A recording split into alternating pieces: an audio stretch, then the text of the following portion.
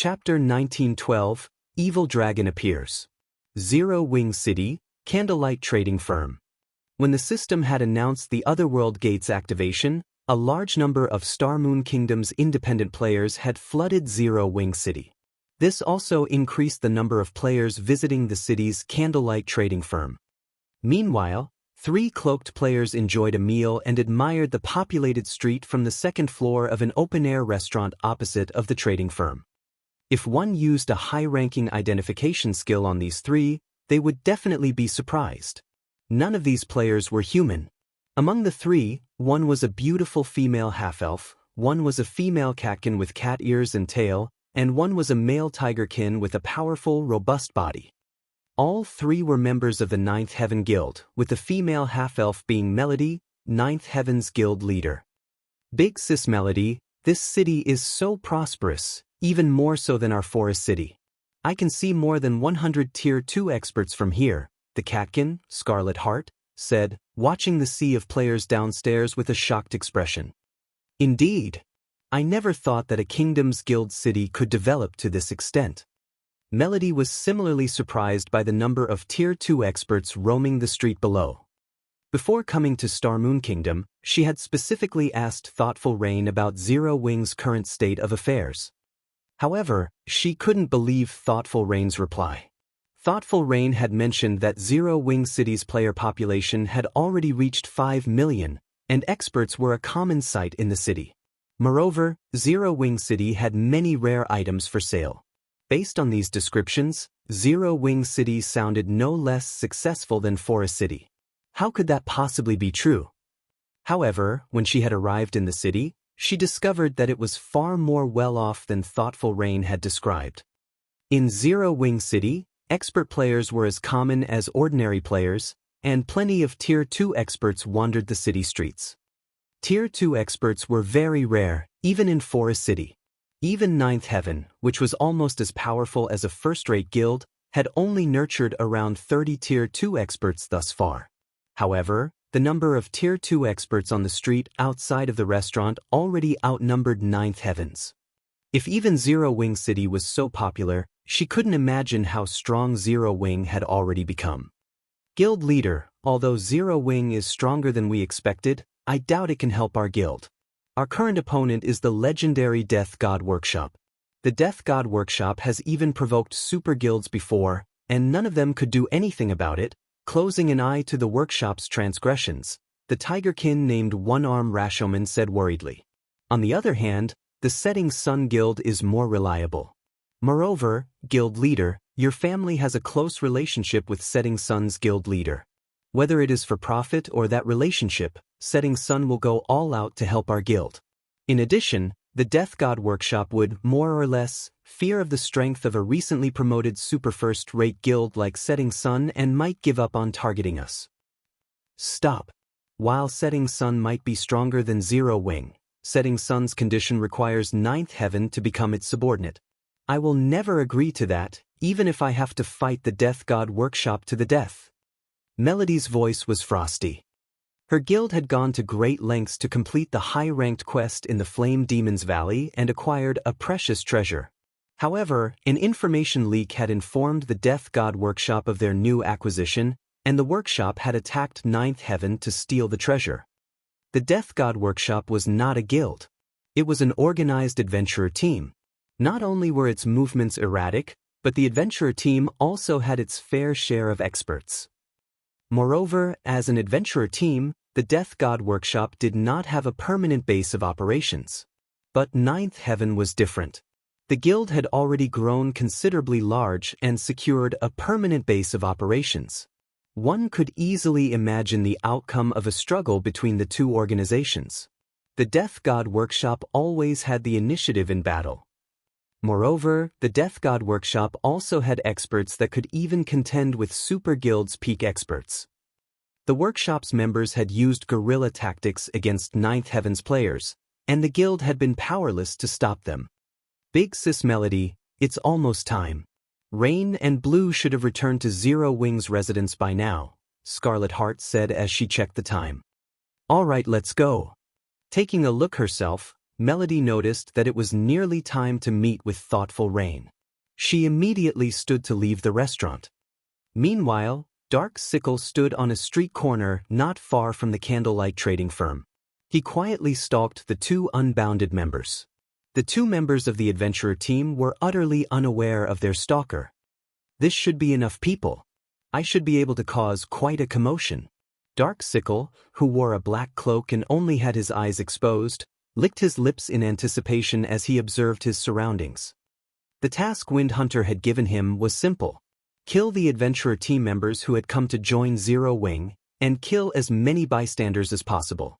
This would send a message to every player in Star Moon Kingdom, teaching them the consequences of joining Zero Wing and proving that they weren't safe even in a guild city protected by NPC soldiers.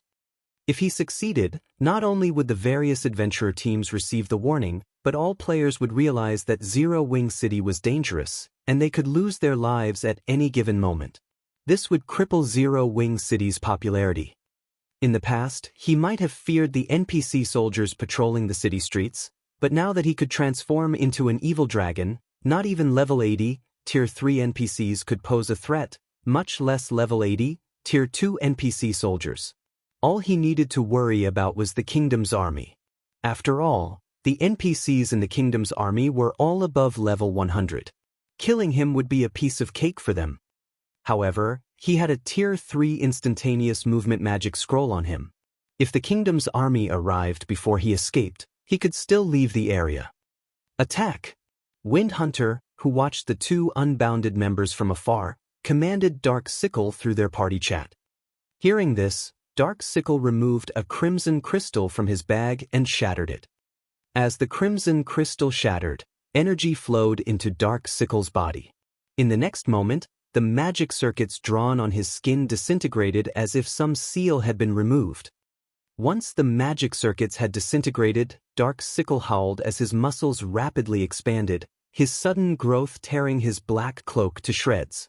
When passers-by saw Dark Sickle's growing form, they were dumbfounded.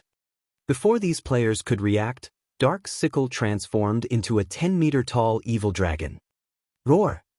After completing his transformation, Dark Sickle released a deafening roar, echoing throughout the city's central district. A dragon? What's going on? Why has a dragon suddenly appeared? The players on the street panicked when they saw the evil dragon. They could feel the threat of death emanating from the creature. With a flap of his newly grown wings, Dark Sickle shot into the air above the two unbounded players. Unbounded adventurer team, since you dare attempt to join Zero Wing, you will suffer the consequences. Dark Sickle shouted before swiping at the swordsman and berserker with a claw. Die! Both the scholarly berserker and the swordsman youth felt powerless against the massive, incoming claw. They had only caught a glimpse of the claw's afterimage, and the power it contained was so great that space around it had become unstable. However, just as the dragon claw was about to strike the two players, everyone saw a blue flash before an agonized cry filled the air. The evil dragon flew over a dozen yards backward before crashing heavily into the ground, the impact leaving a crater under the creature. This outcome dumbfounded the surrounding players once more. Chapter 1913 Commotion at Zero Wing on the crowded street. When the two unbounded members saw the evil dragon crash into the ground some distance away, they were dazed for a short moment, failing to process what had just happened. What's going on? We didn't die. Stubborn Bone, Unbounded's commander, stared at the small crater a little over a dozen yards away from him and the evil dragon lying in it with a befuddled expression. A second ago, he had heard the evil dragon state its intent to kill him and his companion. When the creature's claw attack had descended on them, he had known their deaths were sealed. The attack had been too fast for either of them to keep up with, much less block or dodge. Yet, after a bright, blue flash, the mighty evil dragon had vanished, crashing into the ground some distance away. Once his mind began to work again, Stubborn Bone spun towards the origin of the blue flash, discovering a cloaked player wielding a blue longsword who was slowly walking towards the evil dragon. Was it him? Stubborn Bone stared at the cloaked player in disbelief. He found it truly hard to believe that an attack from a one-handed sword could send such a powerful and fast evil dragon flying. Crap, what's going on? Why is a dragon in the city? That's not right. Look at the marker above the dragon's head. That's a player's marker. That dragon is a player. I think I heard the dragon say that it was going to kill the adventurer teams that try to join Zero Wing. By the looks of it, the dragon seems to have some kind of grudge with Zero Wing. But what happened just now? I only saw the dragon begin its rampage, and before I realized it, the creature had been thrown. The players on the street couldn't help but discuss Dark Sickle's sudden attack. The situation confused them. When the various major powers' upper echelons on the street saw the gigantic evil dragon, realization dawned on them. Isn't that the evil god's temple's evil dragon? Ha! This is interesting. It seems the evil god's temple can no longer sit still after watching Zero Wing City's rapid development. I wonder how Zero Wing will deal with this problem? This evil dragon is clearly much stronger than the ones over at the Dark Witch's Tower. Even the NPC soldiers should be powerless against it. Could keep making trouble. Once Zero Wing City's fame is ruined, our guilds will have a better chance of luring the Witches' Hills players later. The various guild upper echelons watched Dark Sickle, who stood back up and seemed mostly unharmed, with anticipation. They hoped that Dark Sickle would cause a large enough commotion in the city that they could take advantage of, attracting more players to the guild towns they would build in the near future. Who are you? You dare to make an enemy of the evil god's temple? As Dark Sickle regained his footing, he glared at the cloaked man wielding the blue longsword, his voice echoing throughout the central district as he spoke. Zero Wing's black flame. Shifeng said, chuckling as he took off his black cloak. Satisfied? Dark Sickle's anger vanished when he saw Shifeng, and he was abruptly alert. When the spectators saw Shifeng's appearance, they could not help but gape. What? It's the Sword King? Lucky. I never thought I would get to meet the legendary Black Flame on my first visit to Zero Wing City. Amazing! I can boast about this when I meet up with my friends later. After a moment of silence, the crowd erupted into a round of cheers. Not only was Black Flame's name known by all in Star Moon Kingdom, but many players also revered him to a fanatical degree. This swordsman had been responsible for many miracles in the kingdom, and a large portion of players trying to join Zero Wing did so because of his presence in the guild. Why wouldn't they be excited now that he had shown up in Zero Wing City? Damn it, why is Black Flame here? When the various guild upper echelons saw Shifeng, their expressions darkened. They knew what kind of strength Black Flame possessed. When the man went all out, he could even stand toe-to-toe with a mythic monster for a short time. With Black Flame here, the evil dragon would likely fail to cause any trouble in Zero Wing City. Black Flame. Stubborn Bone was dazed once more as Shifeng walked past him. Amazing! As expected of the Sword King. Just the mention of his name is enough to make that dragon panic. The swordsman youth beside Stubborn Bone was ecstatic to see Shifeng, his eyes practically sparkling. After this turn of events, he was even more resolved to join Zero Wing. Meanwhile, when Melody's group of three, who had just stepped out of the open-air restaurant opposite of the candlelight trading firm, saw this scene, they could not help but reveal astonished expressions. What's going on? Why are these people so excited? Scarlet Heart muttered strangely. Although Shifeng's attack had been stunning, it hadn't been impressive enough to warrant such a crazed reaction from the crowd. After all, the evil dragon wasn't even injured. It had merely lost a few tens of thousands of HP. To the evil dragon, who had over 30 million HP, the damage was nothing. It's probably because of Black Flame's fame in Star Moon Kingdom, Melody deduced. She, too, was confused by the spectators' reactions. Although some players were very famous, this was the first time she had seen such an exaggerated reaction over an expert player. In fact, when Shifeng revealed himself, the evil dragon, which had bubbled with rage a moment ago, trembled in fear. Are you guys not from Star Moon Kingdom or the neighboring kingdoms? A level 56, Tier 1 assassin, who had overheard Melody and Scarlet Heart's conversation, asked, "Mitchum, we came from somewhere far away." Melody nodded, confirming the assassin's assumption. "So, that's the case. I guess it's normal that you don't understand the situation. Black Flame is our kingdom's publicly acknowledged #1 expert. With his strength alone, he caused an army of 10,000 to freeze in fear. There are rumors that he's actually a humanoid monster or NPC. He even soloed and overpowered a mythic monster in the Or Empire. Dealing with Great Lord-ranked monsters is a piece of cake for him," the assassin explained with a reverential look. "Soloing a mythic monster? And he overpowered it?" One-arm Rashomon stated in amazement. Mythic monsters were still invincible to players at this stage of the game. Even peak Tier 2 MTs had an extremely difficult time surviving against mythic monsters, not to mention overpowering one. "So, it's Guild Leader Black Flame. The Evil God's Temple has a grudge against these two. I am simply here to teach them a lesson. This matter does not concern Zero Wing. Once I finish these two off, I'll leave the city. However, if you try to stop me, don't blame me for causing a scene," Dark Sickle said, grinning once he had calmed down. His previous fear had simply been due to Black Flame's name. After all, the man was a living legend. He had even slain 2 evil dragon experts at the Dark Witch's Tower. It was only natural for him to be afraid. However, when he gave the matter a little more thought, he remembered that he was much stronger than the 2 evil dragons Shifeng had faced. Although he was only at the Tier 3 archaic species standard, he had gained a 5-level boost after transforming. Hence, he was now a level 62, Tier 3 archaic species. To monsters, an additional 5 levels was a massive attribute boost. With such an advantage, he had no reason to fear Black Flammel.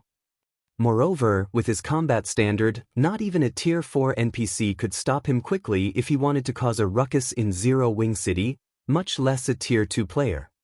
"Sure. Give it a try if you dare," Shifeng growled softly. Chapter 1914, Elemental Oppression. When Shifeng fell silent, the crowd couldn't help but grow nervous. They hadn't expected Shifeng to ignore Dark Sickle's threat. The evil dragon was a level 62, Tier 3 archaic species. If Dark Sickle truly intended to cause trouble, they had no doubt that they'd be the first to get dragged into the mess. Even if the city's NPC soldiers arrived to deal with this player, it wouldn't stop Dark Sickle from slaughtering the spectators. Unlike monsters, players couldn't be aggroed. Dark Sickle could simply ignore the NPCs and massacre players as he wished. With how powerful the evil dragon's attacks were, most players would die in one hit, only those with invulnerability skills might survive. They were merely bystanders. It was unreasonable for them to get dragged into this. When Dark Sickle heard Shifeng's response, he was stunned. He hadn't expected that. "You forced my hand," Dark Sickle bellowed as he glared at Shifeng. "Let me see whether or not you are worthy of your title as the Sword King." Dark Sickle flapped his wings, his massive body transforming into a gale that swept toward Shifeng. The windstorm was so powerful that it blew the surrounding players off their feet. Even the Tier 2 players barely kept their footing. It took only an instant for Dark Sickle to cross the 20 yards between him and Shifeng. As he arrived before the swordsman, he swung his claw at the man. As Stubborn Bone, who stood behind Shifeng, felt the attack's intense pressure, he felt his body grow heavy. However, despite the approaching attack, Shifeng made no attempt to dodge. Instead, his body lit with a golden light as he countered the attack with a swing of Killing Ray. Boom! With the sound of an explosion, the marble under Shifeng's feet cracked. As the powerful storm subsided and everyone could reopen their eyes, the unbelievable scene before them left them astounded. Shifeng's long sword had actually stopped the evil dragon's gigantic claw. He blocked it. Everyone was shocked when they saw that Shifeng had only taken a few steps back after receiving the attack. Everyone had a very clear understanding of the evil dragon's strength. Moreover, the creature was ridiculously fast. Current players had no hope against this evil dragon. Yet, Shifeng had stopped its attack. So what if you blocked a casual strike? I wonder how long you can keep it up. Dark Sickle sneered. Although Shifeng had blocked his attack, he knew that both his strength and speed were superior to Shifeng's. Meanwhile, Shifeng's berserk skill had a limited duration, and he hadn't even gotten serious yet. Dark Sickle proceeded to brandish his claws, sending countless afterimages flying at Shifeng. When the crowd saw the innumerable afterimages, they were momentarily stunned. If they were in Shifeng's position, they wouldn't have any way to nullify the attack. They had never thought that a player-controlled monster would be so horrifically powerful. Unlike players, monsters couldn't fully exhibit their combat power, and they couldn't execute rapid chain attacks, which was why players had a chance of defeating them.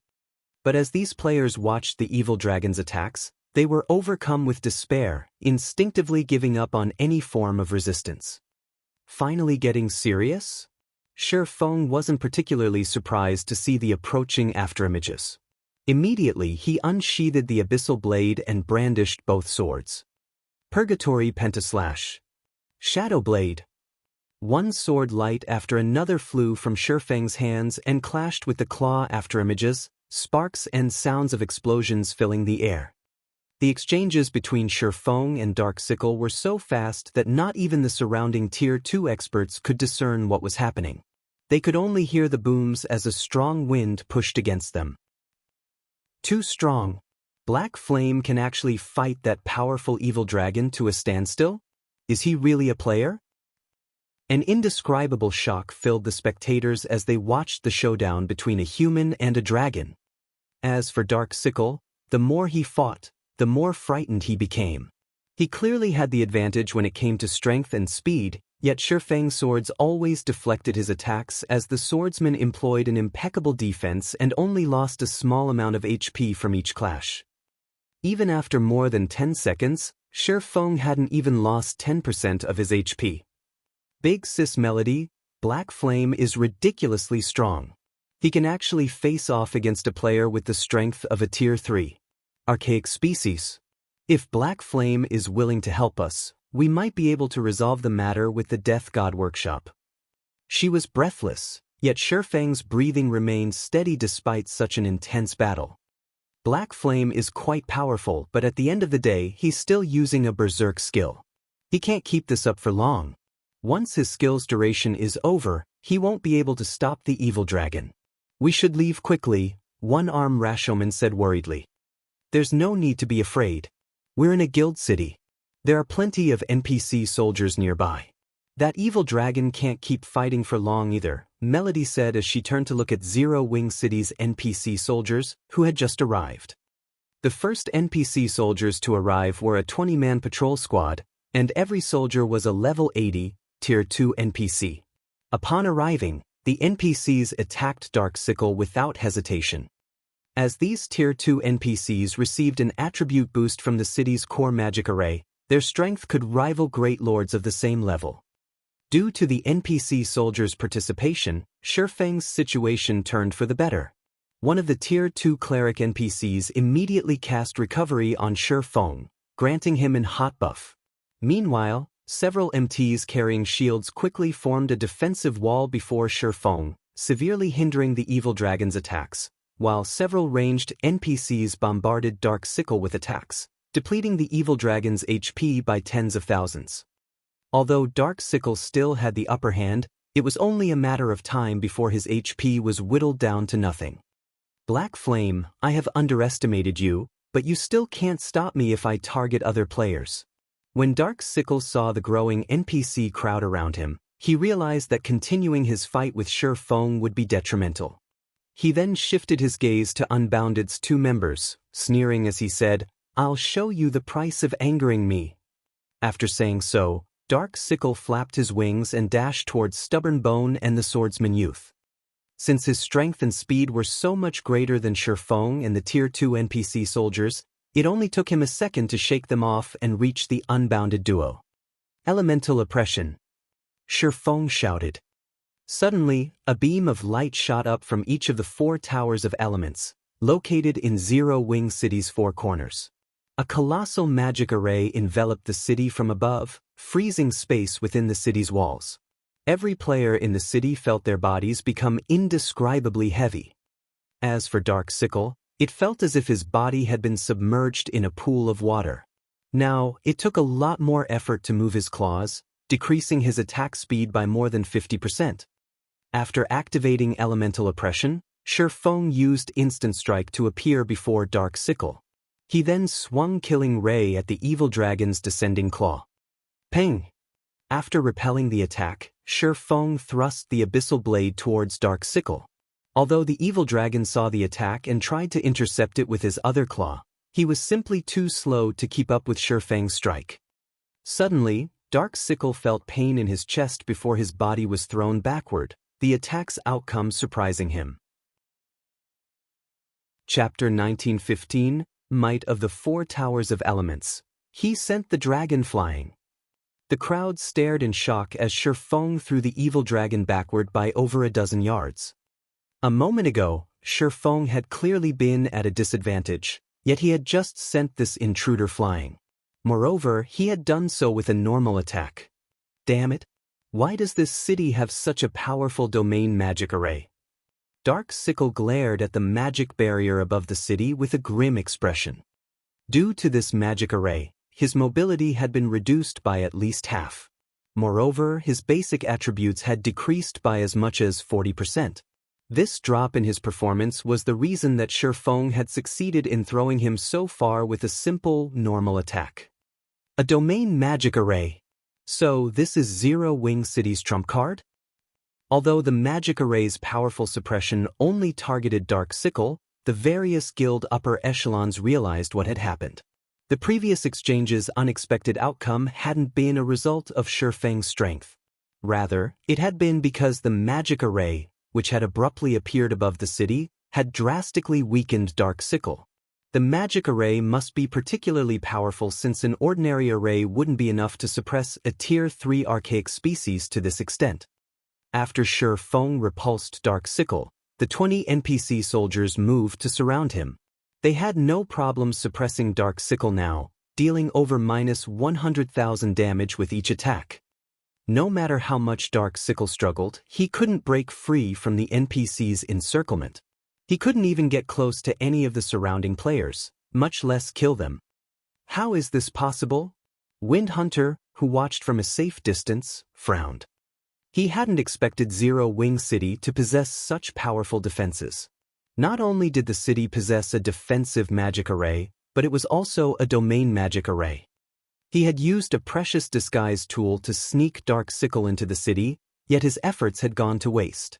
Now, Dark Sickle couldn't even manage to kill a single ordinary player, much less the two unbounded members. If this battle continued, Dark Sickle would be the only player to die. Boss Wind, more NPCs are gathering to my location. I can't hold on at this rate. If I'm going to cause any damage to Zero Wing City, I'm afraid that I'll have to use that move. Dark Sickle contacted Wind Hunter while defending himself against the NPC soldiers. His evil dragonification was far different from the first attempts. Not only had it granted him a level boost, but he could also use an overtier spell while in his evil dragon form. However, this overtier spell was still one of the evil god's temple's secrets. He couldn't reveal it to the public unless absolutely necessary. Yet, he could only deal a significant blow to Zero Wing City if he used this overtier spell now. The Tier 3 instantaneous movement magic scroll he had prepared was his only other option of escape. After giving the matter some thought, Wind Hunter gnashed his teeth and reluctantly agreed, "Use it. Although this will expose the evil dragon's true strength earlier than planned, it is better than leaving the city without accomplishing anything." Dust Edge had warned him that the evil dragonification process was still incomplete, and as a result, casting its overtier spell would require a heavy price.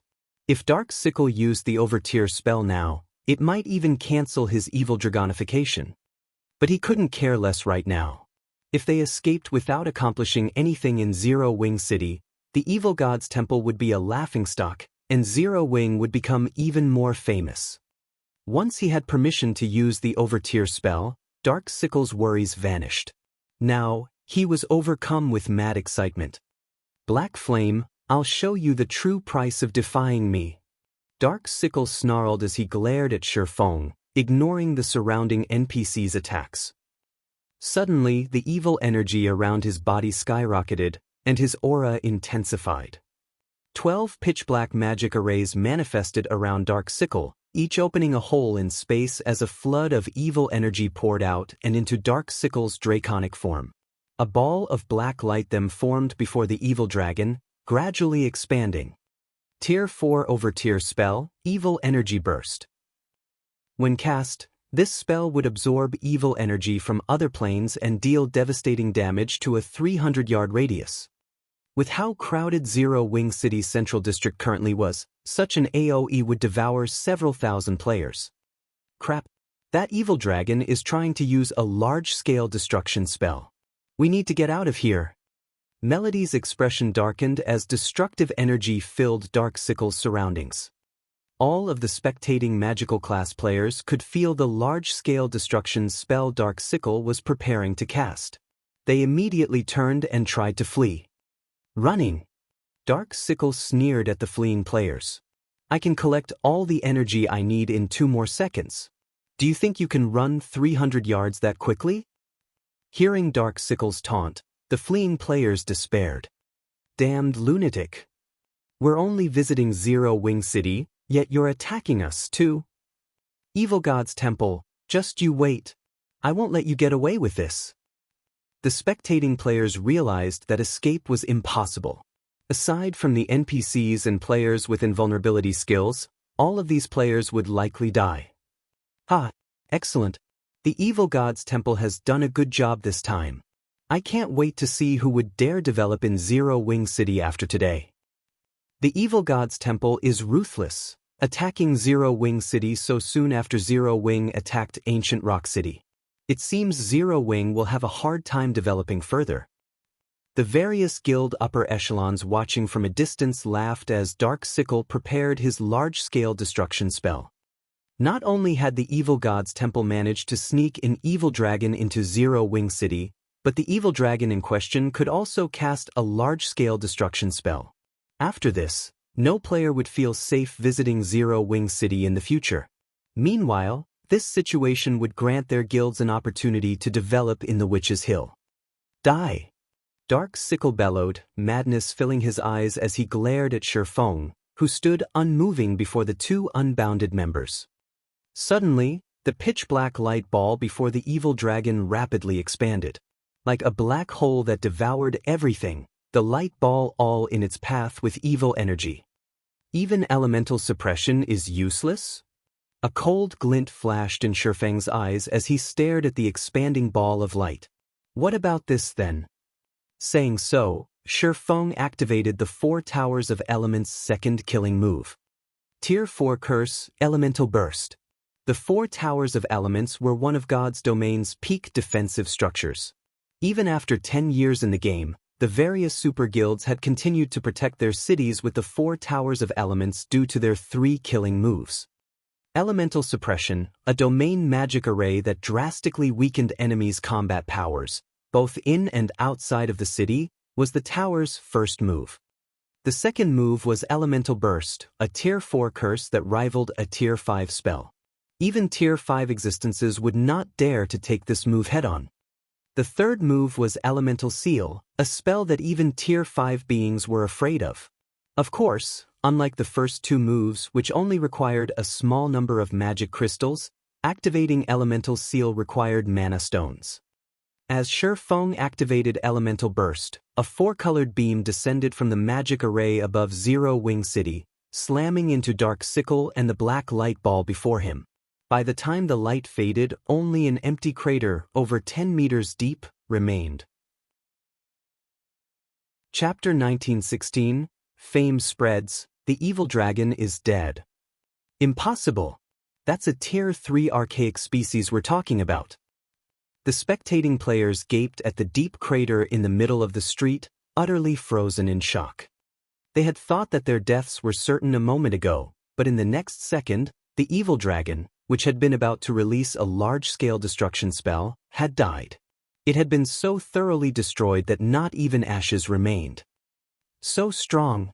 That attack instantly killed the half HP dragon. Big Sis Melody, do you think that Zero Wing launched that attack just now? Scarlet Heart asked, overcome with shock. Although the evil dragon had lost a lot of HP during its fight against the NPC soldiers, it had over 15 million HP just a second ago. However, when the four-colored light pillar had descended, the evil dragon hadn't even had time to scream before it had been destroyed. This was the first time she had witnessed such a devastating attack since joining God's domain. Not even a Tier 4 large-scale destruction spell could compare. Such a powerful attack would likely even injure mythic monsters. That's likely. But Zero Wing City's defenses truly are terrifying to annihilate a Tier 3 archaic species in one hit. I doubt other guilds have a chance of competing with Zero Wing in the Witch's Hill now, Melody said as she marveled at the magic barrier enveloping Zero Wing City. If Ninth Heaven's Guild Town were as powerful as Zero Wing City, it wouldn't have any problems dealing with the Death God Workshop. When players chose a guild town to visit, the most important aspect they took into account was the town's security. Whether it was independent players or merchant players, nobody wanted to die for no reason, wasting all of the effort they spent on leveling. Not only did Zero Wing City provide such a comfortable living environment, but its defenses were also immensely powerful. If they had the option, players would definitely choose to operate out of this city. What was that spell?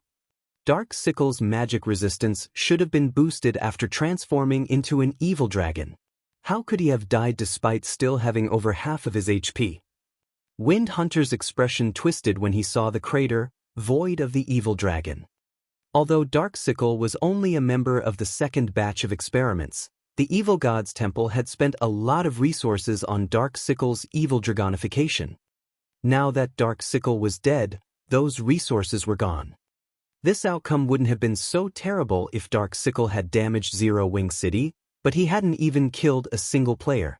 All Dark Sickle had accomplished was further solidifying the public's confidence in this city, which was the exact opposite of the Evil God's Temple's goal.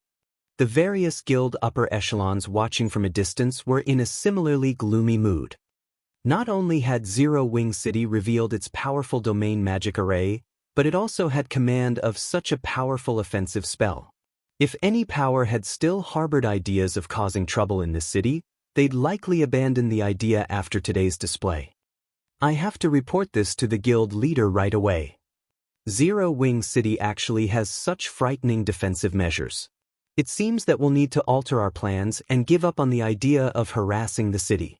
We'll have to build a guild town in the Witch's Hill as soon as possible if we hope to compete with Zero Wing City.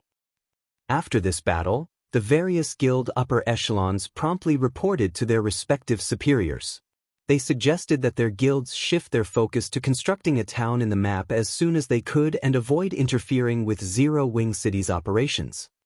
If even a Tier 3 archaic species failed to cause trouble in the city, their guild's attempts would be an utter joke. Meanwhile, Shifeng, standing some distance away from the new crater, wasn't surprised in the least that Dark Sickle had died so quickly. Immediately, he instructed some of his NPCs to repair the damaged street and disperse the crowd, quickly ending this farce. The four towers of elements could even threaten a Tier 5 being, much less a Tier 3 evil dragon. This was also why he had stationed the Magic King in Silverwing Town instead of Zero Wing City. Once the lively Central District had returned to its former state, Shifeng called up Zero Wing City's system interface and selected 10 Tier 2 NPC soldiers with the most potential. He then armed them with the Bronze War God emblems. Although the Bronze War God emblems effects would not help these Tier 2 NPC soldiers reach the Tier 3 standard, it pushed them quite close to it. Even if a level 80 Grand Lord came to cause trouble, a patrol squad with one of these pseudo-Tier 3 NPCs could keep the creature busy until other squads arrived with the 4 Towers of Elements elemental suppression. If possible, Shifeng preferred to avoid using Elemental Bust. After all, the Tier 4 curse cost 2,000 magic crystals each time it activated. It was a considerable expenditure to Zero Wing. Meanwhile, news of the commotion in Zero Wing City quickly spread throughout Star Moon Kingdom. Players bombarded the kingdom's forums with discussions about the event. Tier 3 Evil Dragon appears in Zero Wing City. Tier 3 Archaic Species gets instant killed. The various discussions on the forums brought Zero Wing City into a new light for the kingdom's players. Some independent players and adventurer teams, who hadn't been particularly interested in the city, decided to shift their base of operations to Zero Wing City. In God's domain, NPC cities were the safest locations for player residences. Hence, many players preferred to develop in NPC cities that lacked resources rather than in cities with abundant resources and lacking security. After all, the cost of death was simply too high. They would rather level up at a slower pace than take such a risk. However, the situation had changed. Since Zero Wing City could even instant-kill a Tier 3 archaic species, it was more than capable of doing the same for current players. If any player dared to cause trouble in the city, they'd suffer a similar fate as the Evil Dragon. One could say that Zero Wing City was now even safer than an ordinary NPC city. It also provided many benefits and occupied a resource-rich area. For a time, a large number of players in Star Moon Kingdom started to migrate to Zero Wing City, awaiting the Otherworld Gate's activation. In less than half an hour, Zero Wing City's player population had reached 10 million. Although many more players tried to enter the city, it had reached its maximum capacity. If players wished to enter the city, they would have to wait for others to leave it. Due to this, more than 100 adventurer teams now petitioned to join Zero Wing. Every one of these adventurer teams contacted Aqua Rose in the hopes that she could facilitate their merger, offering resources and lands that tempted the Zero Wing Vice Guild leader. One adventurer team's resources might not be a match for a large guild's, but over 100 teams combined would have a frightening amount. Furthermore, many of the teams applying to join Zero Wing were well-known adventurer teams from Star Moon Kingdom and other countries. Their resources and lands were things that Zero Wing severely lacked. Because of this, Aqua Rose was at a loss, unsure of which adventurer teams to accept into the guild. Meanwhile, Melody, Scarlet Heart, and One-Arm Rashomon waited at the entrance to Zero Wing's guild residence. As they gazed at the many adventurer teams lined up to join the guild, they couldn't help their growing nerves. Big Sis Melody, with how powerful Zero Wing is right now, do you think guild leader Black Flame will accept our request? With the remuneration we plan to offer? Scarlet Heart asked nervously as she looked at the Tier 2 experts of the various adventurer teams entering Zero Wing's residence. These well-known adventurer teams all had a lot of resources and lands saved up. Even so, they were still willing to hand everything over to Zero Wing in the hopes of merging their entire adventurer team with the guild. Compared to what these adventurer teams were offering, the remuneration they had prepared in exchange for Zero Wing's help with the Death God Workshop was simply, "I don't know. We'll only find out once we've started the negotiations," Melody said, shaking her head. She wasn't particularly confident about their chances either. The only thing they could do was rely on their relationship with Thoughtful Rain. Chapter 1917, Forest City Transaction. Zero Wing City, Zero Wing's residence. A large number of players crowded around the residence's entrance, applying to join Zero Wing. Many of these players were well-equipped, high-level experts, and quite a few were Tier 2 players. This scene surprised many passers-by. Tier 2 was currently the symbol of an expert. Even players that had only completed the normal mode promotion quest were considered experts. After all, the Tier 2 promotion quest was not easy to clear. It was impossible without reaching a certain standard. However, compared to the Tier 2 players outside of the residence, the adventurer teams in line truly dumbfounded the nearby spectators. Every adventurer team entering Zero Wing's residence possessed a certain degree of fame. Moreover, all of the team's representatives wore excellent equipment, with a few wearing level 50 fine gold equipment. There were also plenty of Tier 2 experts among these adventurer teams, and unlike the independent Tier 2 experts in line, the weakest among these adventurer team experts had completed the hard mode promotion quest. They had far more potential than the experts that had only completed the normal mode quest. With so many adventurer teams seeking to join Zero Wing's strength will quickly and significantly increase. Amazing! I've seen more than 20 adventurer teams entering the residence thus far. Combined, these adventurer teams have even more overall combat power than third-rate guilds. Hopefully, Zero Wing doesn't accept too many. Otherwise, independent players like us will have a much slimmer chance of joining the guild. The independent players in line were excited and worried as they watched the various adventurer teams following after Zero Wing's representatives. Now that Zero Wing City had revealed its powerful defenses, countless players wanted to develop in the city. Zero Wing's future was clear. Even if the guild lost its position in the Ore Empire, its standing in Star Moon Kingdom would be unshakable. To the general populace, Zero Wing was even stronger than a first-rate guild that occupied 2 or 3 kingdoms. A first-rate guild that occupied 2 or 3 kingdoms might have a lot of resources, but its development couldn't be considered stable. There was still a very high chance that other guilds would steal its resources. However, that was not the case for Zero Wing. As long as Zero Wing City stood, the guild's position in the kingdom would remain stable. With how powerful Zero Wing City's defenses were, it was very hard to imagine any power capturing or destroying the city. Even if a power were capable of doing so, it wouldn't likely be interested in a backwater country like Star Moon Kingdom. They'd definitely set their sights on better territories. While the crowd outside of the residence discussed Zero Wing's future, 2 women emerged from the residence.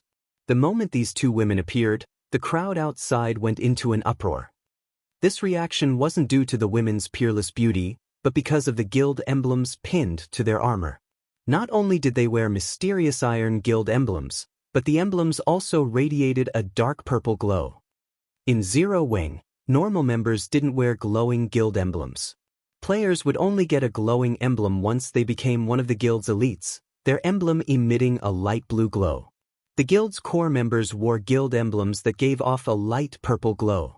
Only the players who ranked in the top 10 of their class would wear a dark purple glowing emblem. Zero Wing's class rankings were determined by one's contribution to the guild and their combat power. Hence, the rankings were an incredibly reliable method of spotting an expert. The fact that these 2 women wore dark purple glowing guild emblems meant that they both had extremely high positions in Zero Wing. These 2 women were none other than Thoughtful Rain and Blue Bamboo. When Melody saw the commotion Thoughtful Rain and Blue Bamboo caused just with their appearance alone, she could not help but marvel at the situation. She had only become acquainted with Thoughtful Rain after helping the woman in a neutral map. She had recognized Thoughtful Rain's strength and had thought of poaching the woman into 9th Heaven. However, looking at it now, she found the idea laughable. "Rain, what did your guild leader say?" Melody anxiously asked as the woman approached. "Big sis Melody, don't worry. I've already talked to the guild leader. He says he is willing to hear you out," Thoughtful Rain said, smiling. "The guild leader is waiting for you in his office right now. I'll bring you to him." "Your guild leader is willing to talk?" Melody released a sigh of relief. Now that she understood how powerful Zero Wing was, she knew that it would be very difficult to secure a meeting with its guild leader, especially since her guild was merely an up-and-coming second-rate guild. Before seeking Thoughtful Rain's help, she had sought aid from several first-rate guilds, but when they had learned that her request was related to the Death God Workshop, they had even refused to meet with her, much less negotiate. Only the Setting Sun Guild had been willing to hear her out. As the players in line watched, Thoughtful Rain led the 9th Heaven trio into Zero Wing's guild hall. The guild hall bustled with activity. Many of the guild's experts had returned to the residence in anticipation for the Otherworld Gates opening. Currently, over 200 Tier 2 experts loitered around the first-floor hall, stupefying Melody and her companions.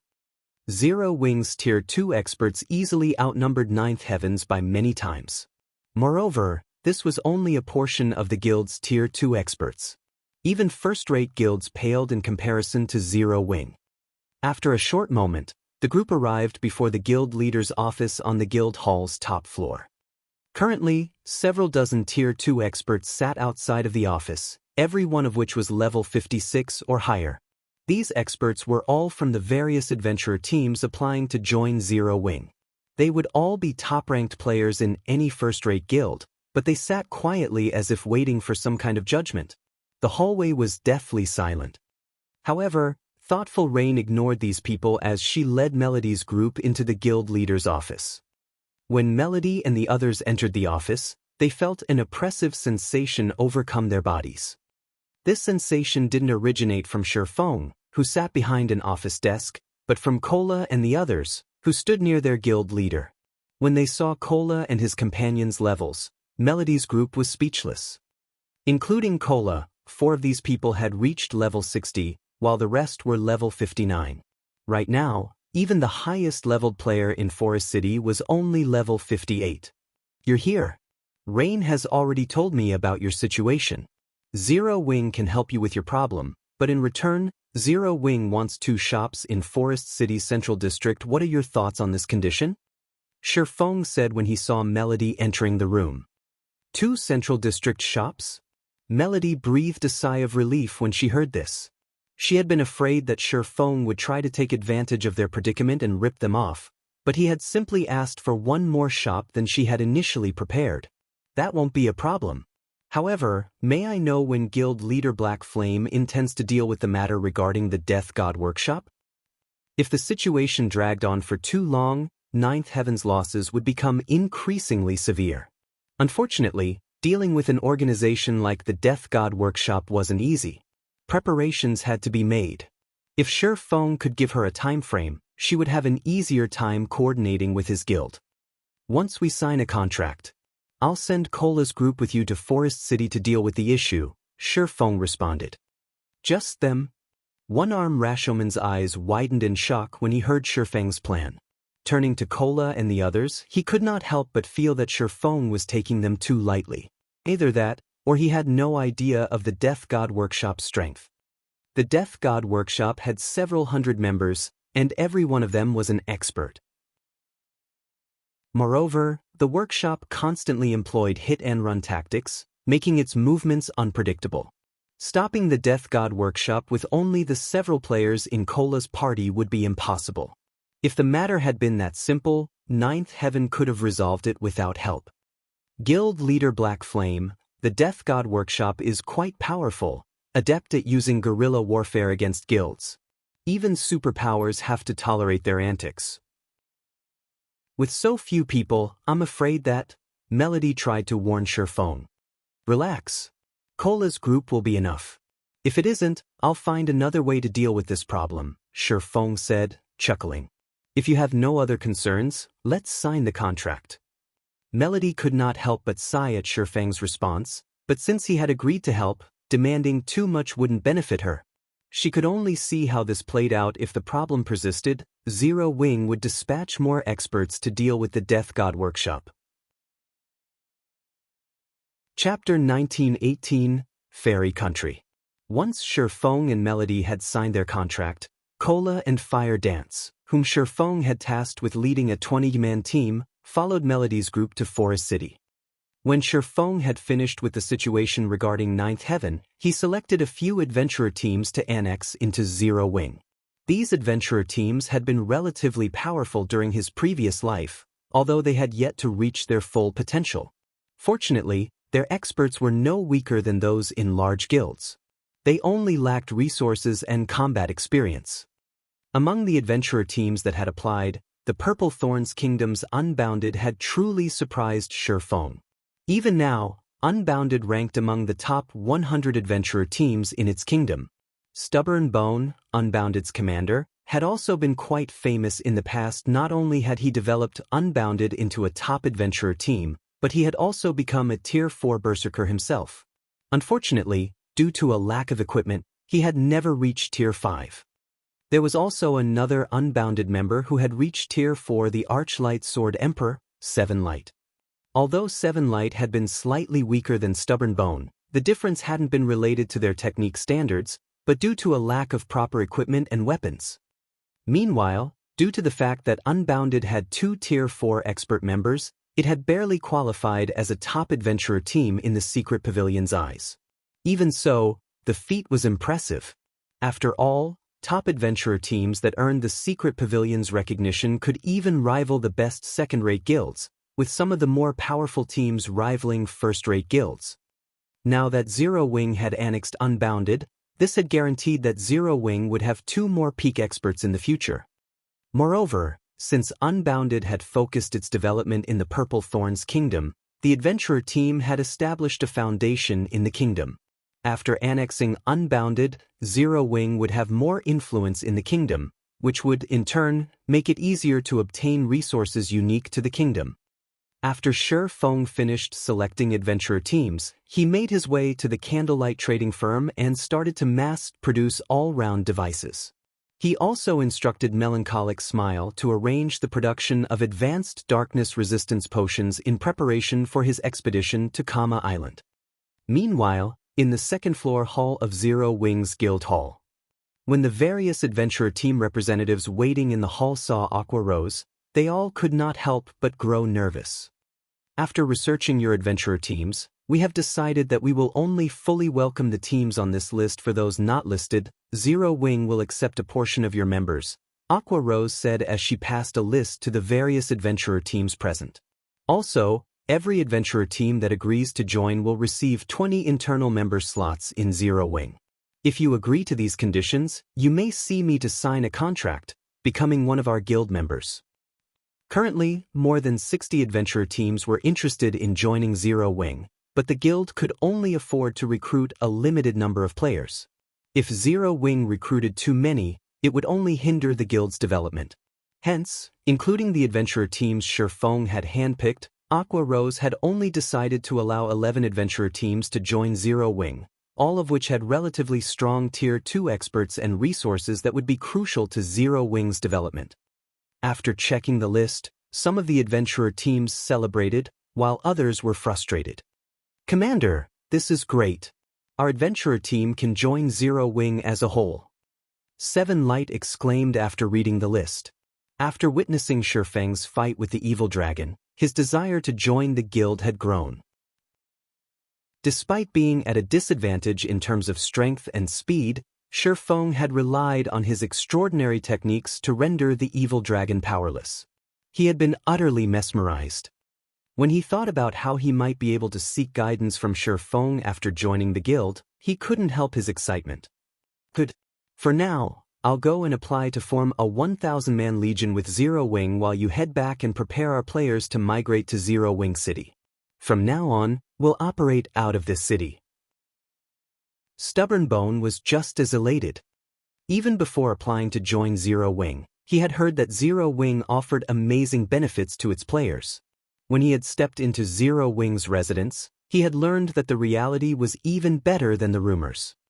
Not only did Zero Wing's members have priority when using the Battle Arena's combat rooms, but they could also rent advanced combat rooms in exchange for GCPs. As long as they had enough GCPs, they could even learn all kinds of combat techniques. However, what surprised him the most was Zero Wing's guild warehouse.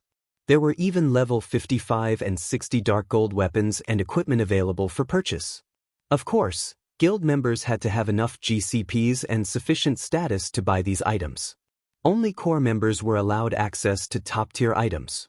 Even so, elite members could purchase level 55 and 60 fine gold weapons and equipment. Moreover, Zero Wing's members had a variety of methods to earn money.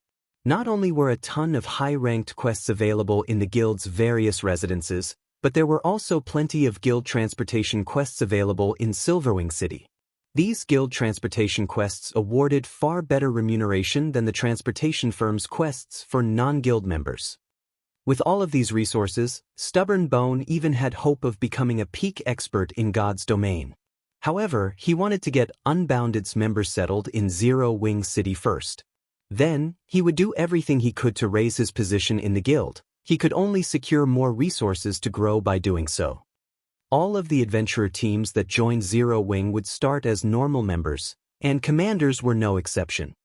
Meanwhile, in the fairy country, a neutral map far away from Star Moon Kingdom, under Melody's lead, Cola and the others finally arrived at the fairy country's forest city. This place is so prosperous. It seems like there are so many more players here than in Star Moon City. Shadow Sword was a little surprised to see half-beastmen and half-elves filling the streets. Fire Dance and the others nodded in agreement.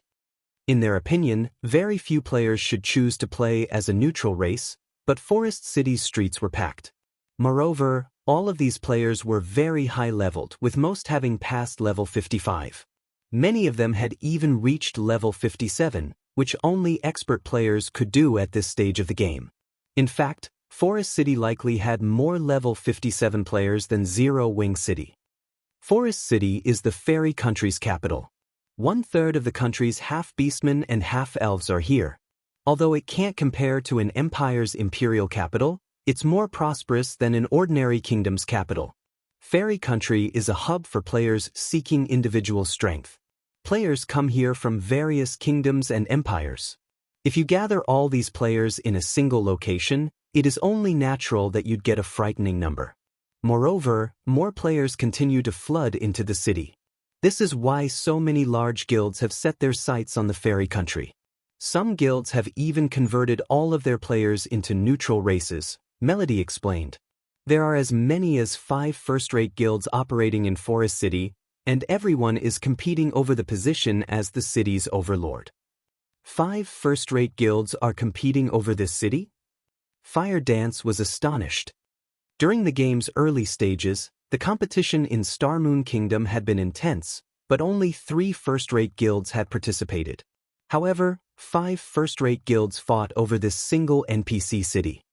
Of course, Fire Dance recognized Forest City's value. Not long after Melody introduced Fire Dance and her team to the mesmerizing Forest City, she received a message.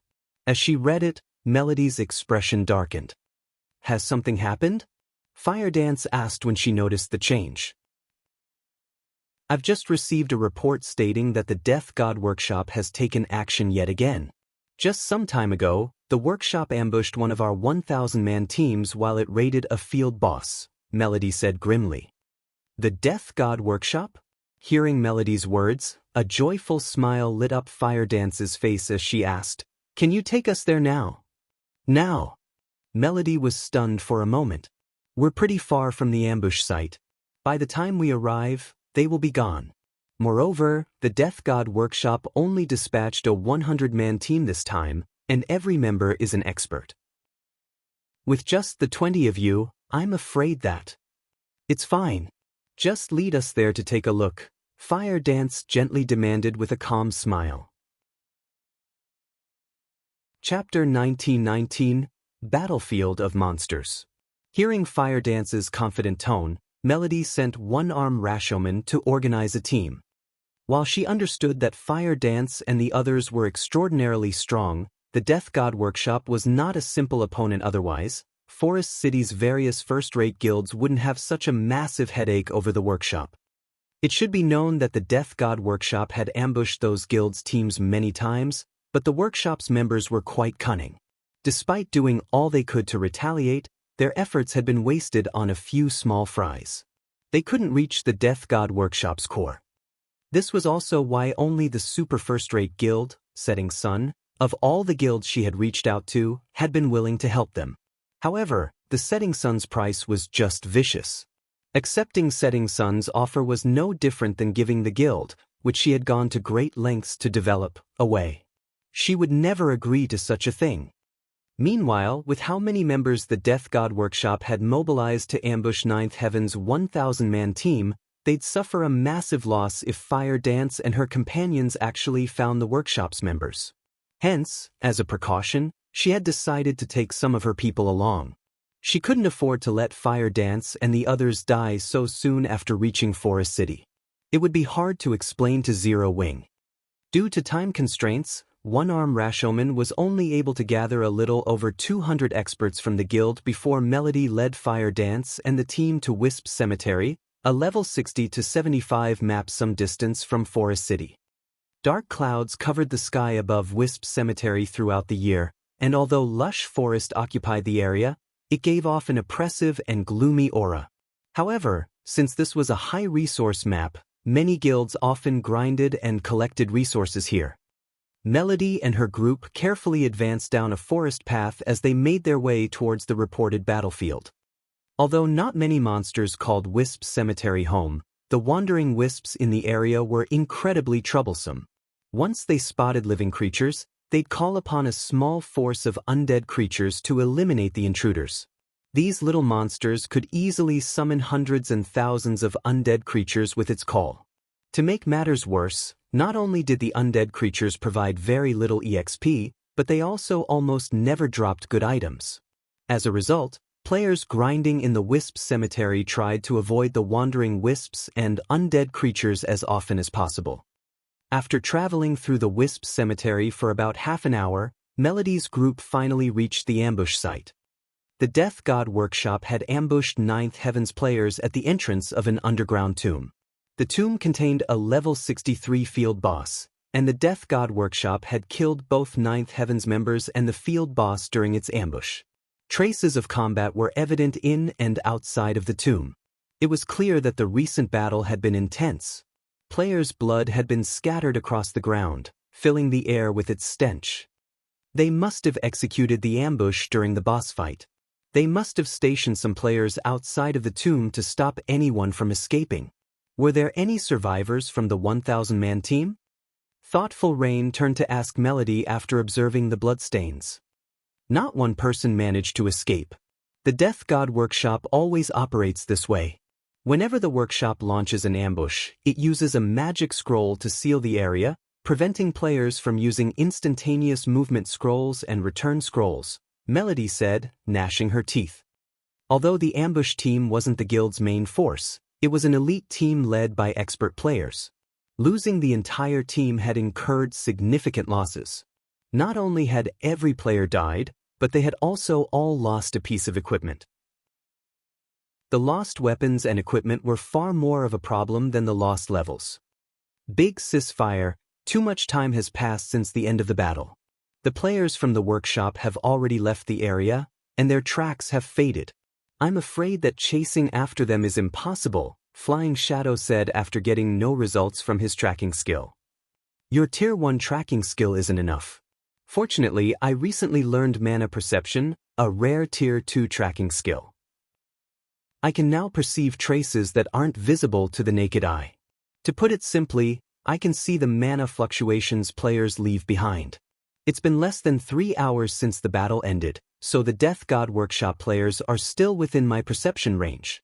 Not even a Tier 1 anti-tracking skill will have any effect against my skill, Fire Dance said, smiling faintly. Why else do you think the guild leader sent me? Hearing Fire Dance's words, Flying Shadow grew a little excited. He had thought this job would be difficult, but it seemed that they'd be able to complete the task quickly with Fire Dance's new skill. Fire Dance then proceeded to use Mana Perception, tracking the ambushing players. If the Death God Workshop members had used a return scroll to leave the area, she wouldn't have been able to track them. However, she'd find them as long as they simply walked away. These people haven't left using a return scroll. After lingering here for some time, they headed north, Fire Dance said as she watched the mana fluctuations lead into the forest. Hurriedly, she said, they only left about an hour ago. We still have hope of catching up to them. Let's move out. Saying so, Fire Dance took the lead and followed the mana fluctuations with her teammates close behind. She found them. Melody could not help her growing excitement. Hurriedly, she and the 200+ experts from her guild followed after Fire Dance. She had never thought that Fire Dance was so amazing to locate a trail that was more than an hour old. Ordinary tracking skills were impressive enough if they could find 30-minute-old traces. If the target had an anti-tracking skill, finding them would be even more difficult. After following the trail for about half an hour, the group finally arrived before an ancient temple nestled in a thick grove of trees. At a glance, over 500 players were gathered before the temple's entrance. However, these players were a part of two different groups, a 60-man team and a 500-man team. All of the 500 wore uniform equipment of relatively high quality, and they were all level 56 or above. This was obviously a guild team. Isn't that East Crow's Troubled Madness? Melody, who had hidden behind a tree, wondered aloud when she saw a righteous man among the 500-man team. The man wore aqua-blue mage robes and held a staff embedded with 3 resplendent gemstones. Why is he here? Troubled Madness was a vice guild leader from East Crow, a first-rate guild. In terms of individual strength, he ranked among the top in his guild. He was also one of the top-ranking elementalists in Forest City, and he wasn't any weaker than she was. East Crow's 500-man team had surrounded the Death God Workshop's 60 members. It was evident that East Crow had located the troublesome players before her group. How fortunate! I had never thought that I'd get to meet two of the Death God Workshop's famous commanders, Frost Rain and Chopped Axe, at the same time. You have been challenging to track down. Now, it's time to pay for your past transgressions. Troubled Madness snarled as he glared at a man and a woman amidst the Death God Workshop's group. The middle-aged man that had a scholarly look was a level 58, tier 2 swordsman, while the tall woman exuding a wild aura was a level 58, tier 2 berserker. Frost, what do you think we did to East Crow? The tall woman asked as she considered the situation. It seemed as if she were trying to remember what she had done to this first-rate guild. I don't remember. We've done a lot of things. There's no way I can remember everything. Since we can't remember, it shouldn't have been important, Frost Rain, the scholarly man, said with a wave of his hand, expressing his lack of concern over such trivial matters. A mere workshop dares to mock East Crow. We already have you surrounded. None of you should think of leaving this place alive. Troubled Madness bellowed in rage. East Crow's other members went into a frenzy, killing intent flooding from them as they charged at the Death God Workshop players. The Workshop's players had previously killed their guild leader in the fields and stole an important epic weapon, yet they acted as if the incident meant nothing. Why wouldn't this enrage East Crow's players? Countless spells and arrows rained down on the Death God Workshop's members as East Crow's MTs and melee players tightened their circle. All of these guild players were experts, and their coordination was seamless. After so much talk, you still attack us? Chopped Axe, the tall woman exclaimed, I haven't had my fill yet, so let's see how far you East Crow players can go. After saying so, Chopped Axe charged into the shrinking wall of players. Frost Rain, however, showed no interest in the battle. He yawned with boredom, further inciting guild players' fury. The MTs and melee players on the front line began to employ their specialty moves, meeting Chopped Axe in battle. Elated, Chopped Axe raised the excessively large axe in her hands and brandished it at the approaching players. Ping. As the two sides clashed, the level 56+ shield warriors, guardian knights, berserkers, swordsmen, and assassins were sent flying, their HPs plummeting. Not even their healers could keep up with the damage. In less than 30 seconds, Chopped Axe had carved a hole in East Crow's encirclement. Seeing this, the Death God Workshop members surged through the gap and assaulted the guild's ranged players. In less than a minute after the battle had begun, only half of East Crow's 500-man team remained alive, yet the Workshop's team had only suffered a few casualties. The guild players' screams filled the battlefield, and to make matters worse, not a single player lasted more than 5 moves against Chopped Axe. Even Tier 2 MTs fell after 4 of her attacks. She was unstoppable on the battlefield. Is she a monster? Troubled Madness was dazed as he watched the woman's rampant slaughter, his fighting spirit fizzling out. How boring! You're giving up already? Chopped Axe clicked her tongue when she noticed the fear in Troubled Madness's eyes, clearly disappointed. Alright, Axe, that's enough. We don't have time to play with these people. We need to get into the temple quickly. Frost Rain, who hadn't made a single move, reminded his comrade as he gestured to the temple before him. He completely ignored the 200+ East Crow members that were still alive. Chapter 1920 Zero Wing vs. Death God. As Troubled Madness and the other East Crow members lost their fighting spirit, they started to pull away from the Death God Workshop's team, trying to avoid the axe-wielding Chopped Axe in particular. Fear overwhelmed the guild players. No matter how they looked at it, this one-sided battle felt like a nightmare. They were all experts from East Crow, a first-rate guild, but they were nothing more than powerless children before the Workshop's players. If they retold this tale in Forest City, no one would believe them. As neutral race players, their Tier 2 promotion quests were more difficult than human players. Of course, after completing their Tier 2 promotion, their racial traits were boosted as well. They were even stronger than ordinary Tier 2 classes. But despite so many Tier 2 players on their team, they had no hope of resisting Chopped Axe. Moreover, the female berserker hadn't used a single skill, relying on her techniques in this battle. As East Crow's members retreated, Death God Workshop's members lost interest in the fight. They didn't even bother to chase down the guild players. Instead, they turned and walked toward the temple. Vice Guild Leader, what should we do? A Tier 2 cleric asked Troubled Madness when he realized that the workshop's players were ignoring their guild. There's nothing we can do. These people are monsters. Chopped Axe, in particular, has the strength of a 1,000-man legion. We have no chance against her. Most likely, only Setting Sun, which is interested in Forest City, can stop them now, Troubled Madness said as he balled his fists, fear and frustration filling his heart. Although he was a powerful expert, he could only take on 24 experts at the same time. Against a 100-man expert team, even he would have to flee. In contrast, Chopped Axe had just rendered a 500 expert team powerless. With such strength, it would take 1,000 experts to defeat the woman. In other words, Chopped Axe had the strength to single-handedly change the outcome of a battle of several thousand players. Be an absolute nightmare in the fields. Meanwhile, Melody and the other Ninth Heaven members wore grim expressions after watching the battle from their hiding spot in the forest near the temple. How can the Death God Workshop have such a powerful expert? Melody watched Chopped Axe in a daze. Although the Death God Workshop members her guild had encountered were impressive, there hadn't been anyone as strong as Chopped Axe among the group.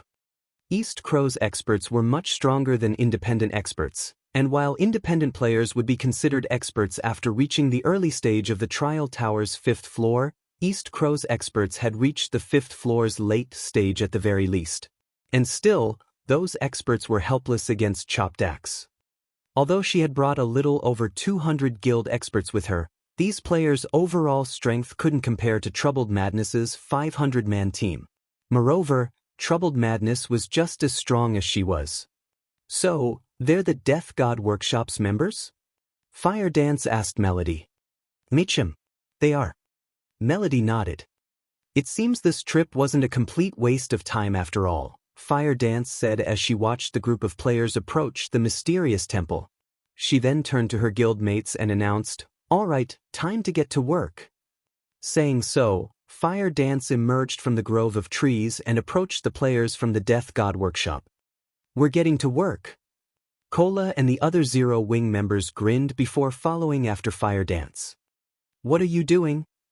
Melody's anxiety peaked as she watched Fire Dance and her companions leave their hiding place. "Didn't you just see how powerful those players are? With our current team, we won't even serve as a warm-up. We should return and organize a stronger team." The Death God Workshop's commanders were its strongest players. She had assumed that while these commanders might be strong, they shouldn't be much stronger than the workshop's other players, but it seemed that she had been gravely mistaken. Moreover, this Death God Workshop team was led by 2 commander-level existences. When she considered the possibility of the scholarly man, Frost Rain, being as powerful as Chopped Axe, she shuddered. Fighting the 2 Death God Workshop commanders at the same time would be suicidal. However, despite Melody's advice, Fire Dance stepped out of the forest's cover as if she hadn't heard Melody at all. "Guild leader, what should we do?" Scarlet Heart asked nervously. "We have no choice. We have to follow them. We are responsible for requesting Zero Wing's help. We can't sit here and do nothing while they fight." Melody sighed as she and her guild members followed Zero Wing's team. The temple's entrance was an empty clearing, void of any obstructions. The moment Fire Dance and her team appeared, they attracted the attention of East Crow's members. "Who are they?" "They're human." "Why are humans here?" East Crow's members softly discussed the approaching players. Aside from merchant players, human players were rare in the fairy country. Naturally, spotting a group of 20 human players would be odd. Shortly after Zero Wing's members left the forest, Ninth Heaven's players revealed themselves. Since Ninth Heaven was a local first-rate guild, East Crow's members recognized the expert players, especially Melody. For a time, a commotion erupted among East Crow's members. What is Ninth Heaven's guild leader doing here? Did she come to take revenge for the Death God Workshop's recent ambush? That shouldn't be the case, right? Didn't she see the fight just now? Even with our numbers, we were no match. And she only has around 200 experts with her. With so few players, they won't even be a warm-up for chopped axe. They must have missed it. Why else would they make such a foolish move? East Crow's members were shocked as they watched Ninth Heaven's team approach the Death God Workshop members. They could not figure out what Melody was trying to do. Troubled Madness agreed that Melody must have lost her mind. Even if she hadn't seen the battle, she should at least notice the corpses littering the clearing. Oh, aren't you from Ninth Heaven? Chopped Axe recognized Melody's group immediately. Smiling, she asked, "What? You want revenge for the trash we killed just now? Feel free to try. I can use this chance to stretch before going into the temple." Guild leader Melody, don't mind Chopped Axe. She is just joking. Don't take her seriously, Frost Rain, who stood beside Chopped Axe, said, smiling at Melody. If Ninth Heaven is willing to hand the item over, the Death God Workshop will stop targeting your members. I hope that you have carefully considered the matter.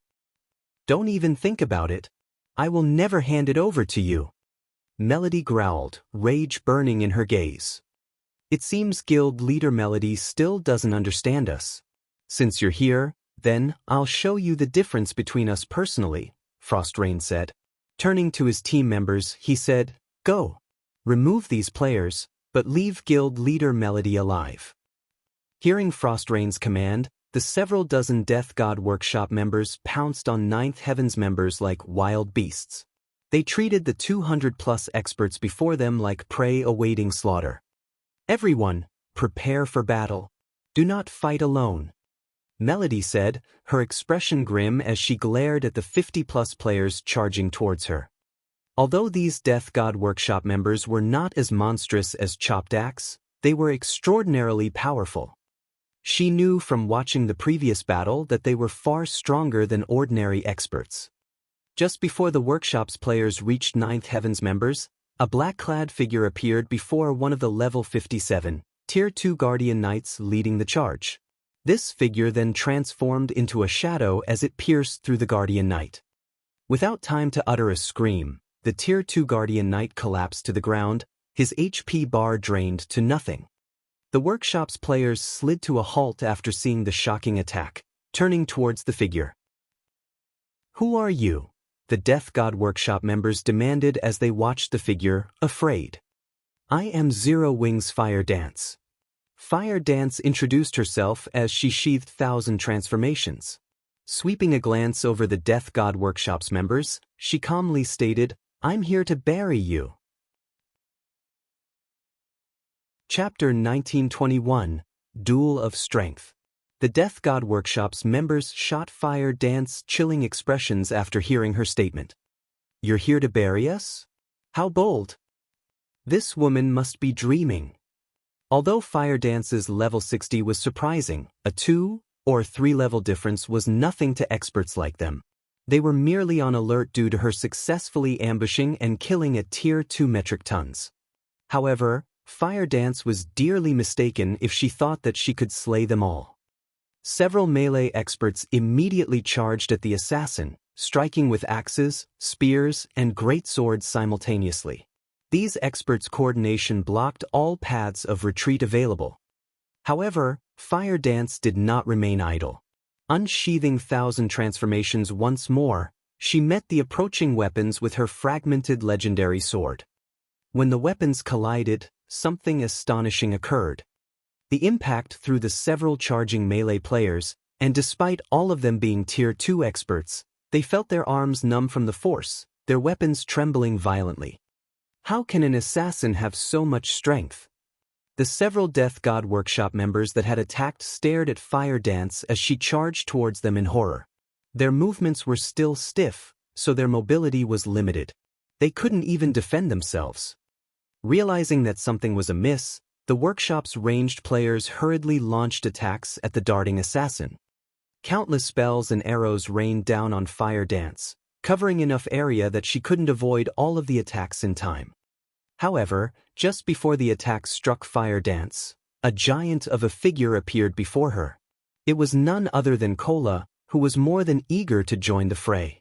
With his shield raised, a barrier of light formed before him, preventing any ranged attacks from reaching his comrade. Even after taking a beating from the ranged attacks, the light barrier remained intact. Meanwhile, Fire Dance arrived before the several stiffened melee players. Executing Absolute Strike and Shadow Turmoil, she killed 2 of them instantly. This turn of events made the Death God Workshop members frown deeply. When Fire Dance had ambushed and killed the Tier 2 metric tons, they hadn't gotten a clear view of the assassin's combat standards, but after this clash, they knew that both Fire Dance and Cola were extremely powerful experts. Their grasp on timing and their coordination were incredible. So strong. Troubled Madness, who watched the battle from a safe distance, gasped when Fire Dance had instantly eliminated 2 players. After fighting the Death God Workshop earlier, he had learned how powerful the workshop's Tier 2 experts were. Even in a one-on-one, he was not confident of defeating those experts decisively, let alone several of them at once. It seems you're not all talk after all. I finally get to have some fun. Chopped Axe licked the corner of her lips before raising her gigantic battle axe and charging at the human assassin. Although Chopped Axe was a berserker, her movement speed was even higher than ordinary assassins. Fully displaying the benefit of being a tigerkin, she left afterimages wherever she passed. By the time Fire Dance had killed her 4th Death God Workshop member, Chopped Axe had appeared before the female assassin. Raising her battle axe with a single hand, she sent a powerful chop at Fire Dance. As the weapon descended, space around its blade showed faint signs of crumbling. Tier 2 skill, Spatial Quake. Not only did Spatial Quake temporarily increase her strength, but it also dealt damage in a 5 by 15 yard area before her. It was one of the few AoE skills the Berserker class possessed. Not one to fall behind, Fire Dance used the Tier 2 skill, Shadow Edge. Unlike the earlier clashes, neither player had been thrown when Fire Dance's short sword met Chopped Axe's colossal weapon. However, the resulting impact was so powerful that space around them cracked. The women looked at each other in astonishment. How is this possible? How can a human assassin have so much strength? I'm a tigerkin, for God's sake. This berserker's strength is actually a match for mine. The outcome even surprised the Death God Workshop's Frost Rain and Zero Wings members. Chopped Axe was a tigerkin. Her body's innate strength far surpassed that of a human. She had also learned super rare passive skills and wielded a special legacy. Moreover, her weapon was an epic battle axe. Her strength was even unrivaled within the Death God Workshop. The unexpected outcome put Chopped Axe in a very bad mood. She, someone famed for her strength, had failed to defeat a human assassin in a duel of the attribute. This was unforgivable. As for Cola and the others, they were fully aware of just how powerful Fire Dance was. Not only did she wear multiple pieces of epic equipment, but she also wielded 1,000 transformations. Since Cola had his own fragmented legendary item, he could guess that her short sword was the same rank.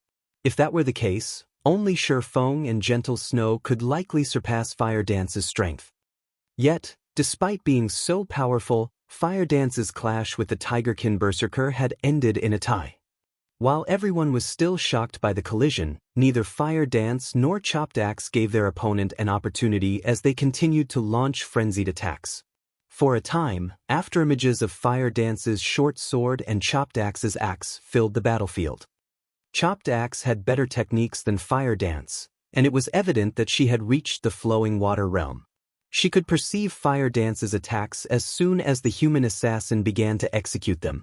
However, Fire Dance was an assassin. Strength wasn't her forte. Her true power lay in her speed, so even though the Berserker could read her movements, she still had an advantage with her movement speed, making up for her weaker combat standard. Despite such a thrilling battle, where her life would be forfeit if she made a single mistake, Fire Dance very much enjoyed this moment. Throughout this battle, she recognized many of her deficiencies and perfected her techniques. Fortunately, the same could not be said for Chopped Axe. She could only watch, displeased, as the human assassin continued to improve as they dueled. You dare use me as a grinding stone? Do you think I will give you enough time to grow stronger? Chopped Axe immediately activated her berserk skill, Savage God's power, her muscles rapidly expanding. In the blink of an eye, she transformed into a 3-meter-tall giant. At the same time, an extra crimson battle axe had appeared in her hand, radiating waves of bone-chilling mana. You are the first person in the fairy country to force me to use this move. Now go to hell. Chopped Axe then swung her blades in a powerful downward slash towards Fire Dance. Tier 2 Taboo Skill, Meteoric Annihilation. Suddenly, over a dozen crimson axes descended from the sky, each carrying the weight of a mountain. In response, Fire Dance activated Power of Darkness before brandishing 1,000 transformations, sending countless water whips at the falling axe blades. Domain Skill, Water Binding. Chapter 1922, Painful Lesson. When the two powerful skills clashed, an intense shockwave shook the ground and the surrounding players. At the same time, the ground at the epicenter of the collision shattered and crumbled, a huge crater forming around the two women. Shockingly huge cracks spread out from the crater. There simply was no comparison between this clash and the numerous exchanges the two had before. As the attacks of Meteoric Annihilation and Water Binding disappeared, Fire Dance's and Chopped Axe's figures emerged, standing quietly inside the crater. Although both sides remained completely unscathed, the expressions both women wore were completely different, one of them incomparably excited and the other astonished. This assassin actually stopped my strongest skill? At this moment, Chopped Axe's complexion turned ashen as she looked at Fire Dance, her earlier sense of ease gone. Meteoric Annihilation was a Tier 2 Taboo skill. Combined with her berserk skill, she could send even a Grand Lord of the same level stumbling back. She was extremely confident in this move of hers and believed that no player could receive it head-on. Yet, despite Fire Dance being only an assassin, not only did the female assassin manage to stop her attack without receiving any damage, but she had even done so without using Vanish, a well-known life-saving skill of the assassin class. This was definitely an outcome that Chopped Axe could neither accept nor tolerate. However, after Chopped Axe's skill came to an end, Fire Dance's Water Binding was still in effect. The assassin immediately sent water whips at Chopped Axe, one after another, each whip containing strength surpassing Fire Dance's own. In the blink of an eye, 6 whips lashed at Chopped Axe from multiple directions, attacking so fast that the Tigerkin Berserker was forced to use her battle axe to defend herself. For a time, Chopped Axe actually fell into a disadvantage and could only focus on defending herself. Amazing! She is actually suppressing Chopped Axe all by herself? Melody was filled with an indescribable sense of surprise as she watched the battle between Fire Dance and Chopped Axe. She never thought that Fire Dance was this strong. Meanwhile, Troubled Madness, who was spectating the battle from afar, was goggling in shock. He simply could not bring himself to believe that Chopped Axe, the person who had freely slaughtered East Crow's members before, could only focus on defense now. Moreover, at this moment, Chopped Axe wasn't the only person at a disadvantage. The other Death God Workshop members were also engaged in a bitter battle with the other Zero Wing members.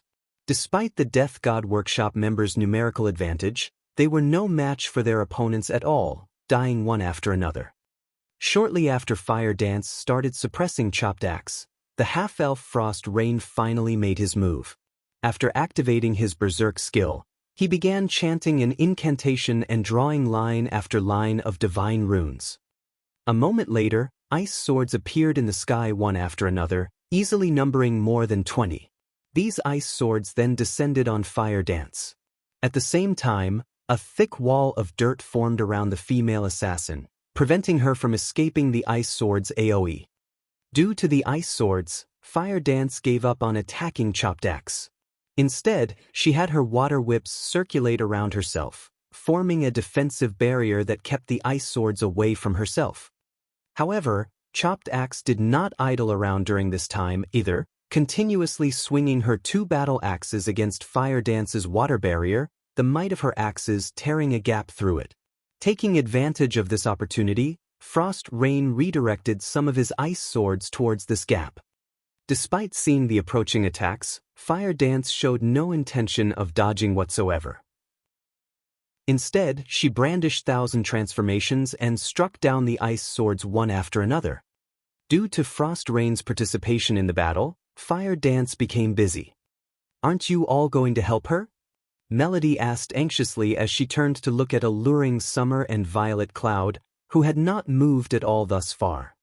It might have been fine for these two women not to take action before, since Zero Wing's dozen or so players were more than enough to suppress the 40-plus members of the Death God Workshop. However, now that Chopped Axe and Frost Rain had teamed up to deal with Fire Dance, if alluring Summer and Violet Cloud still insisted on standing aside, then Fire Dance really would be in trouble. After all, both Chopped Axe and Frost Rain were commanders in the Death God Workshop. Frost Rain's combat power was not the least bit inferior to Chopped Axe's. With the two of them working together, their combat power increased exponentially. The slightest gap in Fire Dance's defense would get her killed instantly. However, all Melody's question did was earn her confused looks from alluring Summer and Violet Cloud. Why should we ruin such a rare opportunity for Fire? Fire is perfecting her techniques right now. Can't you see how happy she is? But those two are commanders of the Death God Workshop, the strongest experts in the workshop. Either of them can go up against a legion of 1,000 experts on their own. Even if Fire Dance is stronger than either one, dealing with both at the same time is. Melody fell speechless at the serious expressions alluring Summer and Violet Cloud had. Fire Dance was obviously at a disadvantage right now, forced into constant defense. She would be killed if she made even the smallest mistake. While the loss of EXP might not be a big problem, it would be a huge loss if Chopped Axe or Frost Rain managed to loot the weapon or equipment Fire Dance dropped. After all, the fact that Fire Dance boasted such frightening strength and speed proved that her weapons and equipment were extraordinary. Two commanders from the Death God Workshop? Violet Cloud giggled involuntarily at Melody's words. If 4 or 5 commanders went at Big Sis Fire together, this battle might be a little more interesting. 4 or 5 commanders? This comment stunned Melody. She felt that Violet Cloud was a little too overconfident in Fire Dance's abilities. After all, the Death God Workshop was an adventurer team that even super guilds chose to ignore. Melody had long heard that every one of the workshop's commanders could rival the peak experts of super guilds in terms of combat power. Despite that, Violet Cloud was actually saying that Fire Dance could handle 4 or 5 of such commanders. While Melody was conversing with alluring Summer and Violet Cloud, Chopped Axes and Frost Rain's attacks grew even fiercer. Frost Rain ceaselessly bombarded Fire Dance with spells, giving her no chance to catch a breath. Once he noticed a gap in the assassin's defense, he would immediately strike at it. Meanwhile, Chopped Axe kept creating gaps in Fire Dance's defense. Occasionally, she even moved into melee range and traded blow for blow with Fire Dance. After the trio continued this struggle for a short while, Fire Dance's HP finally started decreasing. Although the assassin had the protection of her armor, just a graze from Chopped Axe's battle axes inflicted a heavy impact. Blood was even leaking from her mouth now. Fortunately, the physical injuries she sustained thus far were still not at a point where they would affect her combat power. Of course, Chopped Axe wasn't having a good time either. Trading blows with Fire Dance had opened cuts and cracks on the Berserker's armor, the impacts so heavy that the Tigerkin would spit out mouthfuls of blood, her HP decreasing by chunks. That weapon really is amazing. It even cuts through my dark gold armor. Chopped Axe was shocked as she took in her damaged armor. She then turned to look at the distant Frost Rain and said, "We can't continue like this. Let's use the combination attack." Nodding in response, Frost Rain promptly changed his attack method and started double speed casting. Meanwhile, Chopped Axe stored her epic battle axe and gripped the crimson battle axe with both hands. Her dark gray irises then turned silvery white as 6 small magic arrays appeared around her. She then charged straight at Fire Dance. When Chopped Axe got within 15 yards of Fire Dance, she suddenly disappeared. In the next moment, 6 doppelgangers of the female berserker appeared around Fire Dance, all 6 leaping into the air and chopping down at the female assassin. At this time, Frost Rain finished casting his spells. Immediately, frost barriers appeared around Fire Dance one after another, the ground she stood on also giving off a crimson glow as if something was about to spew out from the ground. Combination skill, Frostfire Annihilation. It's over. When Melody saw this scene, she deeply felt death looming over her. Now, she was certain that alluring Summer and Violet Cloud were overconfident about Fire Dance's abilities. As expected of the famous Death God workshop, this trip really isn't a waste. A touch of joy appeared on Fire Dance's face when she looked at the combination skill her 2 opponents were executing. She promptly cancelled Water Binding and activated the Petrified Thorns Petrification Domain. Die! The 6 chopped axes yelled simultaneously just as they were about to hit Fire Dance. The 6 doppelgangers possessed 100% of the main body's strength. Meanwhile, the axes of all 6 covered the entire area Fire Dance stood in. When all 6 axes landed, the power they carried was so great that even space itself showed signs of shattering. Boom. At the same time as the axes landed, the ground beneath Fire Dance burst apart. A towering pillar of fire emerged from the ground, enveloping Fire Dance completely. As the fire pillar dissipated, a lava field could be seen replacing the ground Fire Dance originally stood on. Meanwhile, surrounding the lava was an ice field. Seen from afar, this scene was spectacular. She's finally dead? Chopped Axe heaved a deep sigh of relief when she saw Fire Dance's corpse starting to disintegrate in the lava field. The petrification domain Fire Dance activated had struck both Frost Rain and Chopped Axe. Although their combination skill had mitigated a portion of the damage, they still had very little HP remaining after receiving that attack. Just as Chopped Axe was about to turn around and leave, a yell suddenly entered her ears. Careful! This voice originated from the distant Frost Rain.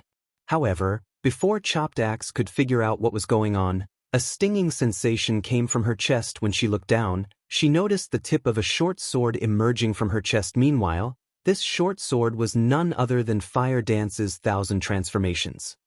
How? Weren't you? Chopped Axe turned around, her eyes filled with confusion. After all, Fire Dance, who should have been dead, was currently standing right behind her. Moreover, the female assassin's HP bar was actually full. Instead of replying immediately, Fire Dance pulled out 1,000 transformations from Chopped Axe, leaving a fountain of blood to pour out of the female berserker's chest as she watched Chopped Axe's HP plummet. She said in a quiet tone, "Your combination attack really is impressive. You 2 actually forced me to waste 1 life." When Fire Dance was done speaking, Chopped Axe's HP zeroed out. The berserker's body then collapsed to the ground, a piece of equipment appearing beside her corpse. Meanwhile, upon seeing the scene, Frost Rain hurriedly took out an ancient magic scroll from his bag and activated it, destroying the seal on the battlefield and disappearing before everyone's eyes. As for the other Death God Workshop members, they all fell into a panic at Chopped Axe and Frost Rain's defeat. As a result, Zero Wings members took only a short while to finish them off. At this moment, the Death God Workshop, which had been giving the various large guilds of the fairy country a headache all this time, finally sustained a severe loss for the first time in God's domain. Of the 2 commanders that fought against Zero Wing, 1 died while the other fled. As for the other 50+ experts, they suffered annihilation. Chapter 1923, Fame Spreading Across the Fairy Country.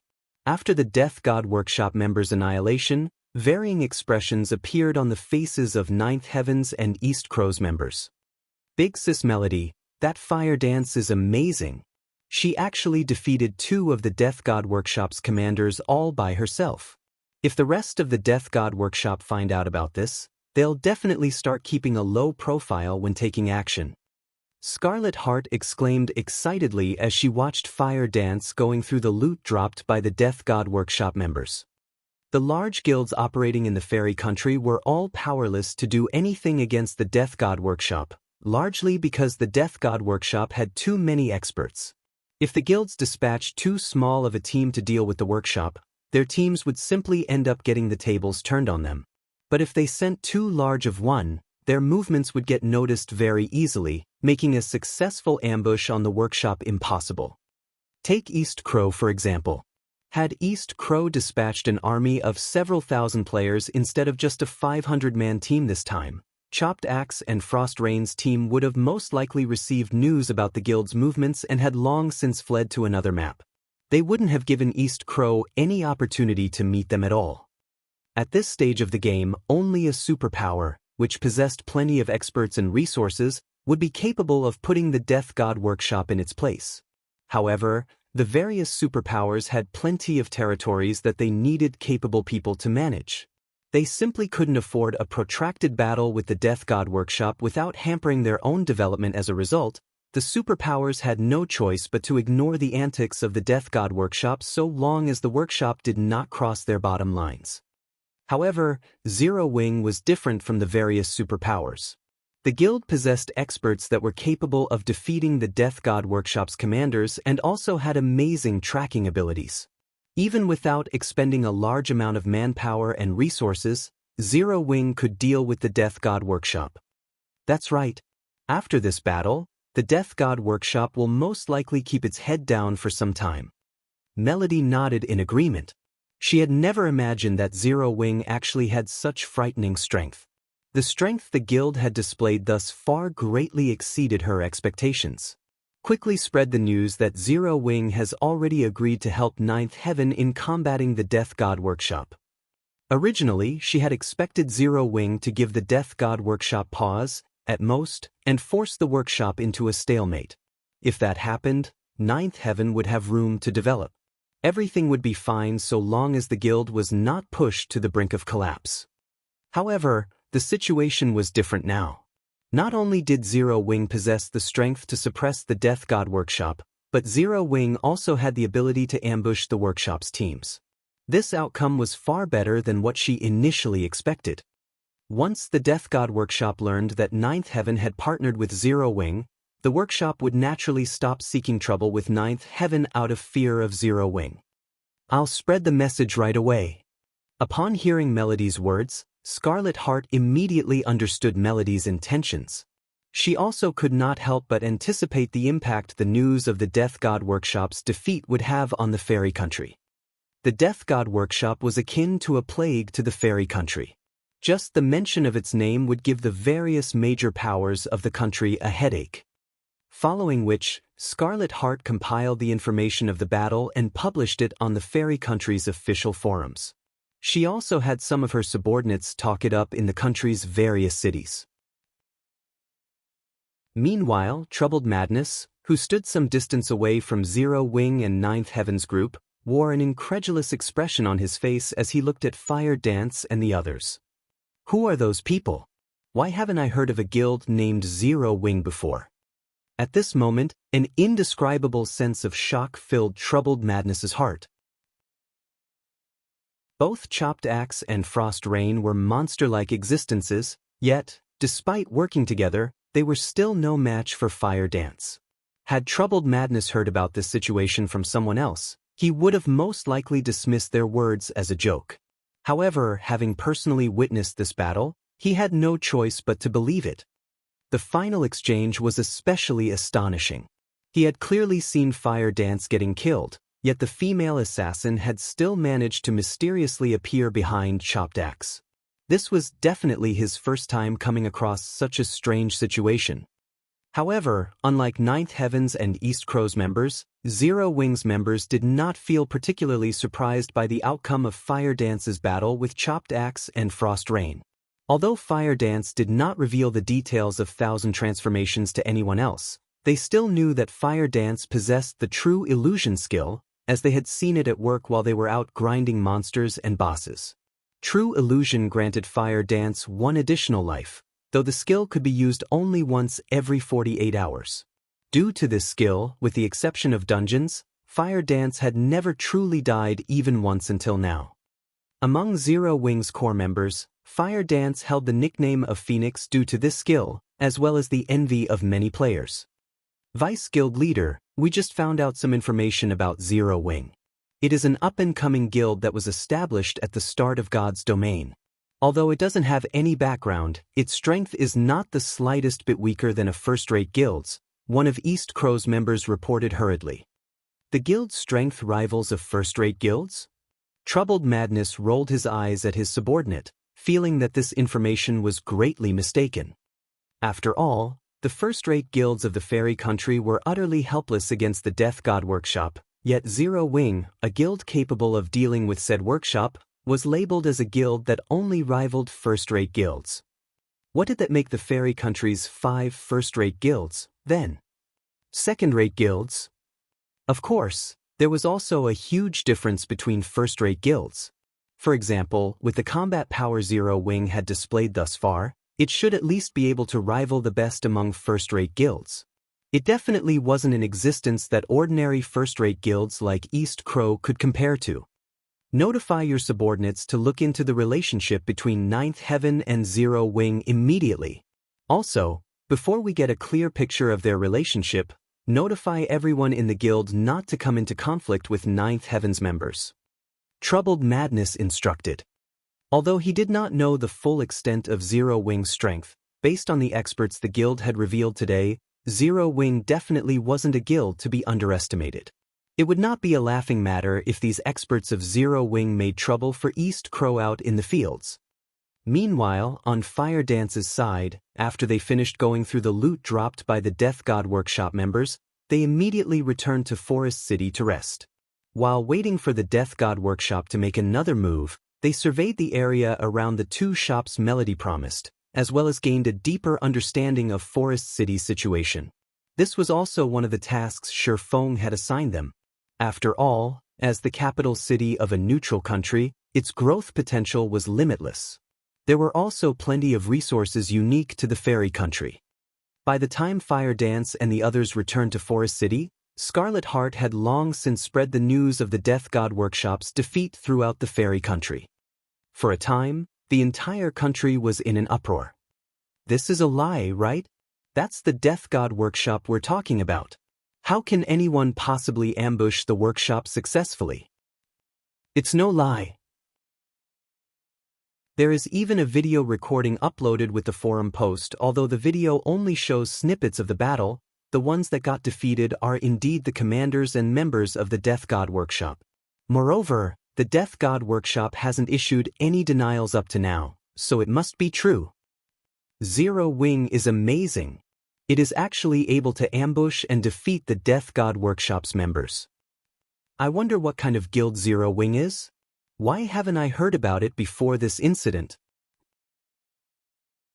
It should be a new guild created by some major corporation. Otherwise, how could it possibly be so strong? I wonder if Zero Wing is recruiting neutral players like us. At this point, everyone in the fairy country was talking about the Death God Workshop's defeat and growing curious about Zero Wing's identity. After all, the Death God Workshop was one of the fairy country's overlords. A guild capable of suppressing the workshop definitely wasn't ordinary. Zero Wing's fame quickly spread throughout the fairy country. Meanwhile, inside a luxurious mansion in Forest City. When Frost Rain entered the reception room of this mansion and saw the gentle, old man sitting on one of the sofas there, his expression immediately tensed up in anxiety. Meanwhile, standing beside this old man were 6 people, all of them radiating a frightening aura. Similar to Frost Rain, these 6 people were commanders of the Death God Workshop. Only, their internal ranks were much higher than Frost Rain's. "You've returned?" Sending a glance at Frost Rain, the old man asked calmly, "Well, out with it. What happened over there?"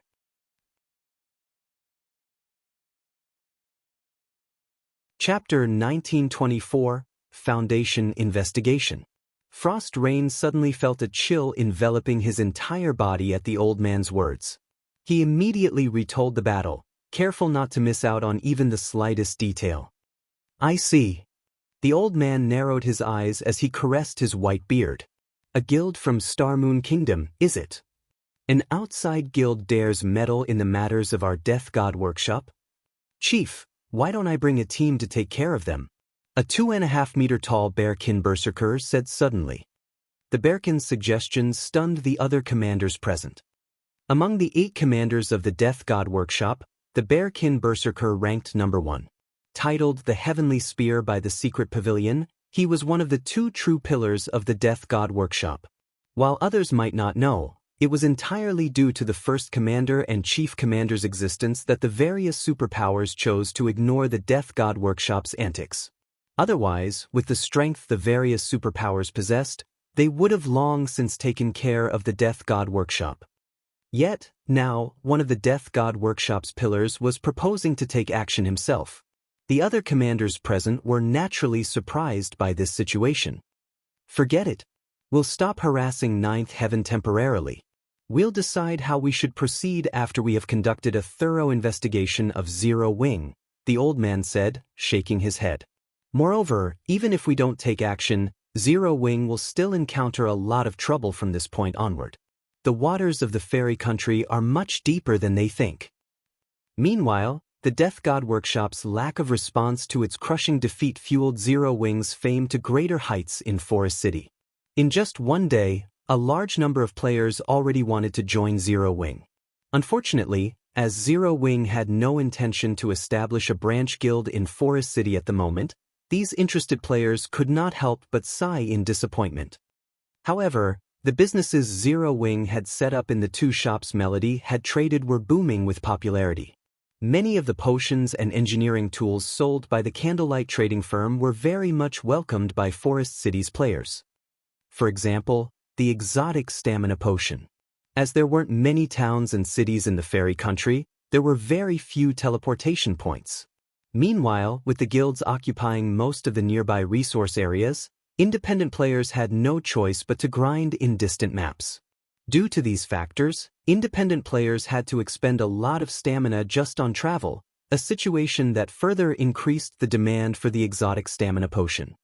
In addition, as Zero Wing held exclusive rights to the exotic stamina potion, Candlelight's shops were the only source of the potion, which the independent players and guild players of Forest City were frantically purchasing. As for the selling price, it was much higher than that of the potions sold in Starmoon Kingdom.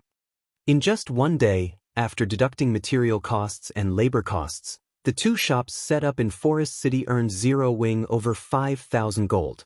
Candlelight's shops here were much more profitable than those in White River City. Melody also found the exotic stamina potion very tempting. Hence, she asked to purchase the potion in bulk from Zero Wing. However, as the Candlelight trading firm could produce only a limited number of exotic stamina potions each day, even if Zero Wing wished to sell the potions in bulk, it couldn't. In the end, after Ninth Heaven negotiated with Melancholic Smile, it was decided that the Candlelight trading firm would supply the guild with a fixed number of exotic stamina potions each day. In exchange, Ninth Heaven would supply Zero Wing with materials unique to the fairy country. A few examples of materials unique to the fairy country were fairy fruit and fairy wood. Both were extremely rare materials. Fairy fruit could be used to make all kinds of beverages. Not only could fairy fruits enhance the taste of a beverage, but they also provided a sobering effect, which allowed players to focus better when working. To lifestyle players, beverages made using fairy fruit were akin to wonder drugs. Fairy wood was even more special. It could be used to make furniture and ships. Furniture made using fairy wood carried mana, which, in turn, increased the mana density of the furniture's surroundings. Meanwhile, when used to produce ships, fairy wood would increase the ship's durability. These 2 materials might not be particularly useful to current players and guilds, but as players reached higher levels, these 2 materials would likewise appreciate in value. This was especially true for furniture made using fairy wood, which was something all lifestyle players sought. Although such furniture would not improve the production success rate, the increased mana density would help lifestyle players concentrate better. This was also the main reason why Shifeng had tasked Fire Dance and the others with setting up shops in Forest City to purchase a large amount of fairy fruits and fairy wood. Now that Zero Wing had Ninth Heaven's help as well, the collection of these materials would proceed even faster. Meanwhile, a group of cloaked players suddenly arrived in Starmoon Kingdom's Zero Wing City. These cloaked players had thoroughly hidden their appearances. However, the fierce aura they radiated still made other players avoid them like the plague. If a player with a high-ranking identification skill were to inspect these players, they would definitely be very surprised because these cloaked players were not part of the human race but of neutral races. In total, there were 50 players in this group, every one of them a Tier 2 player. This was almost as many Tier 2 players as a first-rate guild possessed at this stage of the game. The one leading this group of neutral players was a level 58, Tier 2 Tigerkin Ranger. Meanwhile, moving alongside him were a male half-elf and a female Tigerkin. The latter two were none other than Frost Rain and Chopped Axe, commanders of the Death God Workshop. So, this place is Zero Wing City. The mana density here is so high. Why are there so many players here? The Death God Workshop's members were filled with surprise as they observed the crowded streets of the city. Although they had seen NPC cities with much higher player populations, this was their first time seeing a guild town or city with so many players. Moreover, a considerable portion of these players were experts. There were also plenty of Tier 2 players roaming about the city. The situation here was completely different from any guild town they had visited before. However, the most surprising aspect of Zero Wing City was still its mana density, which greatly surpassed even the fairy country's most mana-dense area. Alright, enough sightseeing. Our goal here isn't to tour Zero Wing City, the Tigerkin Ranger said in a cold voice. We only have one goal this time, and that is to get a clear idea of Zero Wing's strength. The Chief Commander has also stated that, if need be, we should exhibit a portion of our strength to let Zero Wing know that the Death God Workshop's reputation is not for show. Frost and Axe, that goes double for you too. If you don't perform well, you should know what kind of person the Chief Commander is. When Frost Rain and Chopped Axe heard the Ranger's words and thought about the Chief Commander's means of doing things, their bodies shuddered involuntarily. They couldn't offer any rebuttals to Light Cloud, the Tigerkin Ranger. While part of the reason for this was the intense aura he gave off, another part was him being the second-ranked commander in the Death God Workshop. In terms of combat standards, Light Cloud far surpassed the two of them. The other Death God Workshop members also nodded silently and sorted out their emotions. They immediately followed Light Cloud to investigate Zero Wing's residence. When the group arrived on the top floor of a high-class restaurant adjacent to Zero Wing's residence, Light Cloud used a high-ranking identification skill to observe the situation inside the residence. However, the moment Light Cloud did so, he fell into a daze. This was because 500 Tier 2 players stood in the residence's front courtyard at this moment. Meanwhile, even the weakest piece of equipment these players wore was level 50 fine gold rank, while the majority of these players sported level 50 dark gold equipment. Currently, these 500 Tier 2 players were standing at attention before a man. When Light Cloud tried identifying this man, he could not see any information about him aside from his name, Black Flame. Even so, he could distinctly feel an indescribable sense of danger from the man even from several hundred yards away. Cloud, what's the situation inside Zero Wing's residence? Frost Rain and Chopped Axe could not help but ask curiously after Light Cloud remained silent for a long time.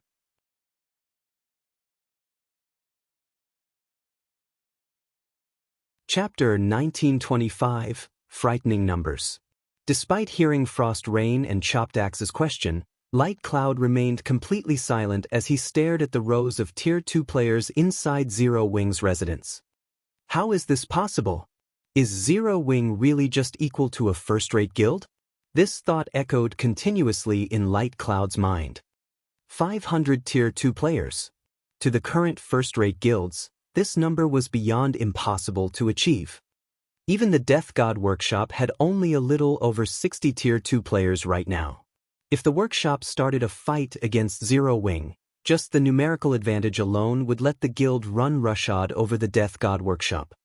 In the fairy country, Although the various first-rate guilds each had more Tier 2 players than the Death God Workshop, the difference wasn't much. Hence, the Death God Workshop was not afraid of conducting guerrilla warfare against them. Including experts like the 8 commanders, the workshop held a considerable advantage when fighting out in the fields. However, the methods the Death God Workshop employed against these first-rate guilds would be absolutely useless against Zero Wing. After all, the disparity in the number of Tier 2 players each organization possessed was nearly tenfold. Even if Zero Wing divided its Tier 2 experts, the guild could still form sizable groups that would pose a formidable fighting force. Not to mention, unlike the various first-rate guilds, Zero Wing had experts that could rival the commanders of the Death God Workshop. If the Death God Workshop really started fighting against Zero Wing in the fairy country, even with the home ground advantage, the workshop wouldn't have it easy. Frost, Axe, you two stay here with me. Everyone else, return to base, Light Cloud commanded after giving the matter some more thought. Only the 3 of us are staying behind? Frost Rain was confused as he looked at Light Cloud. The chief commander specifically sent these people to help us. If all of them return, what can the 3 of us possibly achieve here? Aside from scouting out Zero Wing's strength, the chief commander had also implicitly suggested they make trouble for Zero Wing. Otherwise, he wouldn't have dispatched so many Tier 2 experts for a simple reconnaissance operation. The other Death God Workshop members agreed with Frost Rain's words. They all expressed their confusion over Light Cloud's decision, unable to understand why they had to return to base shortly after arriving in Zero Wing City. With their group of Tier 2 experts, they could cause even more destruction than a large guild's 1,000-man expert legion. Do you know how many Tier 2 experts are currently in Zero Wing's residence? Light Cloud asked as he shifted his gaze to Frost Rain. Tier 2 experts? Seeing as this is Zero Wing's main headquarters, there should be a couple of dozen, I guess? Frost Rain replied after giving the matter some thought. Currently, even first-rate guilds had only a little over 100 Tier 2 experts. Meanwhile, having half of this number stationed in the guild's main headquarters could already be considered excessive. A couple of dozen? Light Cloud stared at Frost Rain in disdain upon hearing this answer. If there were only a couple of dozen, do you think I'd order a retreat? Could there be over 100? Chopped Axe asked, somewhat surprised. Wrong. It's 500. Light Cloud replied as he spread his right hand wide. 500? How can that be possible? Isn't Zero Wing just an equal of first-rate guilds? Did you see wrong? Frost Rain instinctively rejected Light Cloud's statement. This number was no laughing matter. If Zero Wing really had 500 Tier 2 experts, it could already rival some of the weaker superpowers. I wish I had seen wrong, Light Cloud said, a bitter smile appearing on his face. However, I have already used my identification skill to double-check several times. All 500 of them are indeed Tier 2. Didn't they say that Zero Wing doesn't have any backers? Chopped Axe said, horrified. If Zero Wing had 500 Tier 2 experts, then taking care of their team of 50 Tier 2 players would be child's play.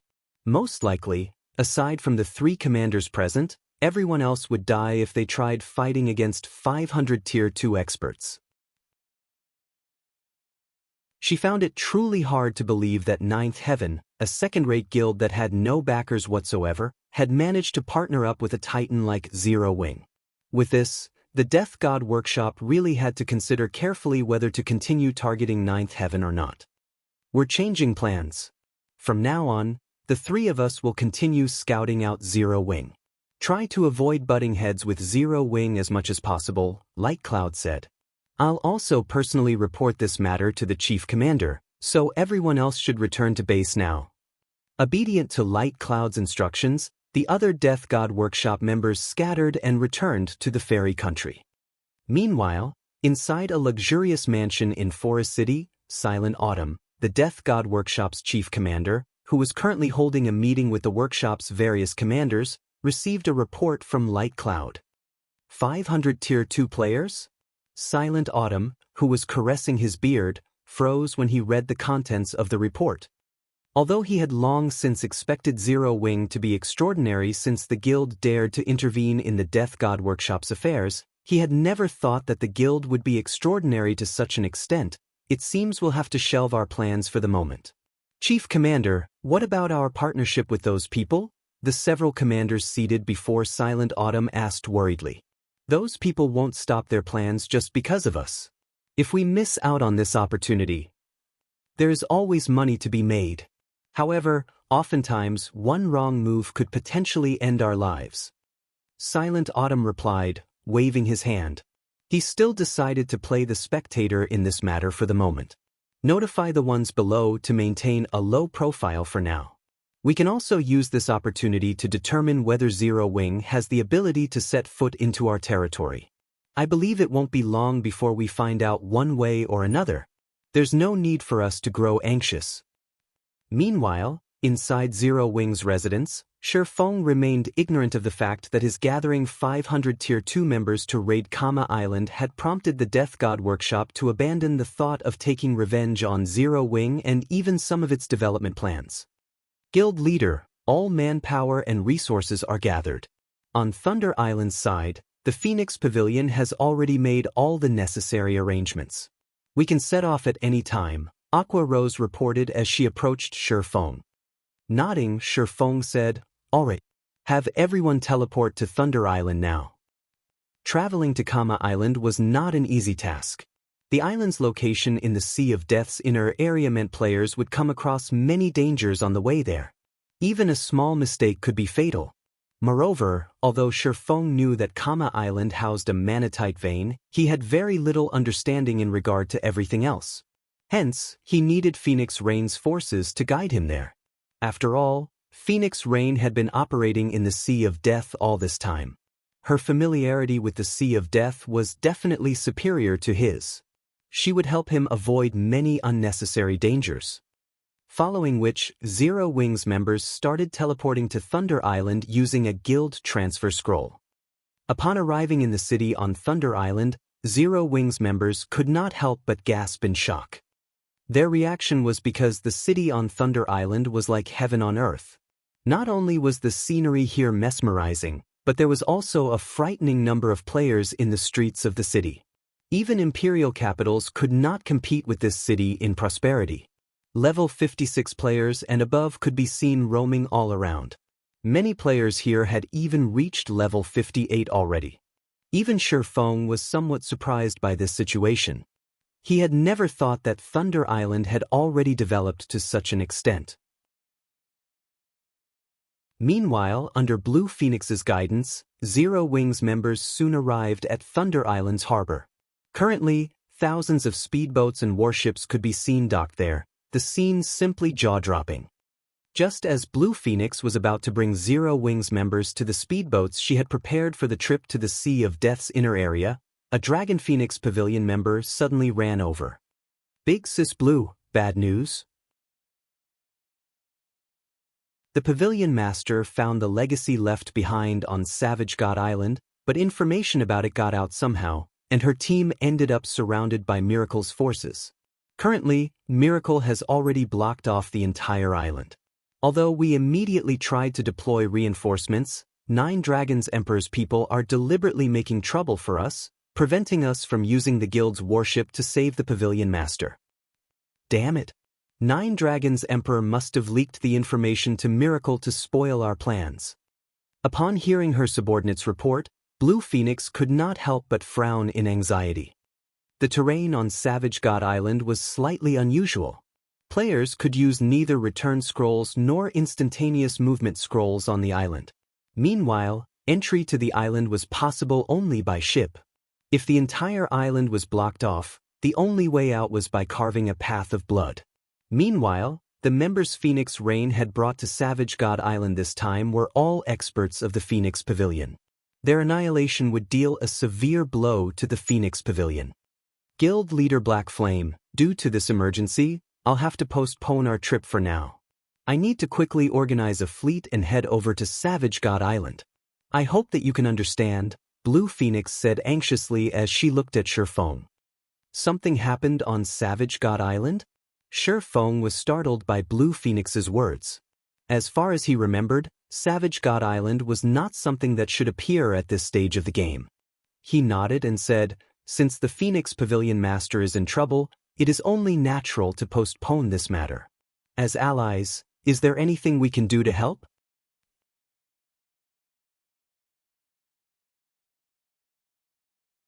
Chapter 1926, Hell Has No Doors. Guild leader Black Flame is willing to help us? Wonderful. Blue Phoenix rejoiced when she heard Shi Feng's offer. Although Zero Wing had not focused on its development on Thunder Island and had only conducted some business there, the naval forces the guild possessed still should not be underestimated. The one-horned sailboat, in particular, a bronze small sailboat that Zero Wing revealed during the struggle for Thunder Island, was something that the various superpowers still sought to obtain even now. After all, although the superpowers' naval forces had improved a lot since the struggle of Thunder Island, the one-horned sailboat remained a force to be reckoned with. Following which, while organizing a fleet to head towards Savage God Island, Blue Phoenix filled Shi Feng in on their rescue operation this time. In order to monopolize the legacy ruin on Savage God Island, Miracle had dispatched 3 of its fleets, each of which had over 100 ships. With the 3 fleets, Miracle was able to surround Savage God Island and seal off all possible exit points. Originally, with the naval forces the Dragon Phoenix Pavilion had developed during this period, it would have been very easy to break through a blockade like this. However, due to Nine Dragons Emperor's interference, Phoenix Rain couldn't mobilize the common warship the pavilion had recently acquired after much difficulty. Although warships were no match for speedboats and sailboats in terms of speed, they were specialized for combat, their combat power far superior to even that of sailboats out at sea. This warship was the reason why the Dragon Phoenix Pavilion succeeded in stabilizing its position on Thunder Island. With the current predicament happening so suddenly, most of the Dragon Phoenix Pavilion's fleets were out of position, off doing their own quests very far away from Savage God Island. Even if these fleets were to head over to Savage God Island now, by the time they arrived, Phoenix Rain's group would have long since been killed by Miracle. The only fleet they could mobilize was the one the pavilion had stationed to garrison Thunder Island. Guild leader Black Flame, I hope that you can help us distract a part of Miracle's forces. You don't have to fight them head-on. It is fine so long as you can distract 1 fleet's worth of ships. With that, my side will be able to break through the encirclement and rescue the Pavilion Masters group. Blue Phoenix briefed Shi Feng on the plan as she took out a sea map. As long as they could group up with Phoenix Rain's forces, Miracle would have a hard time doing anything against them. Then, all they would have to do was buy time until the pavilion's other fleets arrived. At which point, Miracle would naturally give up on targeting Phoenix Rain. After all, if the fleets of their 2 superpowers truly started a fight with each other, all they would achieve was harm to themselves, benefiting the other superpowers occupying Thunder Island. My side only needs to split one of their fleets away? After giving the matter some thought, Shi Feng nodded and said, "That won't be a problem.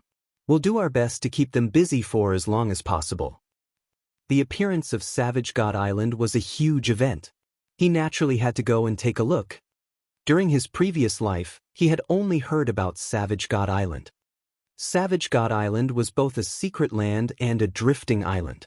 Rumor had it that there were legacies and treasures left behind on the island. Reality had indeed proven these claims true. Regardless if it were legacies or treasures, both could allow a guild's strength to skyrocket. However, Savage God Island had only appeared for a short period in the past. By the time the various large guilds had shifted their focus to the sea, Savage God Island had long since become a legend. In the end, only the superpowers back then had managed to gain some harvest from it. "I'll have to trouble guild leader Black Flame, then," Blue Phoenix said sincerely. By the time Blue Phoenix was done hashing out a rescue plan, her fleet was also ready to set off. She immediately commanded her fleet to depart for Savage God Island. The appearance of Blue Phoenix's fleet stunned many of the adventurer teams that had recently arrived on Thunder Island. Her fleet had 100 ships in total. Among them, more than 50 were advanced speedboats, 8 were bronze speedboats, 2 were mysterious iron speedboats, and 2 were common small sailboats. A very powerful fleet even in the Sea of Death. Compared to the fleets the adventurer teams normally came across, the difference was like heaven and earth. The usual fleets only had 5 or 6 bronze speedboats and 30 or so advanced speedboats, with the rest being ordinary speedboats. In reality, the adventurer teams that had recently arrived on Thunder Island weren't the only ones surprised by the fleet Blue Phoenix prepared. Even Shifeng was surprised at this sight. He had never thought that Phoenix Rain had already expanded her naval forces to such a level. Moreover, this was only one of several fleets under Phoenix Rain's command. Of course, a fleet used to garrison Thunder Island naturally needed to be excellent, as this was a show of the guild's strength. At the same time, this garrisoned fleet could be used during emergencies. Even so, from looking at Blue Phoenix's fleet, Shifeng could already tell just how frightening the naval forces Phoenix Rain currently possessed. Upon seeing Blue Phoenix's fleet leave the harbor, Shifeng took out the Swift Dragon speedboat, 2 bronze speedboats, over a dozen advanced speedboats, 1 common sailboat, and the one-horn sailboat to ferry the 500 Zero-Wing members he brought with him. Although the number of ships in his fleet was far from a match for Blue Phoenix's fleet, his fleet's overall combat power was still enough to make the various adventurer teams wandering around the harbor gawk at his fleet enviously. Zero-Wing's fleet is amazing. Big Sis Blue, this is wonderful. With our strength and Zero-Wings, we'll have no problem breaking through Miracle's encirclement.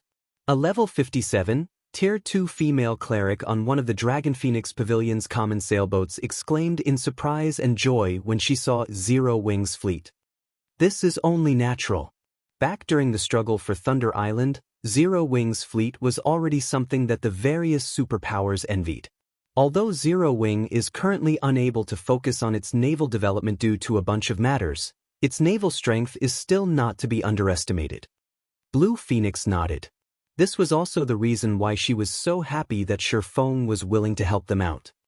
After traveling for a little over 3 hours, Blue Phoenix and Shifeng's group finally saw an island enveloped by dark fog on the horizon. This island was none other than Savage God Island. Currently, the entirety of Savage God Island was surrounded by a large number of ships. However, after Blue Phoenix took a rough glance at these ships, her complexion darkened immediately. How is this possible? Her expression turned incomparably gloomy when she saw the ships anchored at Savage God Island. Miracle only dispatched 3 fleets? That was an outright lie. At this moment, there were more than 500 ships around Savage God Island. In other words, a total of 5 fleets were present. Moreover, just the small sailboats she could see from this distance numbered as many as 7, with mysterious iron speedboats numbering more than 10. Even Miracle's Pride, the giant crocodile warship, was here. Meanwhile, after noticing the appearance of Blue Phoenix's and Shifeng's fleets, these ships quickly went into action and started forming an encirclement around the 2 fleets. Vice Guild Leader Miles, just like you guessed, the fleet the Dragon Phoenix Pavilion used to garrison Thunder Island has arrived. However, according to the report we received, it would seem that Zero-Wing's fleet is also participating in the rescue operation this time. Zero-Wing's fleet has 2 sailboats and several excellent speedboats. A Tier 2 Ranger, the captain of one of Miracle's small sailboats, reported as he looked at Shifeng's fleet. Should we alter our original plans? Zero-Wing. Thousand Miles smiled when he heard this. This is interesting. Originally, I only planned on damaging and plundering Phoenix Rain's first fleet, but since Zero-Wing has also joined the fray, we'll take Zero-Wing's ships too. Notify the Water Ghost Legion to start the assault. He was very familiar with Zero-Wing's one-horned sailboat. However, after the Thunder Island event, Zero-Wing no longer operated in the Sea of Death. As a result, the one-horned sailboat also disappeared from everyone's eyes. Now that the one-horned sailboat reappeared, he could use this opportunity to take it for himself. Zero-Wing's naval strength might have been frightening during the struggle on Thunder Island, but times had changed. The one-horned sailboat's combat power was no longer a threat to Miracle. Understood. the ranger captain said excitedly, his eyes shining with greed as he looked at Blue Phoenix's and Shifang's fleets. The operation this time was a huge jackpot. In anticipation of this moment, the Water Ghost Legion he led had been constantly honing itself in secret. Unlike legions that operated on land, the Water Ghost Legion specialized in naval combat. Every member of the Legion had acquired a sea-based legacy. Their combat power far surpassed normal players when at sea. Before them, a ship was no different from a stationary target, including the firepower of 5 fleets worth of ships. Annihilating an expert fleet was a piece of cake. Retreat! Everyone, leave this sea zone as quickly as possible. Blue Phoenix commanded hurriedly upon seeing Miracle's fleet mobilizing. The difference in strength between the two sides was clear for all to see. Fighting against a fleet of such a size and caliber was simply suicidal. The only thing they could do now was retreat. However, in terms of speed, Miracle's ships obviously had the upper hand. Very quickly, Miracle's ships completed their encirclement of Blue Phoenix's and Shifang's fleets.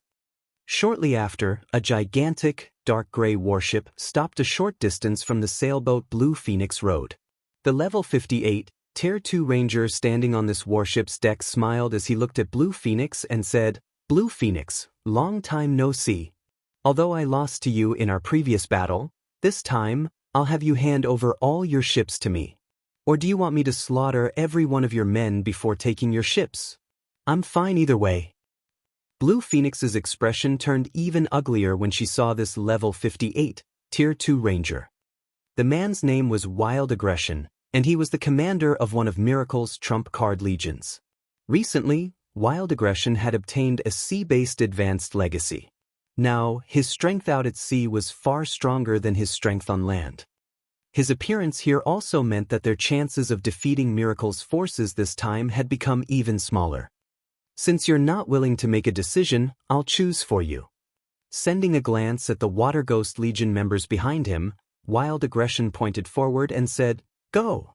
Kill them all. But make sure not to damage my new ships. As for the items they drop, finders keepers."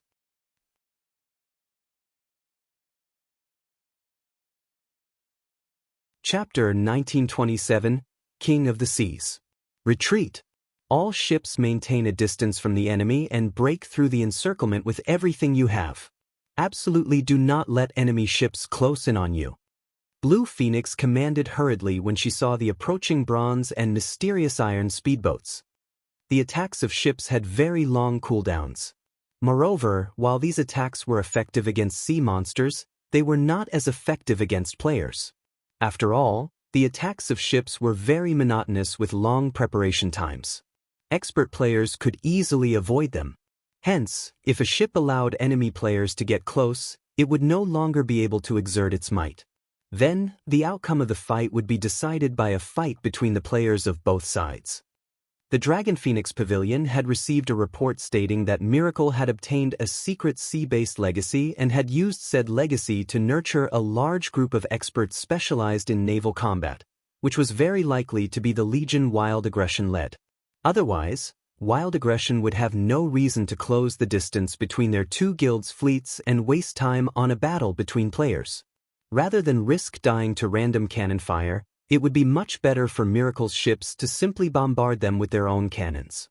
Although doing so would damage the pavilion's ships and reduce the harvest Miracle could gain, this method was comparatively safer. Under Blue Phoenix's command, the pavilion's ships maintained a steady bombardment while simultaneously keeping their distance from Miracle's ships. For a time, the Water Ghost Legion's speedboats couldn't approach the pavilion's ships at all. What a bunch of slippery eels. You sure know how to run away. Whenever the Water Ghost Legion's speedboats got too close, Blue Phoenix's ships would accurately launch a round of attacks that forced the Legion's speedboats to either reduce their speed or swerve to avoid the attacks. This, in turn, opened the distance between the two fleets. You wish to escape? Try it if you can. We have long since set up a magic barrier around this area. Not a single one of you should think of leaving this place alive. Wild Aggression bellowed in rage when he saw that the distance between their two guilds' fleets was not shortening at all. Activate the magic array. Following Wild Aggression's command, walls of ice suddenly started emerging from the ocean surface, blocking off the direction Blue Phoenix's and Shifeng's fleets were heading. The ice walls were over a dozen meters tall and several meters thick. Moreover, they kept expanding into the surroundings. It was simply impossible for the ships to break through this barrier. The glacier seal? Shifeng felt a little surprised when he saw the gigantic ice barrier forming a distance away from his fleet. The glacier seal was the product of the glacier orb, a rare magical tool meant for naval combat. However, activating the glacier seal required 100 glacier orbs. Moreover, each activation cost 10,000 magic crystals. Once activated, the glacier seal would lock down a 5,000-yard radius for 30 minutes. Only small sailboats ranked secret silver or higher and warships at mysterious iron and above could break through the glacier seal. All ships gather together. Do not engage the enemy by yourself. Make sure to operate in 2-man units or more. Blue Phoenix understood that escape was already impossible. Now that they had been cornered, the only thing they could do was concentrate their forces and hope for the best. Moreover, players could not use return scrolls while on a ship. Only after jumping into the ocean could they use one. However, return scrolls had very long activation times. If they tried something like that, Miracle's ships would shoot them like fish in a barrel. Hence, their only choice was to fight to the death. Guild Leader Black Flame, I am truly sorry for this, Blue Phoenix said, looking at Shifeng apologetically. Later on, my fleet will delay Miracle for as long as possible, so you should store away a portion of your ships. Once the ice barrier is gone, you can try to use those remaining ships to flee this place. At that time, Miracle will most likely not bother to give chase. After saying so, Blue Phoenix quickly had her ships fall into a defensive formation, separating Miracle's fleet from Zero Wing's fleet entirely. With this, if Miracle wanted to target Zero Wing, it would have to go through her ships first. Do you think our Water Ghost Legion will let Zero Wing's members escape? A level 57, Tier 2 Berserker, who was a team leader from the Water Ghost Legion, sneered. Use instantaneous movement scrolls to break through the defensive line. Prioritize killing all of Zero Wing's members. Let's see what the Dragon Phoenix Pavilion can do about it. After this team leader said so, a 100-man team from the Water Ghost Legion immediately used instantaneous movement scrolls after arriving at a location a short distance away from Blue Phoenix's ships. In the blink of an eye, this 100-man team broke through the defensive perimeter Blue Phoenix erected and appeared above Zero Wing's one-horned sailboat. Drawing their weapons, these Water Ghost Legion members revealed sinister smiles. Meanwhile, the Berserker team leader unsheathed the blood-stained greatsword slung on his back. When he did so, a faint layer of water vapor appeared around it. This was none other than the power of the sea-based legacy he had acquired. Tier 2 passive skill, Flowing Water Blade. So long as the owner of this skill was in a sea zone, the skill would increase their strength by 30%, attack speed by 40%, and attack range by 50%. Zero Wing, it's time to put an end to your game of friendship with the Dragon Phoenix Pavilion. Who'll be the first to die to my blade? The Tier 2 Berserker, Spirit Ox, said, grinning sinisterly as he glanced at the Zero Wing members before him. However, just as the Water Ghost Legion members thought that they would get to watch their team leader start a slaughter and were about to let out a cheer, a faint blue streak of light suddenly passed through the space where Spirit Ox stood. In the next moment, his tall and muscular body split in half, the top half sliding smoothly into the ocean below and disappearing with a splash of seawater. At this moment, it was as if the entire world had frozen over as silence filled the battlefield. The Water Ghost Legion members standing on the one-horned sailboat's deck couldn't utter a single word as they gaped at their team leader's bisected body, their eyes as wide as saucers. Even the level 50 fine gold chest armor their team leader was proud of had been cut through cleanly, the cut surface as smooth as a mirror. A short moment later, blood started spewing out from the lower half of Spirit Ox's body, dyeing the entire deck he stood on in crimson. You people sure speak a lot of nonsense. Didn't you want to fight? Come at me together, eh? Aqua rose, who was clad in dark blue robes and held an aqua blue crystalline staff, said with an indifferent expression. Team leader Ox got instant killed? Is she a monster? I didn't even see her chant an incantation. How did she cast such a powerful spell? Everyone, don't be afraid. That kind of spell must be a sure kill spell. She should not be able to use it again within a short while. Besides, even if she is a monster, we're out at sea right now. This is our playing field. If we work together, there is no way we'll lose to one person. Right? Even sea monsters are no match for us. Kill. Let Zero Wing know the might of the Water Ghost Legion. The Water Ghost Legion members present were all experts of miracle. Moreover, they had all obtained a sea-based legacy. Setting aside their combat power on land, they were confident that they could contend against even peak experts with ordinary classes when fighting out at sea. After regaining their fighting spirit, over a dozen ranged players bombarded Aqua Rose with attacks. Immediately, spells and arrows flew at Aqua Rose one after another, every one of these attacks containing power at the peak of Tier 2. A Tier 2 metric tons of the same level would not survive such a bombardment easily, not to mention a Magicka-class player. As long as an attack landed, Aqua Rose would sustain heavy injuries, even if she did not die. At the same time, over a dozen melee players started moving toward Aqua Rose from two different sides. If she tried to dodge the ranged attacks, her defense would definitely lapse. They could then take advantage of that opening to kill her. However, Aqua Rose held her ground and simply watched quietly as the numerous spells and arrows flew toward her. Is she suicidal?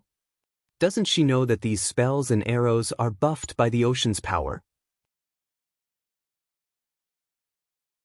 Just as the approaching melee players were wondering why Aqua Rose was not reacting to the incoming attacks, the spells and arrows actually started disappearing after getting within half a yard of her.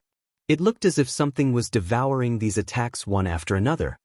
A magic barrier? Impossible. The power of those attacks is at the peak of Tier 2. Even if she used a Tier 2 magic barrier, there is no way she can stop all those attacks without suffering any damage. Just as the Water Ghost Legion members were wondering what was going on, Aqua Rose tapped the butt of her staff on the deck. The water barrier surrounding her promptly expanded, transforming instantly into a 10-meter-tall tsunami, which then devoured every Water Ghost Legion member standing on the one-horned sailboat. Even Tier 2 MTs were utterly powerless in the face of the tsunami. After getting devoured by the towering wave, everyone's HP fell to zero in no more than 2 seconds. In the blink of an eye, all 100 Water Ghost Legion members were killed, leaving behind a bunch of ownerless weapons and equipment on the deck.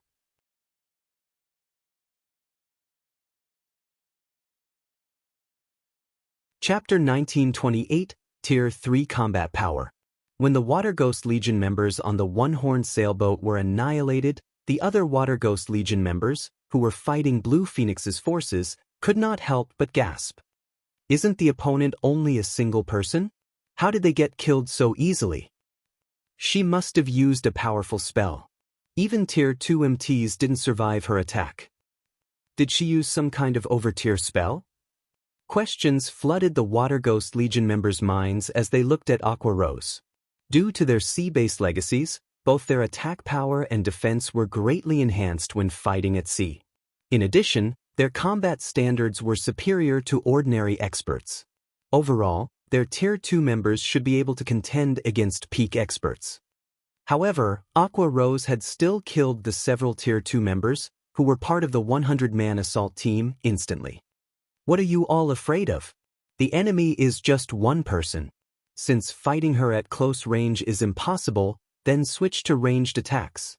She is bound to run out of mana and stamina sooner or later. Wild Aggression barked strictly, a slight frown forming on his face.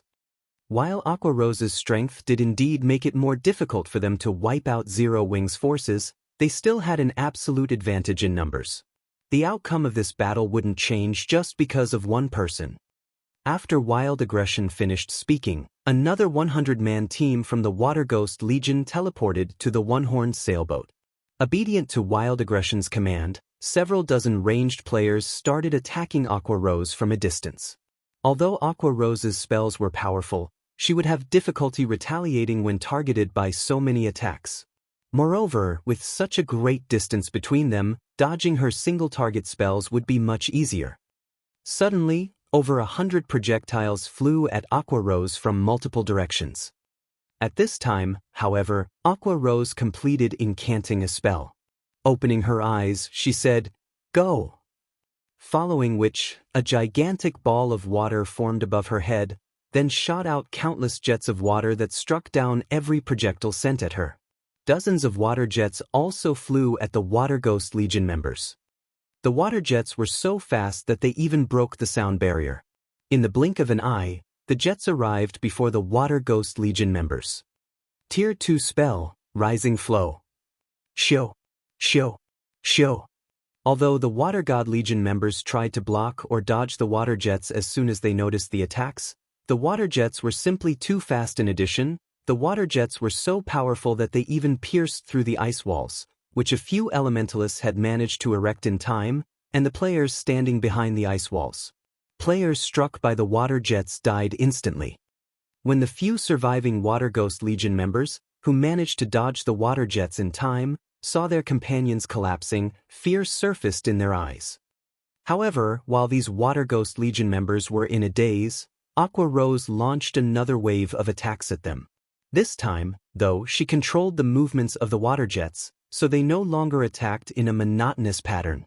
Facing water jets that came at them from multiple directions, the Water Ghost Legion members had no choice but to defend themselves, as evasion was no longer possible. However, the power of the water jets easily penetrated whatever defenses they raised. In the blink of an eye, the second 100-man team the Water Ghost Legion sent to deal with Zero Wing was annihilated. How is that possible? The other Water Ghost Legion members, who were watching the battle from afar, grew fearful and anxious as they looked at Aqua Rose. In the short span of time since the battle began, 200 members of Miracle's prided Naval Legion had gotten killed already, which was simply a nightmare. Moreover, this nightmare still showed no signs of ending anytime soon, as Aqua Rose used an instantaneous movement scroll and teleported herself between the Water Ghost Legions and Blue Phoenix's clashing forces after killing the second 100-man team. She then promptly started casting a spell. Do you really think you're invincible in naval combat? Wild Aggression could no longer sit still after seeing Aqua Rose appear boldly before him. He swiftly retrieved the aqua-blue longbow slung on his back and simultaneously fired several dozen icy blue arrows at her. Die! Every arrow carried power at the peak of Tier 2.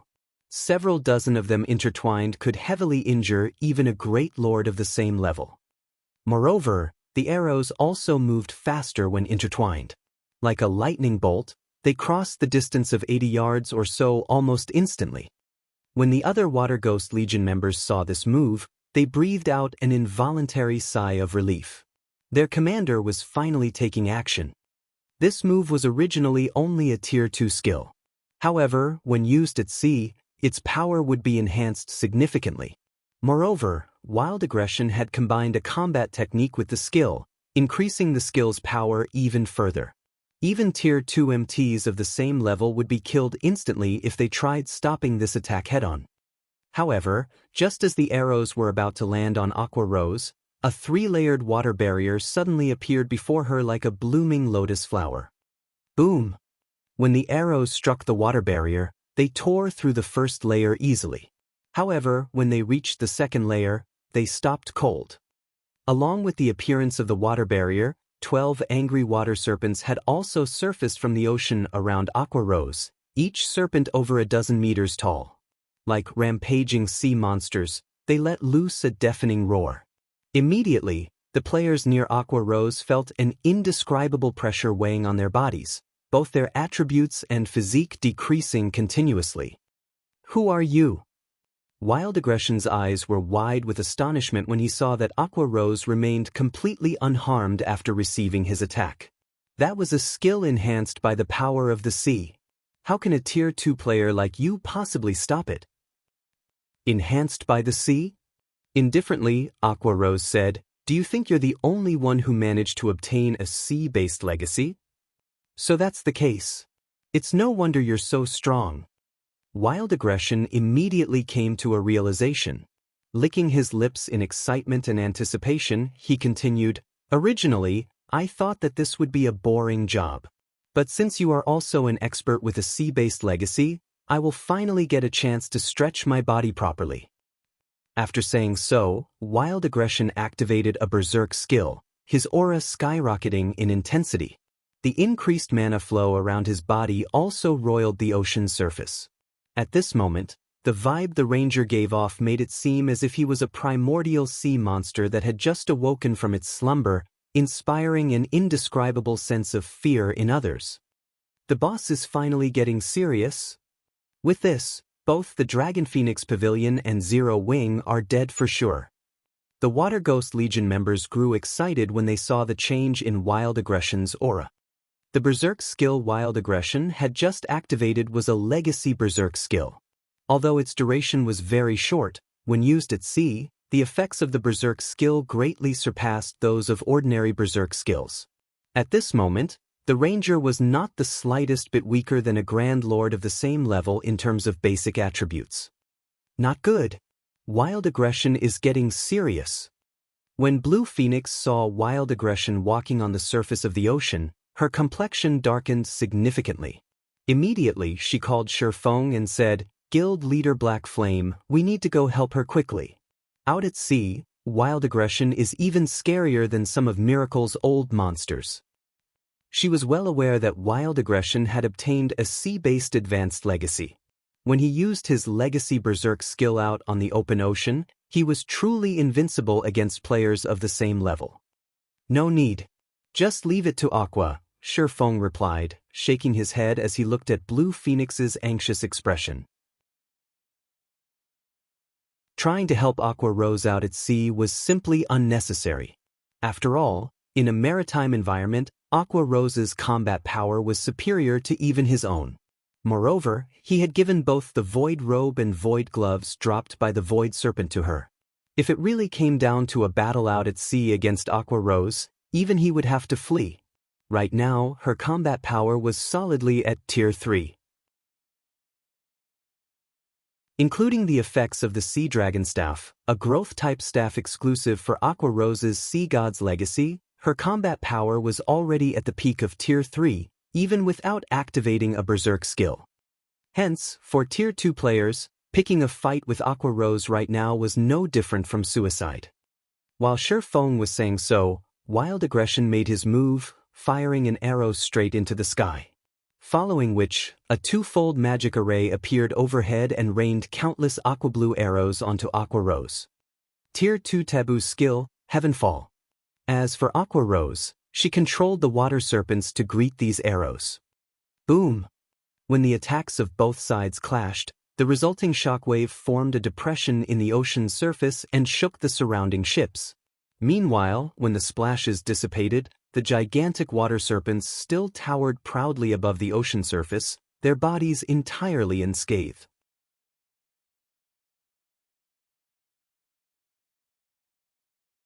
Chapter 1929, Sea God's Wrath.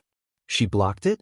Wild Aggression's eyes twitched when he saw the sea serpents unharmed. Before Wild Aggression could shake off his shock, Aqua Rose waved her staff once more and sent a water serpent snapping its jaws at the ranger. However, Wild Aggression reacted to the attack quickly. Just as the water serpent was about to bite down on him, he leaped out of harm's way. The water serpent's gigantic body made its single-target attack look like an AoE spell. When it crashed into the ocean surface, the impact created a whirlpool 8 yards in radius and more than 10 meters deep. The power of the serpent's attack had the Miracle members present gulping involuntarily. If they were struck by that attack, they would undoubtedly die. Meanwhile, after Wild Aggression dodged the water serpent's attack, he started firing arrow after arrow at Aqua Rose from midair. While this water serpent of yours is good in a melee fight, but it is far from enough to deal with me. As a veteran expert, Wild Aggression quickly understood Aqua Rose's weaknesses after clashing with her for just a short time. While the water serpent was indeed strong, it was considerably slow. All he needed to do to win this fight was avoid the water serpent and focus on attacking Aqua Rose herself. Like shooting stars, the arrows Wild Aggression launched moved so quickly that others could see only streaks of light. For a time, dozens of light blue streaks of light bombarded the water barrier protecting Aqua Rose, raising splashes of water one after another. However, no matter how many arrows struck Aqua Rose's barrier, they got through only the first layer at most. They weren't able to pierce the second layer even in the slightest, much less damage Aqua Rose. The boss still hasn't broken through that barrier even after attacking so many times? She really is a monster. Even if the commander can't harm her, she can't harm the commander either. With the commander's combat standard and speed, that slow water serpent won't be able to touch even a strand of the commander's hair. The players observing the battle between Wild Aggression and Aqua Rose from a distance were mesmerized. The battle between these two players did not look like a battle between players at all but more like a territorial struggle between two monsters of equal strength. No matter how many times these two monsters attacked each other, they failed to inflict any harm on one another. One is not enough? Raising her brow at Wild Aggression, Aqua Rose pointed her free hand at the ranger. Immediately, the remaining 11 water serpents all joined in on the attack. How can she control so many serpents? Wild Aggression's expression turned serious when he saw the approaching water serpents. Dealing with one water serpent was easy enough, as its attacks were somewhat monotonous. However, if all 12 water serpents were to attack simultaneously, the standard of the attack would undergo a qualitative transformation. Originally, Wild Aggression had thought that Aqua Rose could control only one water serpent properly. In that case, he could take advantage of the water serpent's slow attack speed to counterattack her. However, with all 12 water serpents attacking him now, he could only evade. He had no opportunity to attack Aqua Rose whatsoever. In the blink of an eye, Wild Aggression was placed in an absolute disadvantage. However, the thing that made him truly fearful was the fact that Aqua Rose's control over the water serpents improved as the battle went on, making it increasingly difficult for him to evade their attacks. At this rate, it was only a matter of time before the serpents devoured him. Fire the warship's cannons and kill her. It doesn't matter even if you destroy the ship she is standing on. Wild Aggression commanded, his eyes becoming bloodshot when he saw his depleting HP. Hearing Wild Aggression's order, the Miracle members controlling the giant crocodile warships sprang into action.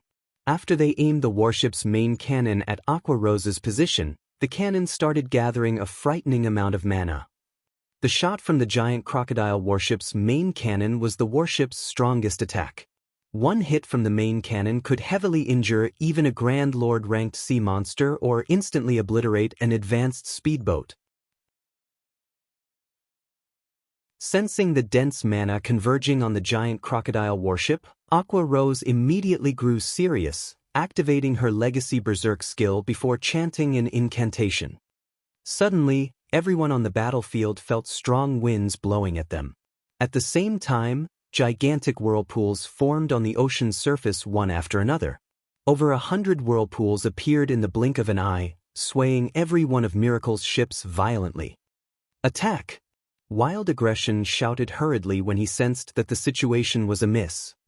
Following the ranger's command, a black-white beam of light shot out from the giant crocodile warship, tearing apart the space around it as it sped to devour Aqua Rose. "Go!" At the same time as the light beam appeared, Aqua Rose raised her staff into the air. Immediately, the whirlpools erupted and transformed into gigantic waterspouts that moved to intercept the magic beam. Sea God's Wrath. This move was the strongest spell Aqua Rose currently possessed and was a curse that could be used only when she had her Legacy Berserk skill activated. Suddenly, over 100 waterspouts clashed with the magic beam, the intense shockwave resulting from the clash causing the ocean's surface to sink. The clash between the magic beam and the waterspouts continued for several seconds. Then, the energy reserves for the attack finally ran out. In the next moment, the light beam dissipated into nothingness, leaving behind a bunch of intact waterspouts. How is this possible?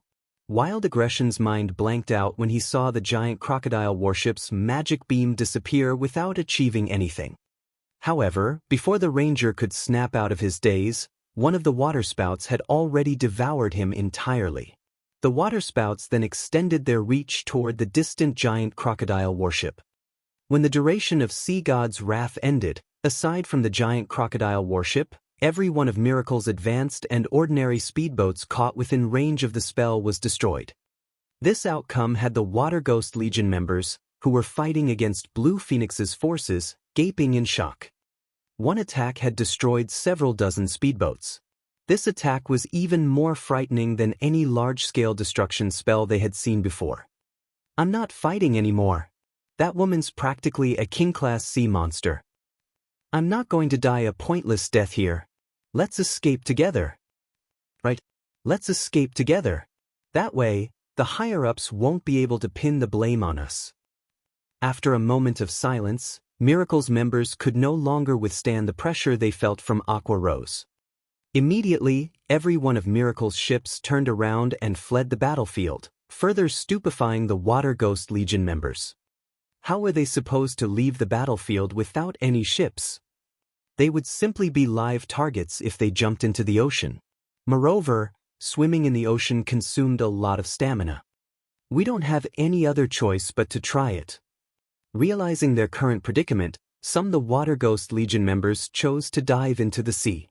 Although the sea monsters were extremely dangerous, their chances of survival with the sea monsters were much better than if they stayed to fight against the Dragon Phoenix Pavilion's members, where death would be certain. As for the rest of the Water Ghost Legion members, they desperately tried using instantaneous movement scrolls to teleport onto the fleeing ships. However, Aqua Rose did not give these players any opportunity to escape whatsoever. Her combat power was originally already at the peak of Tier 3. After activating her Berserk skill, she could easily slaughter the Tier 1 and Tier 2 Water Ghost Legion members, needing only one hit per person. After just a short moment, the corpses of nearly 300 Water Ghost Legion members could be seen floating on the ocean. Meanwhile, as Aqua Rose was conducting her massacre, the distant Miracle members vanished without a trace. Even the glacier seal placed on the battlefield had disappeared. The sudden reversal of the battle thoroughly dumbfounded Blue Phoenix's forces. This situation overturned the Dragon Phoenix Pavilion members' understanding of naval combat. They had never thought that one person's strength would be enough to change the outcome of a near-hopeless battle. Moreover, Aqua Rose had even defeated the Water Ghost Legion with relative ease. Only Shifeng found this situation normal. The first reason for this shocking outcome was the extreme weakness of the ships that players currently possessed. While these ships might be useful against low-tiered players, against players at Tier 3 and above, their effects would be negligible. The second reason was Aqua Rose having the Sea God's Legacy, one of the strongest sea-based legacies in the game. In the past, it was precisely because of this legacy that the Freedom Alliance had managed to become an overlord of the seas. Otherwise, with the Freedom Alliance's strength, it would have long since been devoured by the various superpowers. Following which, Shifeng started going through the spoils of war. In the meantime, everyone else rested and prepared to enter Savage God Island.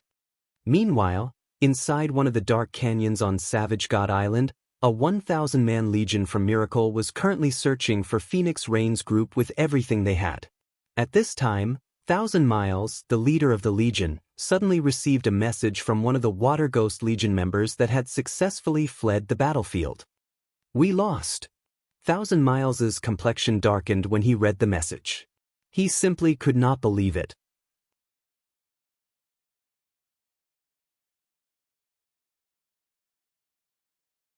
Chapter 1930, Legacy Treasure.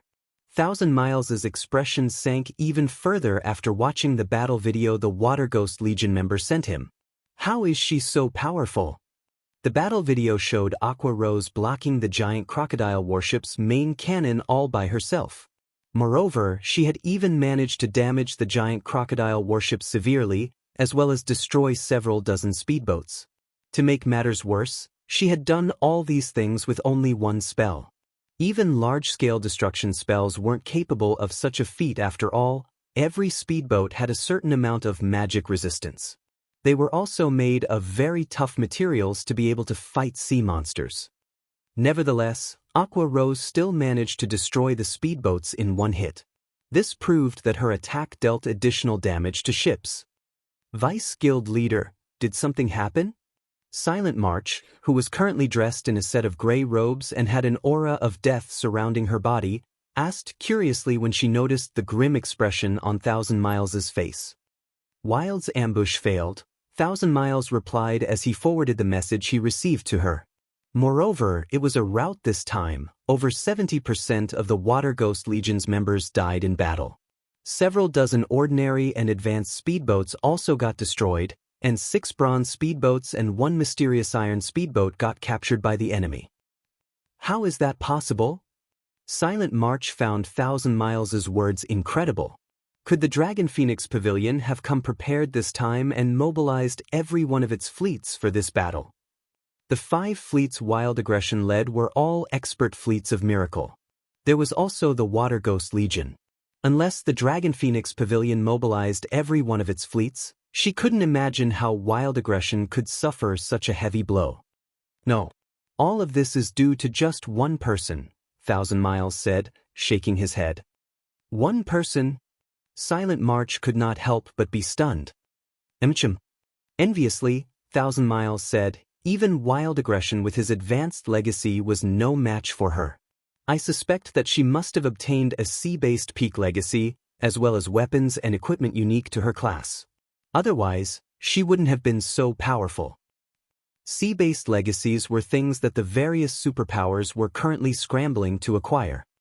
When the various superpowers clashed with each other out at sea, the battle would normally be between players only. Ships were mainly used to deal with sea monsters, as they were not as effective against players. Meanwhile, just obtaining a sea-based basic legacy could increase a player's combat power out at sea by at least 50%. As for advanced legacies, the improvements provided were even more exaggerated.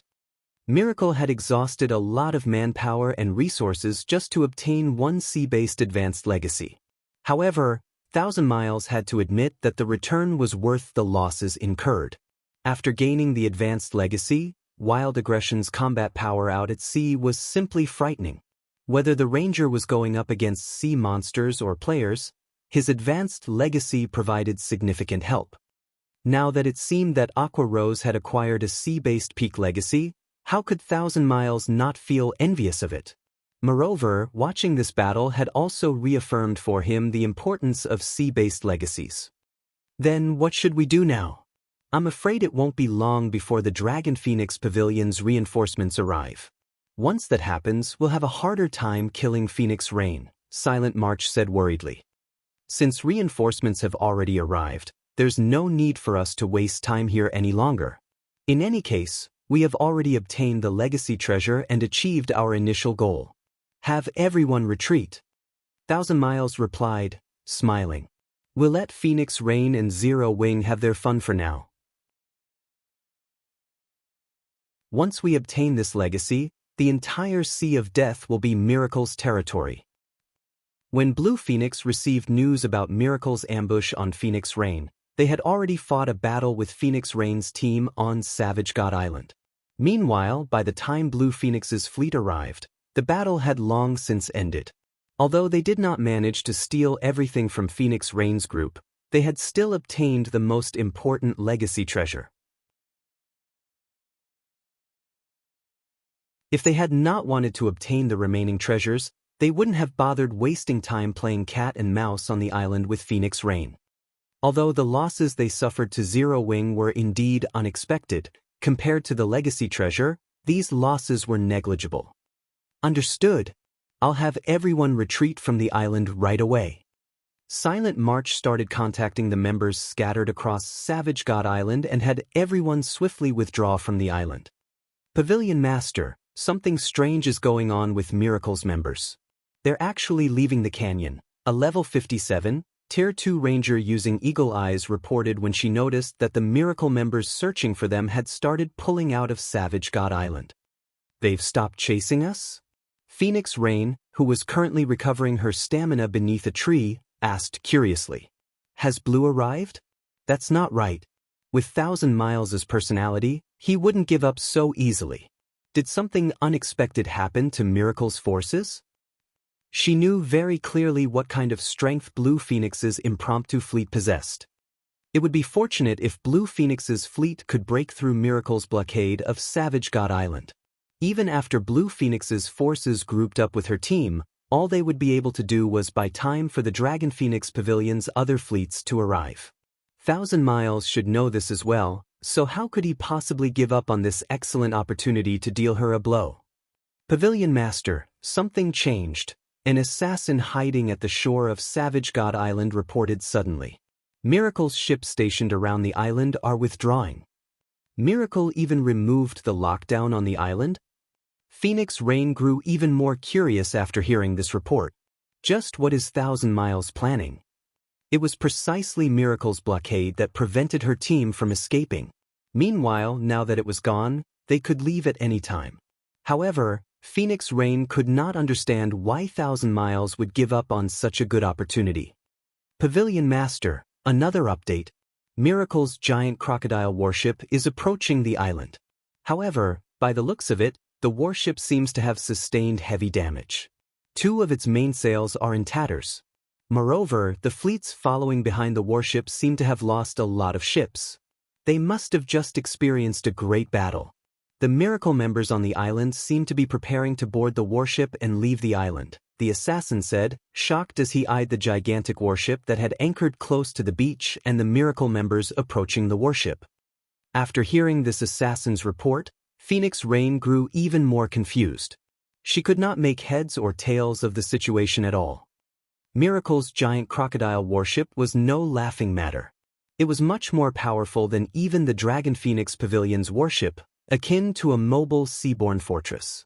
Hence, she found it truly hard to imagine that Miracle's prided warship would suffer heavy damage. Moreover, Miracle had even decided to abandon Savage God Island and retreat right after suffering such a humiliation. Everyone, get yourselves ready. We're going to leave the island now. Phoenix Rain decided after giving the matter some more thought. Pavilion Master, could this be Miracle's trap? Maybe they're pretending to retreat to get us to lower our guard, a female cleric said. With how strange the situation was, they had to be especially careful in their decisions. That shouldn't be the case. That's the giant crocodile warship we're talking about. Miracle doesn't need to damage its prized warship to such an extent just to deal with us. Miracle must have fought some other superpower and ended up eating a loss, Phoenix Rain said, shaking her head. While she had indeed considered the possibility of this being a ploy by Miracle, the likelihood was very low. Warships could not be repaired in ordinary repair yards. It would be utterly foolish for Miracle to damage its core combat power just to deal with her team. A short moment later, Phoenix Rain led the survivors of her team out of the canyon they were hiding in and carefully approached the shore of Savage God Island. Their journey there was incomparably peaceful. They did not encounter a single member of Miracle. Just which superpower started a fight with Miracle? Phoenix Rain could not help but wonder as she thought back to the uneventful journey her team just made. As far as she knew, there were no naval superpowers capable of forcing Miracle to make such a decisive retreat. Pavilion Master, look, it's Blue Phoenix's fleet, a Tier 2 Ranger said as she waved excitedly at the ships approaching the shore they stood on. When Phoenix Rain turned to the direction the female ranger indicated, confusion covered Phoenix Rain's face. It was indeed Blue Phoenix's fleet that arriving. However, Miracle's ships currently surrounded Blue Phoenix's fleet, yet for some reason, none of Miracle's ships dared approach Blue Phoenix's fleet. They only watched the fleet edge up to the shore from afar as if they were afraid of something. When Blue Phoenix's fleet got closer, Phoenix Rain suddenly noticed the presence of sailboats and speedboats that were both unfamiliar yet familiar to her. This was especially true for the sailboat at the lead. Zero Wing. Phoenix Rain was filled with an indescribable sense of shock when she saw Shi Feng and his guild members standing at the bow of the one-horned sailboat. Could it be their doing?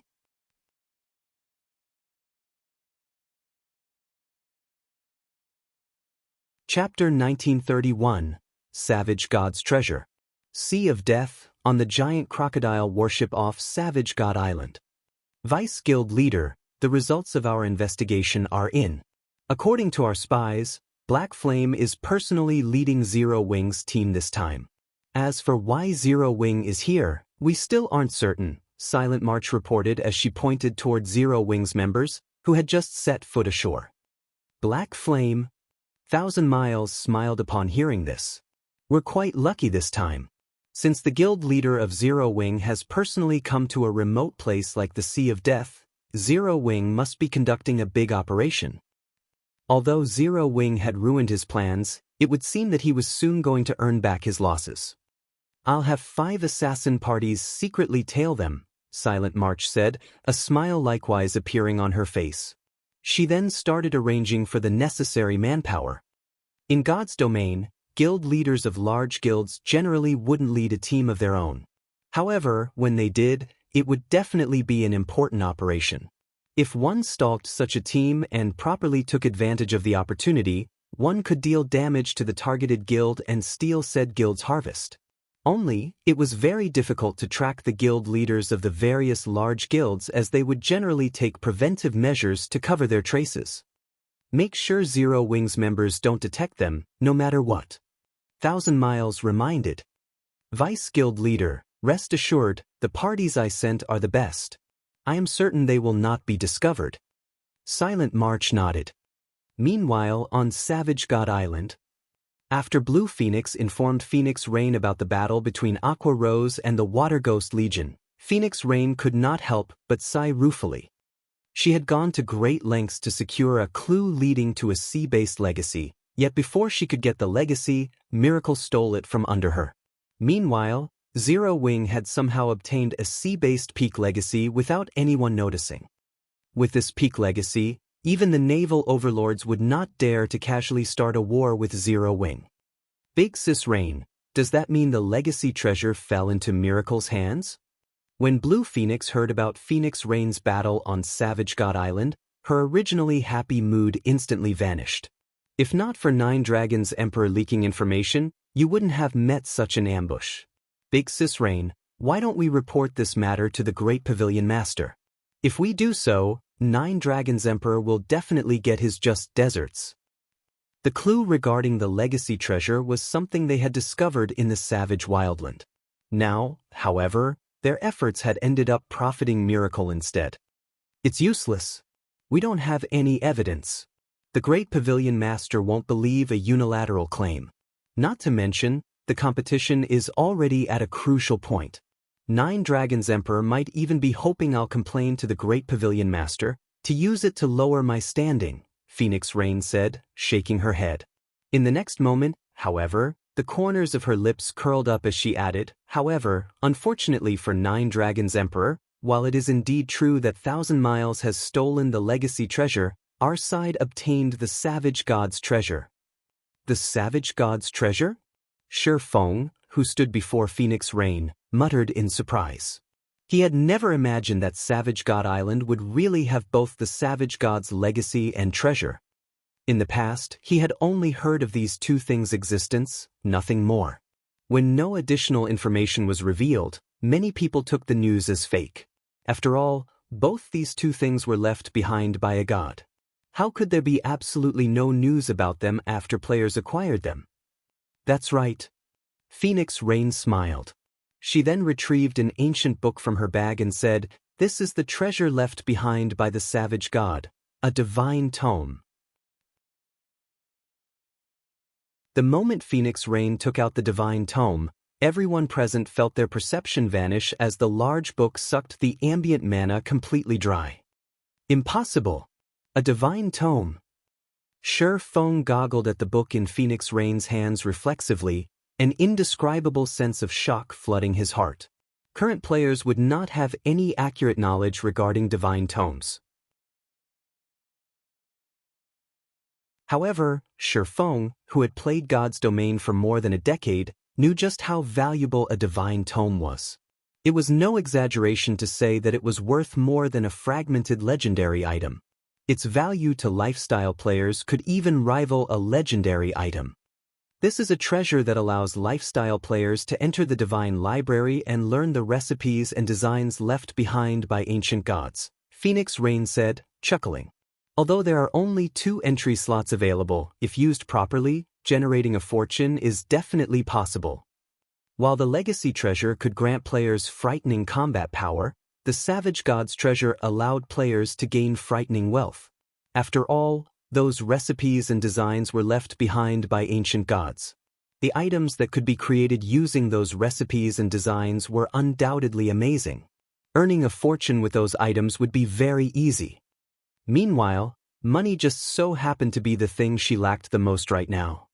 She had invested practically every coin she earned into developing her naval forces.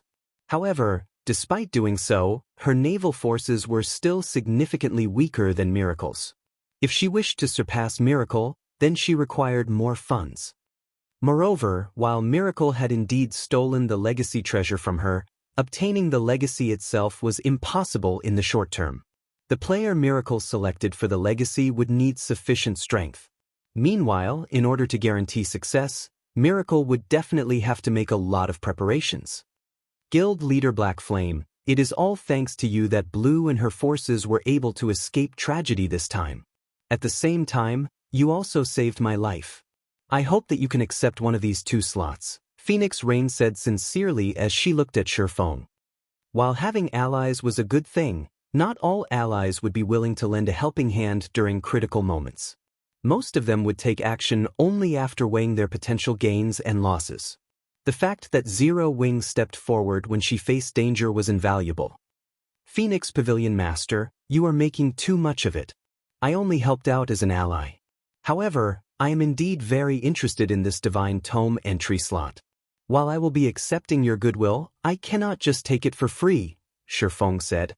He immediately took out 6 bronze speedboats and traded them to Phoenix Rain. Each entry slot to the Divine Library was worth roughly 1 fragmented legendary item, definitely far more than the help he provided this time. As for the bronze speedboats, these things currently weren't of much use to Zero Wing, as the guild was not particularly active in the Sea of Death right now. However, they were worth a lot to Phoenix Rain, who operated mainly in the Sea of Death.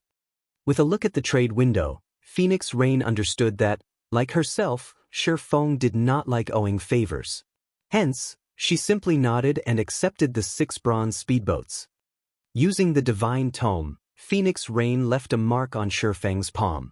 With this, he could either use the mark himself or transfer it to someone else. However, it could be used only once. Once the transaction was completed, Phoenix Rain decided against lingering on Savage God Island, as she still had a lot of work awaiting her. After instructing Blue Phoenix's group to continue guiding Shifeng to Kama Island, Phoenix Rain herself returned to Thunder Island. Shifeng headed deeper into the Sea of Death on the one-horned sailboat. While resting inside a cabin in the sailboat, Shifeng fell into deep thought as he looked at the mark on his palm. In the end, he decided to be the one to use this mark. Although there were other lifestyle masters in the candlelight trading firm, acquiring a recipe or design from the Divine Library required one to possess sufficient combat power as well. Otherwise, one would not gain anything. Meanwhile, if he waited until Melancholic Smile or Cream Cocoa became combat experts, it would be months or years before he could reap the benefits of the Divine Library. Following which, Shifeng activated the mark on his palm. Suddenly, the mana inside the cabin stirred. Shortly after, a spatial tear appeared behind Shifeng and sucked him into it. In the blink of an eye, he disappeared from the room, leaving behind only a silver magic array on the floor where he had been standing.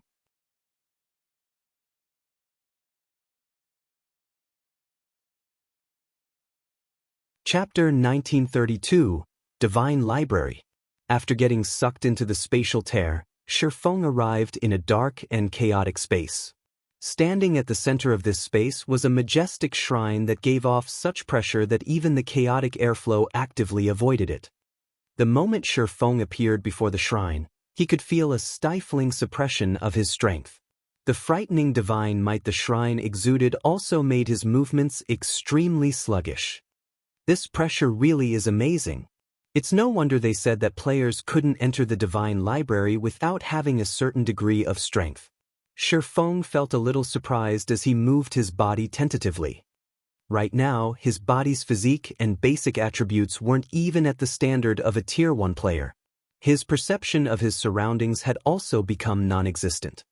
If he were to fight in such a state, he might have difficulty going up against a chieftain of the same level. If any other Tier 2 player were in his position right now, one could easily imagine how much weaker they would become, not to mention lifestyle players. After familiarizing himself with the environment, Shi Feng approached the shrine, which was over a kilometer tall. Countless divine runes and magic arrays were engraved into the shrine's exterior, radiating a golden glow that gave the shrine a sacred ambience. Meanwhile, standing before the main entrance was a stalwart statue wearing leather armor and a helmet made out of dragon bones, the helmet exposing only a set of eyes. The statue also held an axe in each hand. The pressure the statue gave off was so powerful that Shi Feng had extreme difficulty approaching it. When he got within 100 yards of the statue, his body refused to move even a step closer. What kind of statue is this? It's clearly an inanimate object, yet it still has such a powerful pressure. Most likely, even Tier 4 players can't walk up to its feet. Looking at this 10-meter-tall statue, Shi Feng could feel that the pressure it gave off would increase exponentially the closer one got to it. After bypassing the statue, Shi Feng quickly arrived at the shrine's main entrance. The entrance was so massive that even monsters over 10 meters tall could walk through it easily. As Shi Feng approached the golden set of doors, the doors slowly parted, a blinding glow escaping through the gap between the doors. By the time the golden doors were fully opened and the intense light had dissipated, a sea of books appeared before Shi Feng. Rows of bookshelves filled the hall before him with patrol squads of stone guards wandering all around the chamber. Similar to Shi Feng, these stone guards were all level 69. As for their ranks, there were elites, special elites, and chieftains. Although the HPs of these stone guards were not as high as that of ordinary monsters of the same rank and level, the elites still had over 1 million HP, while the chieftain-ranked squad captains had 5 million HP. If Shi Feng were to come across these monsters in the outside world, he wouldn't even have paid attention to them. However, in his current state, he had no choice but to take the many stone guards in the hall seriously. The chieftain-ranked stone guards were especially dangerous to him. While Shi Feng was carefully observing the movements and habits of the stone guards, an armored, middle-aged man, whose body was translucent like a ghost, suddenly appeared at the center of the hall. Even when Shi Feng tried using omniscient eyes on him, aside from finding out that the man was named Bernard, he did not get any other information. Adventurer of the human race, I am Bernard, the manager of the Divine Library. Since you have gained an entry slot from a divine tome, you may pick out one book from the Divine Library. However, the books here are not easy to acquire. They will not be given to people who lack ability, Bernard said after appearing before Shi Feng. Like an emotionless machine, Bernard continued indifferently, there are a total of 5 floors in the Divine Library, and the higher you go, the fewer the books available. In return, however, their value will also increase. Even ancient gods would covet the books found on the top floor. There are a large number of guards on every floor. Your task will be to obtain the book you want from these guards. Once you get a book, I will send you back immediately. If you are killed by the guards, you will similarly be sent away. If you wish to reap a harvest in the Divine Library, you must not be greedy. Tread within the limit of your abilities. After saying so, Bernard vanished. Sure enough, this place is the same as the rumors made it out to be. Shi Feng possessed a certain degree of understanding of the Divine Library due to its great fame in God's domain. Countless superpowers had fought desperately to acquire a divine tome in the past. Stored inside the divine library were various recipes and designs for lifestyle classes. There were even designs for powerful war weapons, defensive constructions, and magic arrays. Just like Bernard had said, even after reaching Tier 6, players would still lust for the divine library's contents. In the past, the most famous story involving the divine library had a Tier 6 God-ranked player obtaining a design for a war fortress from the divine library's 4th floor. The war fortress built using this design could resist even Tier 6 gods. Its deterrent force easily surpassed that of a Tier 6 player. The guild that acquired this war fortress also gained great assistance from it. God's domain had many forbidden lands that were so inhospitable that guild towns couldn't be set up within them no matter what. However, the war fortress could. Due to this reason, countless superpowers had tried desperately to obtain a divine tome so that they could acquire an amazing war fortress design themselves. With such a war fortress, they, too, could develop in the various forbidden regions and reap the bountiful resources and treasures there.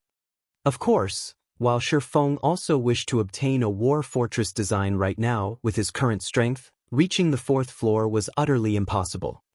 The difficulty of each floor in the divine library increased exponentially. A Tier 2 player would be fortunate to obtain a book from the 1st floor. Even the best among Tier 2 players would get only as far as the 2nd floor. However, although the books on the 1st and 2nd floor were not as valuable as a war fortress design, they were already precious. Let's try out these guards, Shifeng thought as he looked at the patrolling guards. He then used Phantom Kill and had his doppelganger test the waters. He had not been given a time limit for picking a book. Although his doppelganger was not as strong as his main body, even if it died, he wouldn't lose anything. At most, he would just have to wait a few minutes for the skill's cooldown to end. As Shifeng controlled his doppelganger to approach one of the patrol squads, the guards in the entire hall went into a frenzy, all of them surging toward his doppelganger. Although this situation surprised Shifeng a little, he still managed to have his doppelganger charge forward and cut at one of the squad captains. Ping! Before the doppelganger could even land a hit, however, Shifeng suddenly saw a flash stabbing at his doppelganger's body. The doppelganger went flying, its HP decreasing by 1/9. So strong. Shifeng could not help his surprise as he looked at the squad captain. Not only did the squad captain's attack contain great strength, but the way it moved its spear was absolutely flawless, without any excess action whatsoever. The squad captain's combat standard was already very close to rivaling Refinement Realm experts. All the captain lacked was a little bit of intellect. Before Shifeng's doppelganger could stand up, several squad captains nearby had already arrived before it, their spears stabbing the doppelganger one time after another. Whether it was in terms of speed or strength, the squad captains had the upper hand. Despite activating its life-saving skills, Shifeng's doppelganger still did not last more than 10 seconds before getting killed. It did not even get to touch the first row of bookshelves.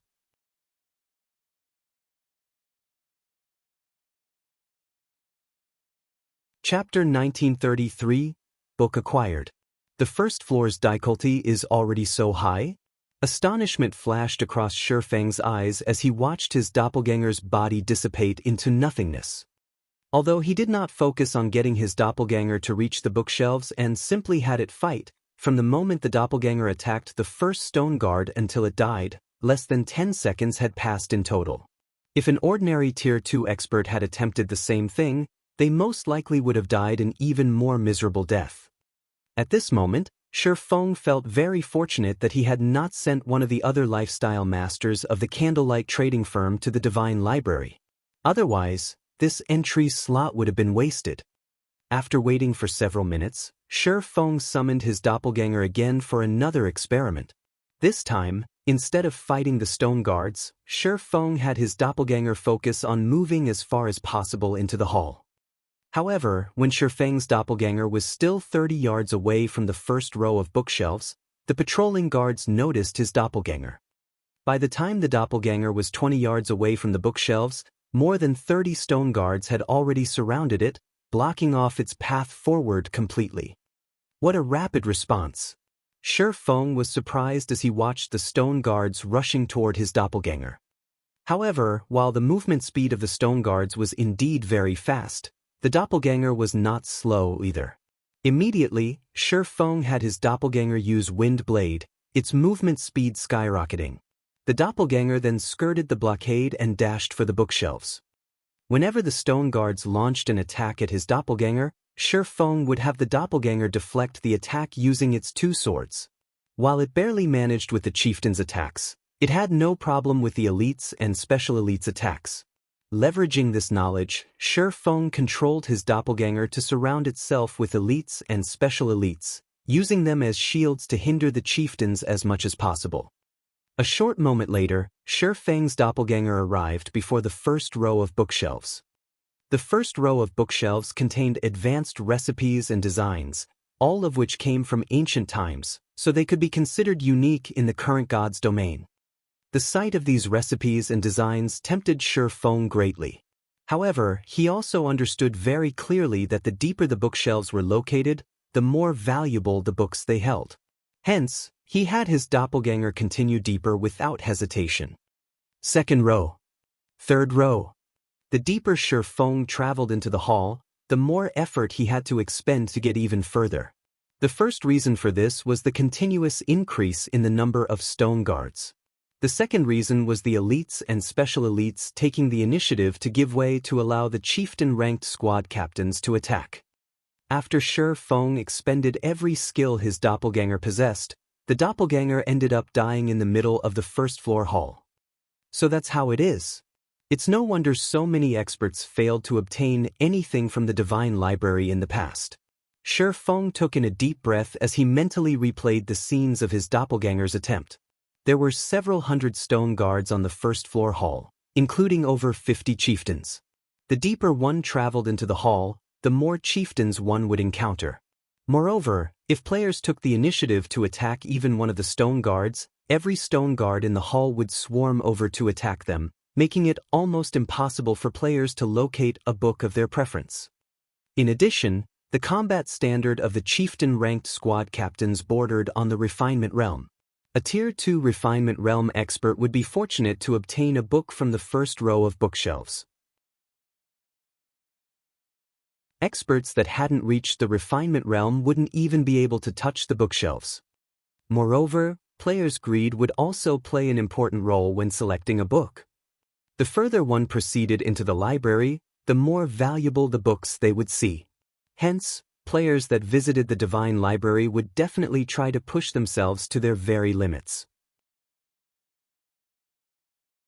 However, after they truly reached their limits, they would not have any opportunities to reach for a book on the shelves, as the patrol guards would have already surrounded them. Even if they did still have some energy left to grab a book, it would be nearly impossible to accurately grab a book suited to their own needs. Now that I've already grasped the basic movement patterns of the guards, it's about time I made a move myself. After Shi Feng simulated the battle on the first-floor hall in his mind several times, he focused his gaze on the closest patrol squad. If he tried to advance into the hall by sneaking through the gaps between patrol squads, once he got discovered, multiple patrol squads would charge at him and quickly surround him. However, if he were to charge straight at the nearest patrol squad, it would take the other patrol squads some more time to reach him. In other words, for a certain period, he would have to deal with only one patrol squad. He wouldn't have to deal with the encirclement of multiple patrol squads right off the bat, which would, in turn, slow down his advance and allow more patrol squads to gather around him. After Shi Feng was done planning, he immediately charged at the nearest patrol squad. Intruder, die! After noticing Shi Feng's approach, the 10-man patrol squad quickly moved to surround him. Upon seeing this, Shi Feng executed Purgatory Pentaslash without hesitation. In terms of basic attributes, he was significantly superior to his doppelganger. Moreover, unlike his doppelganger, he had the assistance of the 7 luminaries' rings aura of wind to increase his movement speed by a significant margin. After sending 5 elite stone guards flying, Shi Feng used Wind Blade and rushed past the squad captain, bolting for the depths of the hall. In the middle section of the hall, more than 10 patrol squads managed to surround Shi Feng. Faced with such a situation, even Shi Feng felt that he was close to reaching his limits. his HP rapidly decreasing. He immediately activated Heavenly Dragon's power, his strength skyrocketing, then executed Sword's orbit to send the approaching stone guards flying. The boost in strength allowed Shifeng to advance with great ease. Only after he neared the staircase leading to the second-floor hall did he start feeling some pressure. Currently, dozens of squad captains surrounded him. Even though he had an advantage in strength, the squad captains charged at him without fear. Unlike before, when squad captains only tried to hinder his movements and buy time, they now recklessly traded blow for blow, fully intent on reaping his life at all costs. Hence, even though he had superior strength, advancing still took him a lot of effort. In the end, Shifeng decided to use 9 dragons slash against the overwhelming number of attacks. With the help of the 16 Abyssal Blade Phantoms, he finally managed to get through the first floor and reach the second floor. Unlike the first floor, the guards on the second floor did not give Shifeng any time to prepare at all. The moment he appeared on the floor, the guards were already swarming toward him. Meanwhile, the guards on the second floor had clearly received a qualitative improvement, as even the weakest guards were chieftains, while the squad captains were high lords whose combat standard was at the refinement realm. Compared to the guards on the first floor, the guards here also coordinated much better with each other. To make matters worse, even with Heavenly Dragon's power activated, Shifeng was actually inferior to the high lords in strength. By the time Shifeng arrived at the first row of bookshelves, he already felt himself close to reaching his limits. Right now, he didn't even have any energy to spare for grabbing a book. Sure enough, the second floor isn't a place Tier 2 players can casually visit. Shifeng could not help but reveal a bitter smile when he noticed 3 more patrol squads approaching. It seems I have no choice but to give it my all. He activated Blade Liberation, allowing his strength to skyrocket once more. With the activation of Twofold Berserk, his strength rivaled that of the High Lord-ranked squad captains. Following which, he stabbed the Abyssal Blade into the ground. Shadows then spread out from the magic weapon. Abyssal Curse. All the guards within a 50-yard radius were instantly immobilized. Next, Shifeng activated Phantom Kill and had his doppelganger transform into a black dragon. He then split up with his doppelganger and took independent action. After Shifeng left, the pressure on him decreased visibly. Even after he reached the second floor's middle section, only 6 patrol squads were chasing him. In comparison, the black dragon had attracted the attention of over a dozen patrol squads. Lightning Slash. Shadow Blade. Although he had repelled a few squad captains with his skills, even more squad captains quickly took their place, the High Lords launching attacks at his defensive blind spots. Even though Shifeng perceived the attacks ahead of time, there were simply too many of them. There was a limit to the number of attacks he could deflect. As a result, he steadily incurred damage time after time. When he activated Void Shield, the shield's energy depleted rapidly. 80%, 50%, 20%. Just when his Void Shield was about to shatter, Shifeng gritted his teeth and activated Divine Steps. Immediately, he and his 10 new doppelgangers scattered, dashing in different directions, forcing the patrol squads to split up. By constantly switching positions with his doppelgangers, he managed to advance a considerable distance into the hall. Is this my limit? When Shifeng saw the 20-plus patrol squads charging at him from the hall's rear section, he understood that entering the rear section would be impossible. Moreover, his twofold berserk was about to lapse. Risking getting hit, he dashed for a dark gray bookshelf nearby. Just as he was about to look at the books there, however, an angry bellow entered his ears. Intruder, die! When the squad captains saw Shifeng approaching a bookshelf, they went berserk. Suddenly, over a dozen squad captains raised their spears and hurled their weapons at him. Shoo! Shoo! Shoo! The spears created sonic booms as they flew at Shifeng. It was evident that the power contained within those spears was already at the Tier 3 standard. Seeing this scene, Shifeng no longer dared to inspect the books. Sensing the lethality of those spears, he grabbed one of the 3 books displayed on the bookshelf. The moment Shi Feng took the book off the bookshelf, he disappeared from the hall. As for the dozen or so spears, they harmlessly passed through his former location and crashed into the magic barrier protecting the dark gray bookshelf, the magic barrier trembling slightly from the spear's might.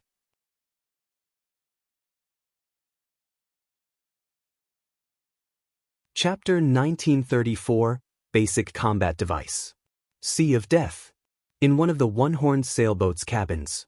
The silver magic array carved on the floorboards suddenly lit with a brilliant glow.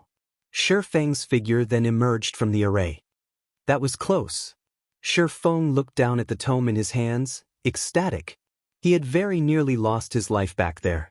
He never thought that the stone guards could go berserk. The power of their spears had undoubtedly been at the Tier 3 standard, and if every one of those dozen or so spears had struck him, he would have died instantly. But despite his near-death experience, he couldn't help but excitedly inspect his new treasure. All of the Divine Library's books were precious treasures. First-rate guilds would even drool over the tomes on the first floor, not to mention those on the subsequent floors.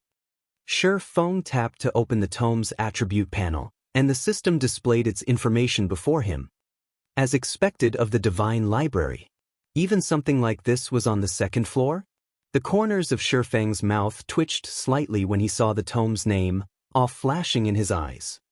The tome he had obtained from the Divine Library was the production design for the basic combat device.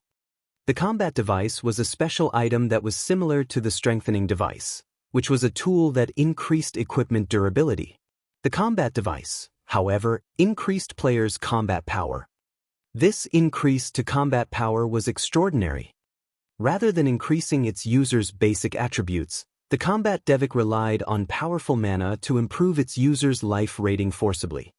The ancient gods had created this magic tool, but since the combat device's production method had been lost to time, players could only find these devices in ancient ruins. Moreover, very few were generally hidden in such locations. The various large guilds in the past had treated the combat devices they had found like their own children.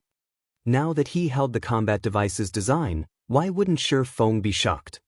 Even though it was only the basic combat device design, it was still enough to drive the various superpowers crazy. The basic combat device increased players' life ratings at Tier 3 and below by 1 rank. Although the improvement wouldn't boost normal players to the archaic species standard, it was still a formidable improvement, on par with upgrading a lord to high lord rank. When equipped, players would become boss-like existences among their peers. If an ordinary player equipped the combat device, their strength could rival an expert player of the same level and tier. If ordinary expert players used the device, although they would not be a match for peak experts, they would become slightly stronger than refinement realm experts. The combat device's only downside was that it couldn't be used in dungeons, even regional dungeons. In dungeons, equipping the device would have no effect. Even so, many players still dreamed of using the combat device. A basic combat device had sold for around 200 gold in the past, yet many players had fought over every device available on the market. If I can mass-produce these devices, I won't have to worry about a lack of experts in Zero Wing. Although the basic combat device design required precious materials, the total cost for producing each device was only around 60 gold. Unfortunately, the design required mana stones, which amounted to a large portion of the production cost. Fortunately, obtaining mana stones was no trouble for him since he had a 100% success rate when synthesizing them with the Philosopher's Stone. Zero Wing wasn't far from having as many elite and expert players as a true first-rate guild. Some first-rate guilds even had fewer elites and experts than Zero Wing. Only the range of Zero Wing's influence was inferior to these guilds, but that couldn't be helped since Zero Wing had started in God's domain with nothing. However, if he could mass-produce the combat devices, Zero Wing could expand its influence quickly without worrying about a lack of sufficient manpower to manage the guild's additional territory. Thinking up to this point, Shi Feng's desire to obtain Kama Island's Manatite Island grew. Despite Zero Wing's recent developmental achievements, its magic crystal income had seen very little improvement.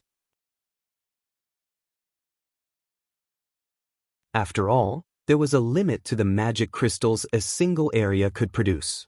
If the guild wanted to increase this income significantly, it had to occupy an or vein that generated magic crystals. Returning his focus to the tome in his hands, Shi Feng clicked to learn the basic combat devices production method. Only the player that obtained a book from the Divine Library could learn from it. They could not be traded. Hence, the various large guilds in the past had generally sent lifestyle players to the library since they could only put the books to good use by doing so. However, some guilds had dispatched powerful experts to retrieve the more valuable tomes. Those guilds had then invested a ton of resources in nurturing these expert players in the required subclass required to produce the book's items. Fortunately, Shi Feng had gotten quite lucky since the book he had claimed contained a forging design. Had he chosen an engineering design or alchemy recipe, he would have had to invest in developing a new subclass. After learning the production method, Shi Feng began to practice the required magic arrays for the combat device while he waited for the one-horned sailboat to reach Kama Island. Time passed quickly. Under Blue Phoenix's lead, Zero Wing's fleet avoided many unnecessary fights with sea monsters. Finally, after more than 10 hours, the fleet arrived before an island enveloped in death energy. Kama Island's twin peaks were intertwined, and from afar, the island resembled some kind of massive, howling beast. From time to time, deafening roars rose from the island, echoing in the nearby players' minds. Even from afar, plenty of sea monsters were visible as they explored the island's surroundings. All of these sea monsters were level 60 or higher. Just docking on the island would be challenging. Guild leader Black Flame, we've reached Kama Island. I still have some matters to attend to, so I'll take my leave, Blue Phoenix said. She couldn't help her confusion. Her gaze wandered to the island. She didn't understand why Shi Feng wanted to visit an island doused in death energy and void of mana, but it wasn't her place to question him. God's domain had many secrets, after all, and for all she knew, Shi Feng might have come here for some high-ranked quest. Thank you, Shi Feng said sincerely. If not for Blue Phoenix's familiarity with the Sea of Death's inner area, Zero Wing's fleet would have seen a lot of trouble on the way to Kama Island. The one-horned sailboat had sustained considerable damage on the way here, even despite avoiding many battles. Without Blue Phoenix's guidance, Zero Wing's fleet might have been annihilated for carelessly entering a danger zone. Once Blue Phoenix and her subordinates had teleported away via return scrolls, Shi Feng commanded his fleet to approach the island. Although many sea monsters surrounded Kama Island, Aqua Rose and the fleet's other players who wielded sea-based legacies easily removed the creatures from their path. In less than an hour, Zero Wing's ships docked on Kama Island's shore. After seeing to the necessary preparations, an inexplicable fluctuation in space slammed into Shi Feng as he set foot on the island. It had felt as if a sonic boom had radiated throughout the world. Just as suddenly, the sound of a system notification reached Shi Feng's ears. God's Domain System announcement. Players have triggered the new expansion pack, Return of the Survivors. The system will undergo a 24-hour update. Please prepare to log out of the game.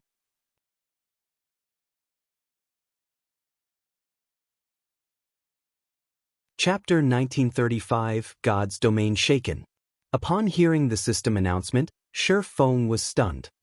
Why has this happened so soon? Shi Feng's expression darkened slightly as he read the system announcement. The Return of the Survivors was a massive expansion pack that affected the entirety of God's domain, but as far as he could remember, this expansion pack shouldn't have triggered until mainstream players had reached level 70. Most mainstream players were only level 50 right now. Most of the various large guilds didn't even have many Tier 2 players, yet the Return of Survivors expansion pack had just triggered. While this expansion pack was good news for the various major powers, the same couldn't be said for Zero Wing. Once the Return of the Survivors expansion pack activated, the ancient humans that had split away from God's domain's main continent due to the ancient war would return. Unlike the current human population in God's domain, these ancient humans retained some of the combat techniques and lifestyle techniques from ancient times. The return of these beings also meant the return of lost technologies. One could easily imagine the impact this change would have on current players. In addition to the return of the ancient humans, the Return of the Survivors expansion pack also reduced the teleportation fees between the continent's various countries. The price of guild transfer scrolls would also drop. Once the expansion pack took effect, both independent players and guild players would have a much easier time traveling between countries. As a result, competition within the various countries would become far more intense. However, these changes were only the tip of the iceberg. The expansion pack's real impact lay in the real world. When the Return of Survivors expansion pack activated, the main god system would also activate the mental assistance system, incorporating players' habitual movements and nerve reactions from the real world in the game. Players' control of their virtual bodies would become more comfortable due to this change, removing the disparity between players' virtual bodies and their physical forms. This latest expansion pack also introduced the EXP potion, the effects of which lasted for 6 hours and disappeared upon death, to the game. The potion would help low-level players level up quickly, doubling their EXP gain from monster kills. Of course, the EXP potion would only be effective for players below the mainstream level, which the main god system determined. To acquire the EXP potion, players had to increase their reputation with the survivors until they were respected and complete a series of quests. Only then would players have the privilege of purchasing the EXP potions from the survivor NPCs at the low price of 1 silver per bottle. Due to the EXP potion, new players had an easier time of quickly catching up to mainstream players. This also allowed experts to arise at a much faster rate, which, in turn, allowed the various major corporations to develop rapidly. Many major corporations had only invested in God's domain after they had realized the game's potential. However, the game's top players had reached a considerably high level by then. As a result, these corporations' experts hadn't been able to exhibit their true strength, even though so many powerful, real-world experts worked for these corporations. Fortunately for them, the EXP potion just so happened to mitigate this problem. In return, though, the EXP potion had increased the competition in God's domain by several times. Even the Secret Pavilion's God's Domain experts list had changed so frequently that the experts in one edition would be gone in the next. Meanwhile, the Return of the Survivors expansion pack thoroughly eliminated the small advantages Zero Wing had accumulated over the game's various powers. Guild Leader, the forums are going crazy over this new expansion pack. The game's official website has even published some information about it. According to the game developers, once the new expansion pack takes effect, human survivors from ancient times will appear in the various NPC cities. These ancient survivors can teach players advanced combat methods for their classes, with each learning attempt only costing 3 silver, Aqua Rose said, surprised when she read the information on the official website. Before this, players had been forced to experiment on their own to learn the combat methods most suited to their classes. However, many elite players had only grasped a few basic combat methods. The various large guilds kept their advanced combat methods a secret, yet God's Domain was about to sell such combat methods to players directly. Advanced combat methods were nearly on par with basic combat techniques. With this new feature, players' combat standards in God's Domain would drastically improve. This feature would bridge the gap between independent players and guild players by a significant margin, and when the various large guilds obtained these system-approved advanced combat methods, it would bridge the gap between their elite and expert members. The minimum requirements to be considered an expert in God's Domain would also change. "I'll need to accelerate my plans," Shi Feng thought as he read the Sea of Death's official forums. The majority of independent players eagerly anticipated this new expansion pack, since it would undoubtedly bridge certain gaps between players. Shi Feng needed to improve Zero Wing's nurturing system before the rest of God's Domain benefited from this expansion pack and soon. Only by doing so could he guarantee Zero Wing's advantage. Meanwhile, in the Or Empire's Crimson Flame Fortress, Vice Guild Leader, although we don't yet know who triggered the new expansion pack, it has assured our guild's rise to glory. Previously, those super first-rate guilds and super guilds have relied on their long-standing foundations in the virtual gaming world to suppress us, But now that advanced combat methods will be available to everyone, the Blackwater Corporation's support will allow us to nurture a large number of experts in a short time, Snow Scar, who wore silver scale armor, reported to Xuan Wuxia as she sat in the guild leader's office. The new expansion pack was undoubtedly good news for the various major corporations, and the Blackwater Corporation would reap even greater benefits since it had so many real-world experts under its command. Now that Blackwater had access to system-approved combat methods, nurturing a large group of expert players would be a piece of cake. How are things conning along in the capital's armory? Xuan Wuxia asked the excited Snow Scar. Based on her indifferent expression, she didn't seem to think much of the new expansion pack. We have already moved past the outer area. Once we've prepared, we'll enter the armory's inner area. It would have taken us some time to secure the inner area, but with the expansion pack, I doubt it will be long, Snow Scar said. But once we have secured the armory, formulate a plan to assault Silverwing Town, Xuan Wuxia said. Looking at the map of the Ore Empire before her, specifically Zero Wing's territory, disappointment flashed in her eyes as she muttered, I had thought that Zero Wing would be able to entertain me, but it seems that battle is over before it has even begun. What an uninteresting guild. Various large guilds and corporations also started to prepare to welcome the latest expansion pack. Meanwhile, on Kama Island, when it was almost time for the system update to begin, Shi Feng ordered his team to log out to rest. The moment Shi Feng logged out himself, he began to prepare for the return of the Survivors expansion pack. He had Blackie significantly increase Zero Wing Workshop's recruitment efforts and try to recruit as many talented players as possible. With the EXP potions, new players would have a much easier time catching up to mainstream players, after all. Previously, he had been able to set recruitment aside, but with the latest expansion pack, other guilds would likely snatch up talented players before he got a chance if he didn't do so now.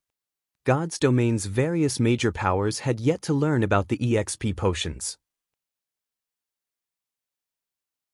Even after this new expansion pack released, they'd only learn about the potions once players had accumulated enough reputation. To become respected, players would have to quest for at least 2 weeks. Shi Feng needed to secure as many opportunities as possible during the next 2 weeks. Meanwhile, while Shi Feng was busy recruiting internal members for the guild, Gentle Snow contacted him. Guild leader, good news. We've dealt with the training ground. The 5 companies have finally caved in and sold their shares. From now on, that training ground belongs fully to Zero Wing, Gentle Snow reported, smiling. Good. Wonderful. Shi Feng was ecstatic to hear this. He had waited for this moment for a very long time. Finally, Zero Wing had its own training ground. After disconnecting the call with Gentle Snow, Shi Feng contacted Blackie and had him gather the Zero Wing Workshop's members in the workshop's main hall.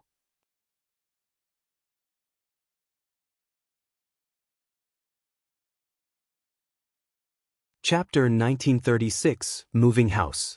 Hundreds of Zero Wing members had gathered in the main hall of Zero Wing's workshop, making the space feel a little cramped. Boss Blackie, has something happened? Why have you suddenly gathered us here? Don't tell me the guild is trying to replace some of us. The Zero Wing members in the hall bombarded Blackie with questions. Some of them were curious, while others were worried. Zero Wing had developed quite a bit recently. Not only did the guild's member count continue to increase, but the guild also ranked its internal members in various aspects. Competition between internal members was incredibly intense, and a large number of players arrived for interviews each day. The guild's workshop was only so large. There was a limit to how many internal members the guild could house. Hence, it wasn't unusual for the guild to cut off some of its present members for new recruits. After all, unlike other members of the guild, internal members received a significant salary. Stop making blind guesses. Even I don't know the meaning of this meeting, Blackie replied. But it should be something good. When the crowd heard Blackie's words, they relaxed. Shortly after the crowd had begun its discussion, Shi Feng entered the hall. The crowd fell silent the moment they saw him, turning towards him with respectful gazes. The majority of Zero Wing's internal members didn't know that Shi Feng was actually the guild leader, Black Flame. Very few of the upper echelons knew the secret. However, they were all aware that Shi Feng was the Zero Wing Workshop's true manager. His position in the guild was the equivalent of first vice guild leader.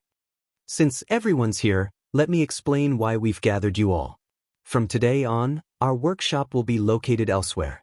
We'll be moving to Ouroboros's main headquarters. This will become Zero Wing's branch workshop, and it will be responsible for recruiting talented players in Jinhai City. If no one has any questions, everyone should prepare for the move, Shi Feng announced. We're moving to Ouroboros's main headquarters. What? Doesn't that mean our guild will have its own training ground like the other first-rate guilds? Amazing! I've heard that first-rate guilds generally use entire skyscrapers as their main headquarters. These skyscrapers are usually as large as a sports arena that can fit tens of thousands of people. We won't have to train in this cramped office anymore. That's not all. First-rate guilds' main headquarters are usually near or in the center of first-tier cities. And a lot of them come equipped with the latest facilities. Their rooms can even rival 4-star hotels. Some of the more impressive headquarters can even rival 5-star hotels. Does that mean we get to live in a first-tier city center? I'm not dreaming, am I? After listening to Shi Feng's announcement, the crowd was elated. Even Fire Dance, Blackie, Yi Wumian, and Zero Wing's other upper echelons were stunned. Although they had known that Gentle Snow was working to acquire Ouroboros's training ground, the 5 companies that had supported the annexed guild had refused to budge. They had expected the matter to take a lot more time to deal with. They hadn't expected to secure the training ground so soon. Moving from a third-rate city like Jinhai City to a first-tier city was a matter worth celebrating for the guild's internal members. However, acquiring Ouroboros's main headquarters held a deeper meaning for the guild's upper echelons. Now that Zero Wing had its own training ground, the guild could nurture experts with more ease. Moreover, the guild would no longer be limited by the limited size of its workshop and could recruit more internal members. With this, Zero Wing's development speed would increase by several times. After Shi Feng had informed his players of the move, he had Blackie arrange the group for the relocation. In reality, they didn't need to do a lot for the move since the facilities at Ouroboros's main headquarters were top-notch. Ouroboros's headquarters offered even more virtual gaming cabins and training facilities than Greenwater Villa, but first, they needed to familiarize Zero Wing's internal members with the new training ground. As for the Greenwater Villa's facilities, they could transfer them at a later date. Naturally, the commotion at the Zero Wing workshop immediately attracted the Big Dipper group's attention. They're finally leaving? Xiao Yu, who currently sat in his office, could not help his rueful sigh when he received Liang Jing's latest report. Although he knew how extraordinary the Zero Wing workshop, which even had dealings with major corporations, was through Liang Jing's periodic reports, he hadn't expected the workshop to leave so soon. Moreover, the workshop had moved to a first-tier city, where talents gathered from throughout the country and competition was intense. He had dreamed of doing the same for many years, but even now, the Big Dipper Group was stuck in Jinhai City. The Big Dipper Group wasn't stuck in the third-rate city due to a lack of funding, but because of a lack of fame and connections. If he tried to set up a training center in a first-tier city, stronger competitors would quickly target the center, and it would be forced to close its doors very quickly. Chairman, Head Instructor Shi has said that Zero Wing is willing to partner with the Big Dipper Group. The Big Dipper Group can use Zero Wing's fame to recruit members for its dojo. Zero Wing will also assist in training the Big Dipper Dojo's members. However, in return, the dojo's talented members have to sign up to become internal members in Zero Wing, Liang Jing reported. Is that so? Xiao Yu could not help his growing excitement. He was no longer ignorant of God's domain. Through Liang Jing's reports and the game's growing popularity, he knew how famous Zero Wing had become. If he could utilize Zero Wing's fame to promote the Big Dipper Dojo, he'd be able to attract many martial artists to join. Chairman, my scheduled flight will soon board. I have to go, Liang Jing said. Go. Continue to work hard with Zero Wing. And you do not need to continue to report back to me. You're already one of Zero Wing's internal members. You'll have a much better future with Zero Wing than Big Dipper, Xiaoyu said, nodding.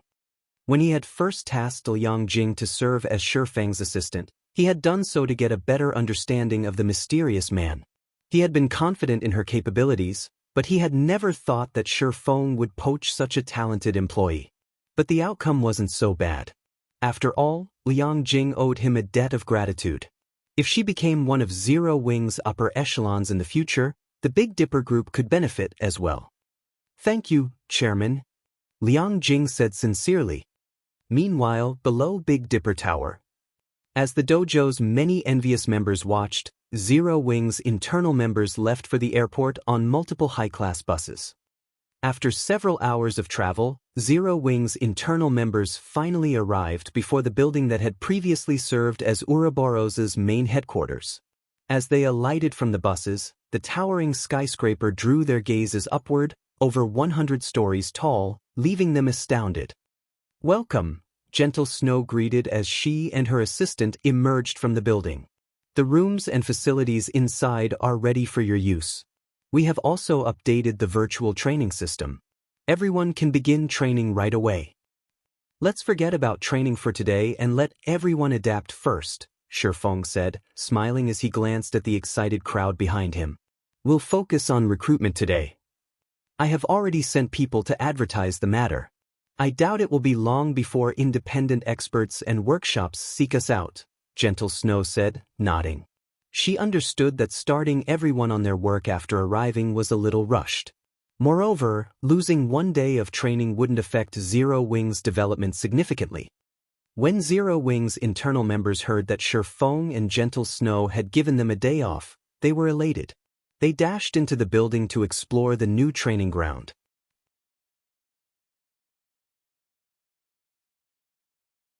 The building that had served as Ouroboros's main headquarters had 133 floors. It had been divided into multiple areas, covering offices, training areas, entertainment areas, and rest areas.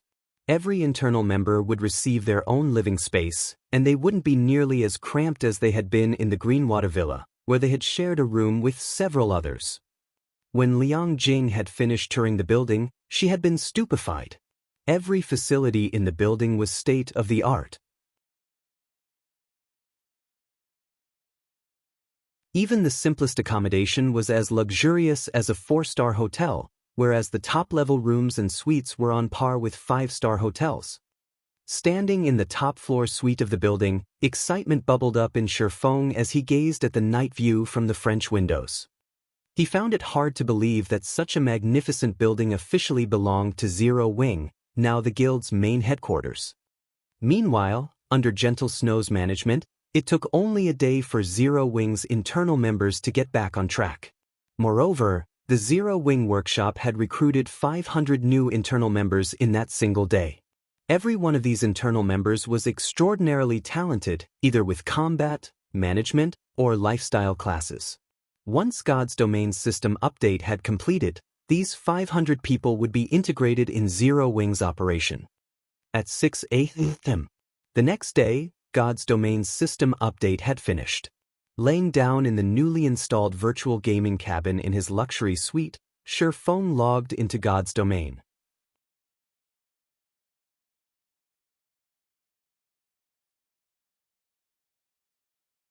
Chapter 1937, Rapid Expansion Sea of Death, Island. The mental assistance system has finally activated. As Shifeng stood on the death energy-saturated beach and stretched, he could feel a tangible change to his virtual body. Before this update, he had always felt as if he were moving in a body that wasn't his. Now, however, he felt as comfortable in his skin as he was in the real world. It felt as if he had been transported into another world, rather than enter a virtual world via a virtual body. When the other Zero Wing members logged into God's Domain and similarly immersed themselves in this new sensation, excitement welled within them. They had felt as if they had been casting spells and using skills from a third-person perspective, but now, they felt as if they used their abilities personally. It felt as if they had gained superpowers in the real world. Looking at the level 60+ demonic beasts on Kama Island, the team eagerly charged at the monsters to test their new forms. Although the mana on Kama Island was very thin and the corrosive power of darkness lingered, with the help of the all-rounded device and darkness resistance potion, the team remained unaffected by the island's harsh environment. In just 8 minutes or so, the team had killed over 100 Lord-ranked demonic beasts. Guild leader, we've just received a report. Due to the system update, many players have begun to learn advanced combat methods from the ancient survivors. As a result, far fewer players are interested in joining Zero Wing, Aqua Rose reported. Then, in a quieter tone, she continued, moreover, the various large guilds have started mass recruiting members, and they've lowered their recruitment requirements significantly, especially Blackwater. Blackwater has improved the benefits it offers its elite members by a significant margin. Blackwater is now offering nearly 40% more than Zero Wing. Because of this, many of the players that had applied to join our guild at the Secret Stone Fortress and Silverwing Town have left to join Blackwater. Blackwater really is vicious. To think it would increase its benefit packages by so much. Aqua Rose's report astonished Shifeng a little, but once he gave the matter some thought, he wasn't overly surprised. The return of the Survivors expansion pack heralded a new area where every major power in the game would seek to recruit elite players. Currently, the Trial Tower was still used to determine players' combat standards. The higher a player climbed in the tower, the stronger combat standards they'd need to progress. Naturally, the fastest way to improve one's combat standards was by learning combat techniques. If players could grasp a single basic combat technique, they'd be almost guaranteed to reach the Trial Tower's 5th floor, which would mean that the player had reached the realm of experts. With the ancient survivor's return, players only needed a small amount of money to learn advanced combat methods. Although these advanced combat methods might not be as helpful as a basic combat technique, they were close. In other words, elite players would have a high probability of reaching the Trial Tower's 5th floor as long as they learned these advanced combat techniques. After all, the various large guilds' elite members, on average, could reach the 4th floor. The only real between elite players was their progress on the 4th floor. Oftentimes, a guild's strength was based on the number of experts it had, since high-difficulty dungeons and quests had very high combat standard requirements. These challenges usually required expert players. Thus, expert players comprised a guild's key support pillar. Now that the return of the Survivors expansion pack had activated, it was only natural that all of God's domain had become so frantic. This expansion pack was particularly beneficial to wealthy guilds like Blackwater. Recruiting elite standard players was much cheaper than poaching experts, and now that elite standard independent players had a much easier time reaching the Trial Tower's 5th floor, it was only natural that Blackwater spared no effort in recruiting them. Guild leader, should we lower our recruitment standards a little? Blackwater might steal the Ore Empire's independent elite players otherwise. If that happens, contesting Blackwater will be quite difficult in the future, Aqua Rose said worriedly. The Ore Empire wasn't like Star Moon Kingdom. It had become a hub for multiple kingdoms and empires. A large number of elite and expert players had gathered in the empire, so it was much easier to recruit players there than in other kingdoms and empires. Since Blackwater wants to claim the independent elite players, let it have them. Unlike Blackwater, we don't have the funds to play that game. Our recruitment standards will stay the same. Continue to prioritize the development of players with potential. We won't try to contest over the ready-made independent elite players, Shifeng said, smiling as he shook his head. While lowering the guild's recruitment standards would attract many elite players and increase the guild's overall strength, doing so without sufficient capital would yield the opposite effect. Most importantly, the standard of expert players would not stay the same forever. In the short term, mass recruiting independent elite players would boost a guild's expert count, but as more players learned advanced combat methods, the overall standard of God's Domain's players would rise, as would the benchmark for expert players. Nowadays, one was considered an expert as long as they reached the early stage of the trial tower's 5th floor, but in the future, they would have to reach the 5th floor's middle stage or beyond. One day, players would have to reach the 6th floor to qualify as an expert. Rather than targeting the current elite players, Zero Wing would profit by setting its sights on low-level players with great talent. It wouldn't be long before leveling up was no longer a problem for newcomers. We're not going to compete with Blackwater? Aqua Rose was a little disappointed after hearing Shifeng's reply.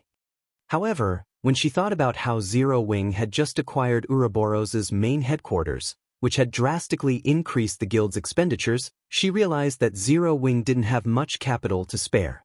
Hence, she had no choice but to give up on this opportunity and focus on recruiting players with strong potential. Meanwhile, Zero Wing's lack of action during this chaotic time confused the various powers and players that watched the guild. None of them understood what Zero Wing intended. The guild was dismissing such a golden opportunity to grow stronger. Are you kidding me? The various large guilds have clearly lowered their recruitment standards. Why hasn't Zero Wing? And I thought that I'd finally get to join the guild. In the end, I still can't meet their recruitment requirements. Why do you insist on joining Zero Wing?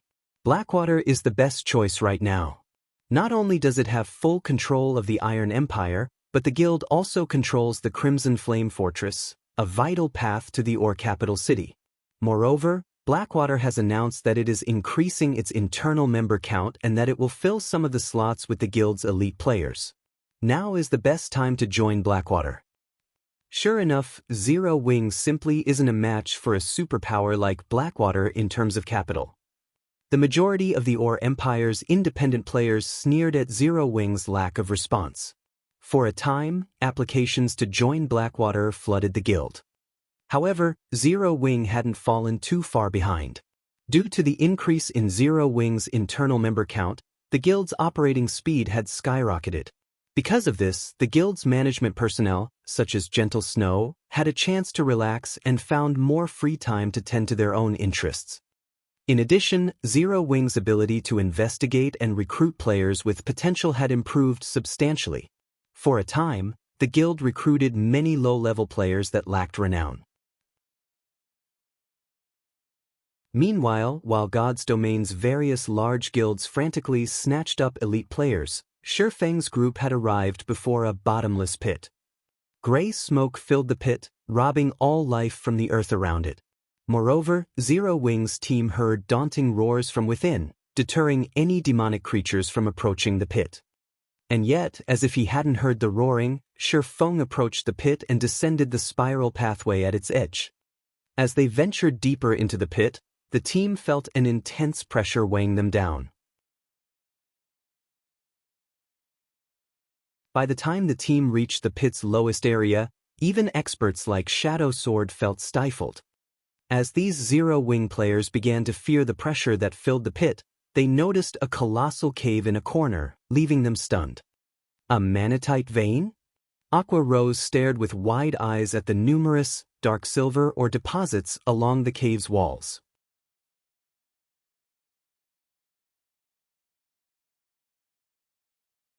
Chapter 1938, Magic-Breaking Crossbow. The faint metallic luster and mana fluctuations in the dark cave stunned Zero Wing's team. Once they realized what they were looking at, they couldn't help their excitement, their breathing becoming a little hurried. Dark silver, and this mana fluctuation. There's no mistake. This is a manatite vein. Blackie's eyes glowed as he gazed at the dark silver ore. Guild leader, we're rich. Ordinary players might not know much about ores, but all of these players were guild experts.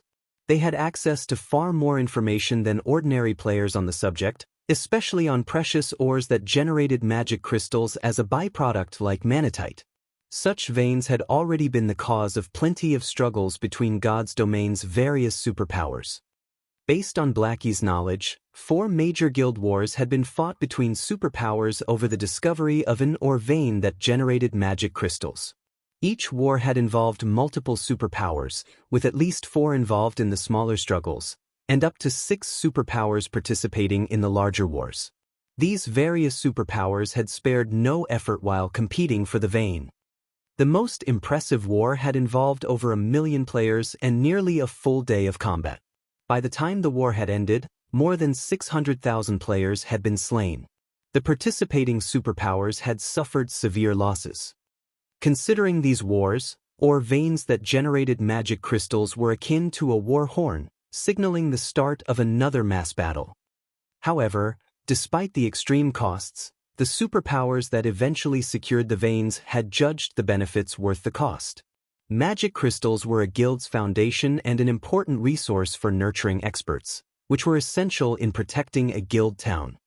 Moreover, as players reached higher levels, magic crystals would become even more important.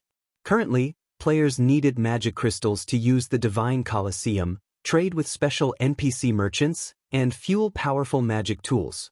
Zero Wings teleportation arrays, magic towers, and defensive magic arrays were a few examples, all of which required a ton of magic crystals each day to maintain. Yet, while the various superpowers fought to obtain veins that generated magic crystals, Zero Wing had discovered one without attracting attention. Now, the guild simply needed to occupy the ore vein and send people to mine it in secret. It would be able to avoid paying a bloody cost. If Zero Wing had a stable magic crystal income, the guild could reach new heights in a short time. Blackie wasn't the only one with such thoughts. Aqua Rose was also ecstatic over the discovery of this manatite vein. Although the manatite vein wasn't as valuable as the attributed ore vein in the Flame Demon's Valley, the valley's environment was simply too harsh for players. Conducting a large-scale mining operation there was impossible. Fortunately, Karna Island was different. The thin mana here would not affect mining players overmuch. The only problem was the darkness corrosion, but that could be easily solved with darkness resistance potions. With the Candlelight trading firm's current strength, mass-producing darkness resistance potions would be a piece of cake. Dispatching a large number of players to mine this manatite vein was definitely possible for Zero Wing. Once Zero Wing harvested enough magic crystals and nurtured a large number of experts, the guild wouldn't have to remain passive in the Orc Empire. It could take the initiative to face Beast Emperor and Blackwater head-on. As the team celebrated the manatite vein before them, nearly 100 dark-skinned, armed demonkin. The demonkin were all level 65 and above, and the weakest among them was a lord. The strongest demonkin was even a level 66 Grand Lord. The group radiated a chilling aura and moved like a well-trained army. What startled the players the most was the demonkin patrol squad's heavy crossbows.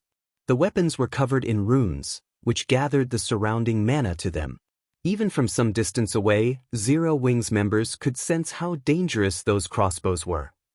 Magic-breaking crossbows? When Shi Feng saw the demonkin's weapons, he was astonished. Shi Feng had known that the manatite vein was a demonkin nest, and Pantheon had paid a high price to secure the vein in his previous life. However, he hadn't expected these demonkin to be so powerful. A single patrol squad even wielded multiple magic-breaking crossbows. Magic-breaking crossbows were lightweight war weapons that individual players could control. They were similar to expendable tools, such as engineered bombs. Not only did the magic-breaking crossbows attacks carry Tier 3 power, but they were also incredibly fast. Even Tier 2 assassins would struggle to dodge the crossbow's bolts.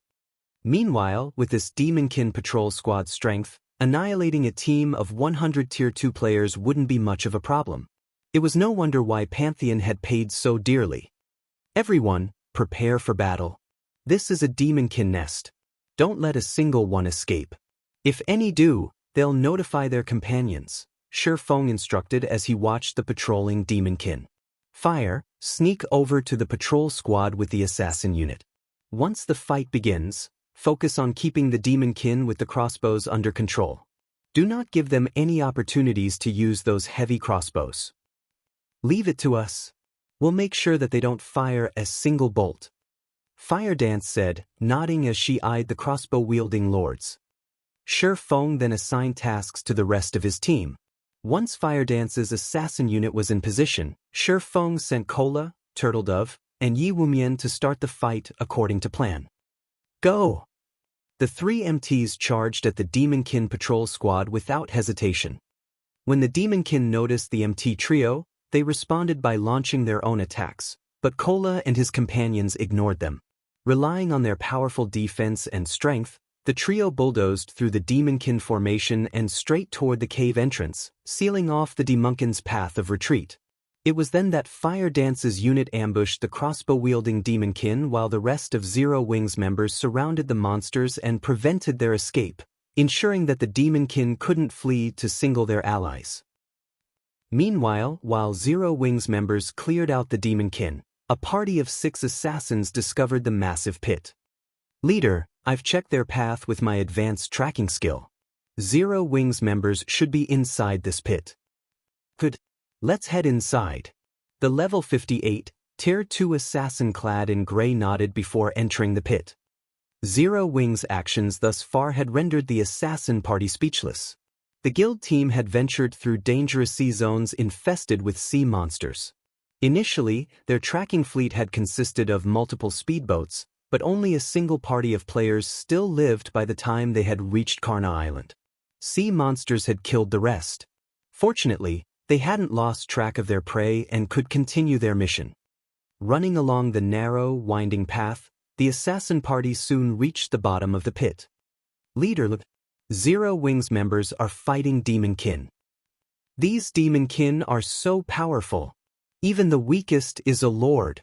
It really makes you wonder what Zero Wings members are thinking. Did they really have to come this far just to grind and level up? Wait a minute. The ore at the cave entrance looks like manatite Oregon. There are so many manatite deposits here. Is this a manatite vein?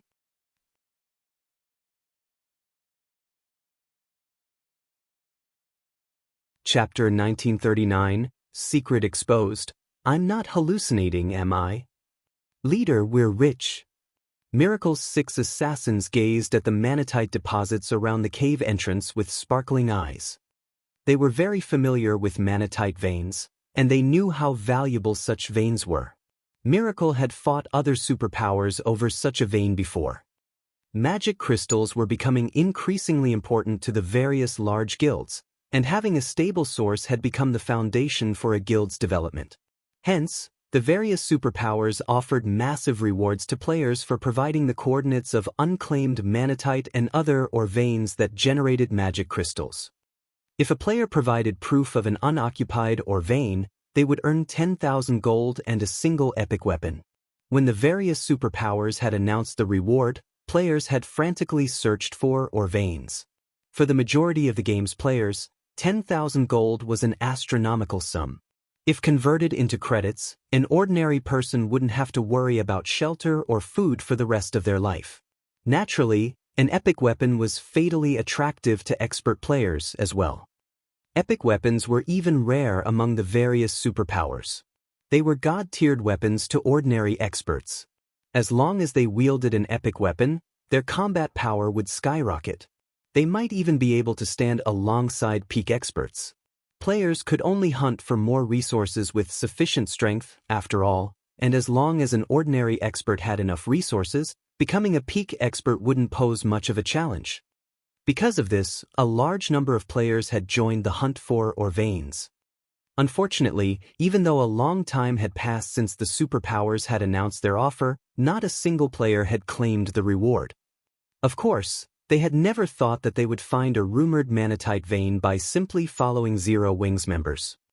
If one of Miracle's members discovered an unclaimed manatite vein, not only would they receive the 10,000 gold and an epic weapon, but their rank in the guild would also increase by 1 level, bypassing the normal restrictions.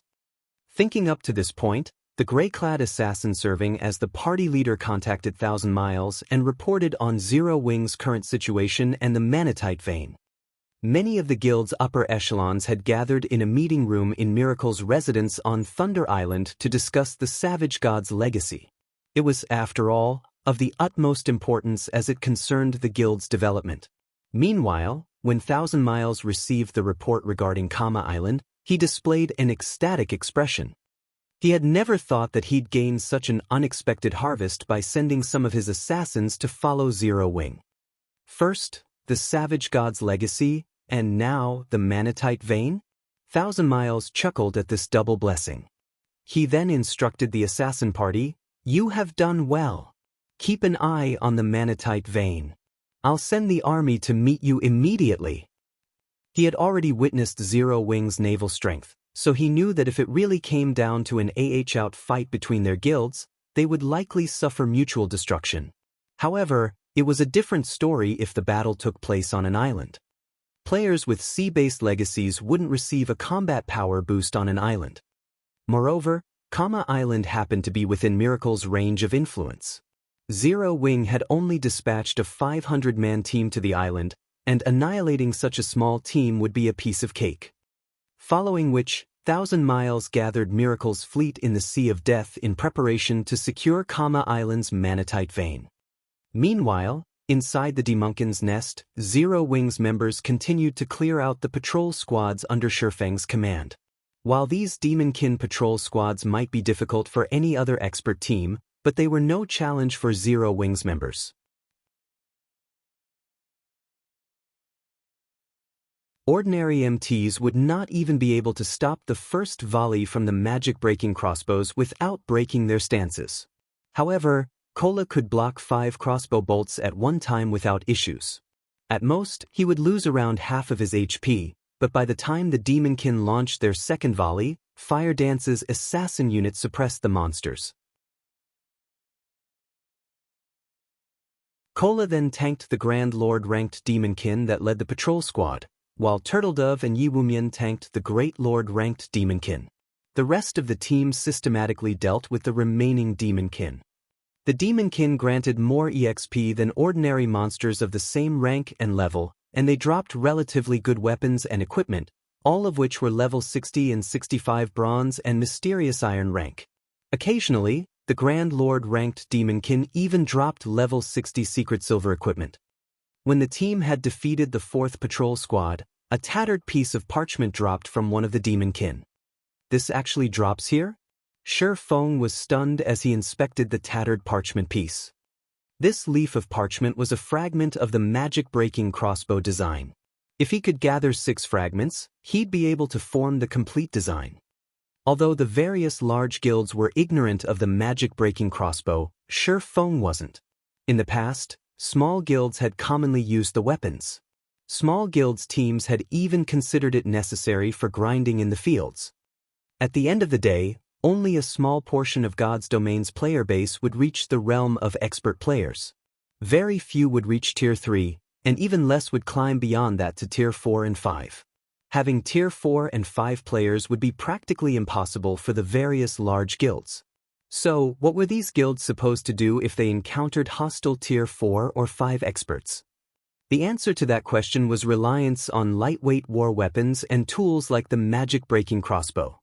The magic-breaking crossbow's attacks carried Tier 3 power, and while that might not seem impressive, the weapon's attack speed was so high that even Tier 4 players struggled to evade its attacks.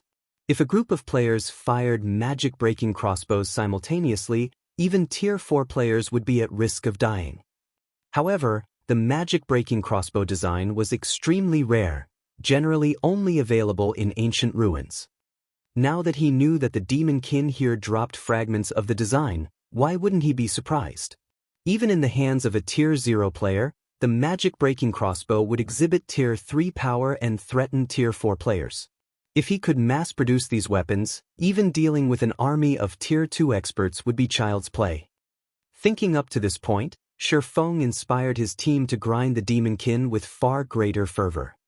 Unfortunately, after nearly 4 hours and constantly using Divine Providence, the team had only collected 3 fragments. They were still far from completing the design. As Shifeng prepared to lead his guildmates further into the Demonkin nest, Phoenix Rain called him. "Guild leader Black Flame, just what are you doing on Kama Island?" Phoenix Rain demanded with a serious expression. "I've just received a report stating that Miracle is gathering a force of more than 30,000 players to head for the island. Over 7,000 of them are Tier 1 experts, and more than 400 are Tier 2 experts."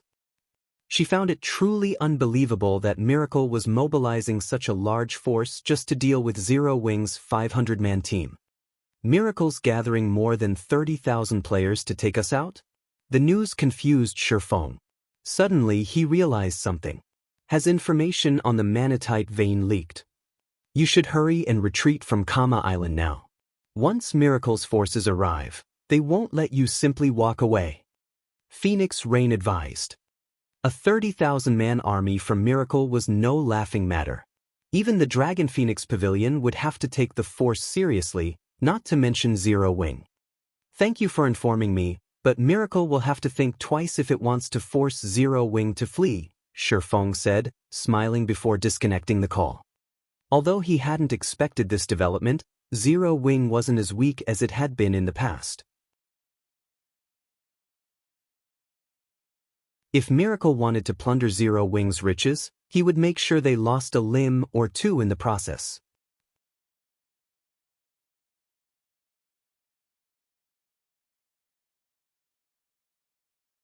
Chapter 1940 Shifeng's Decision. Big Sis Rain, how are things on Zero Wing's side?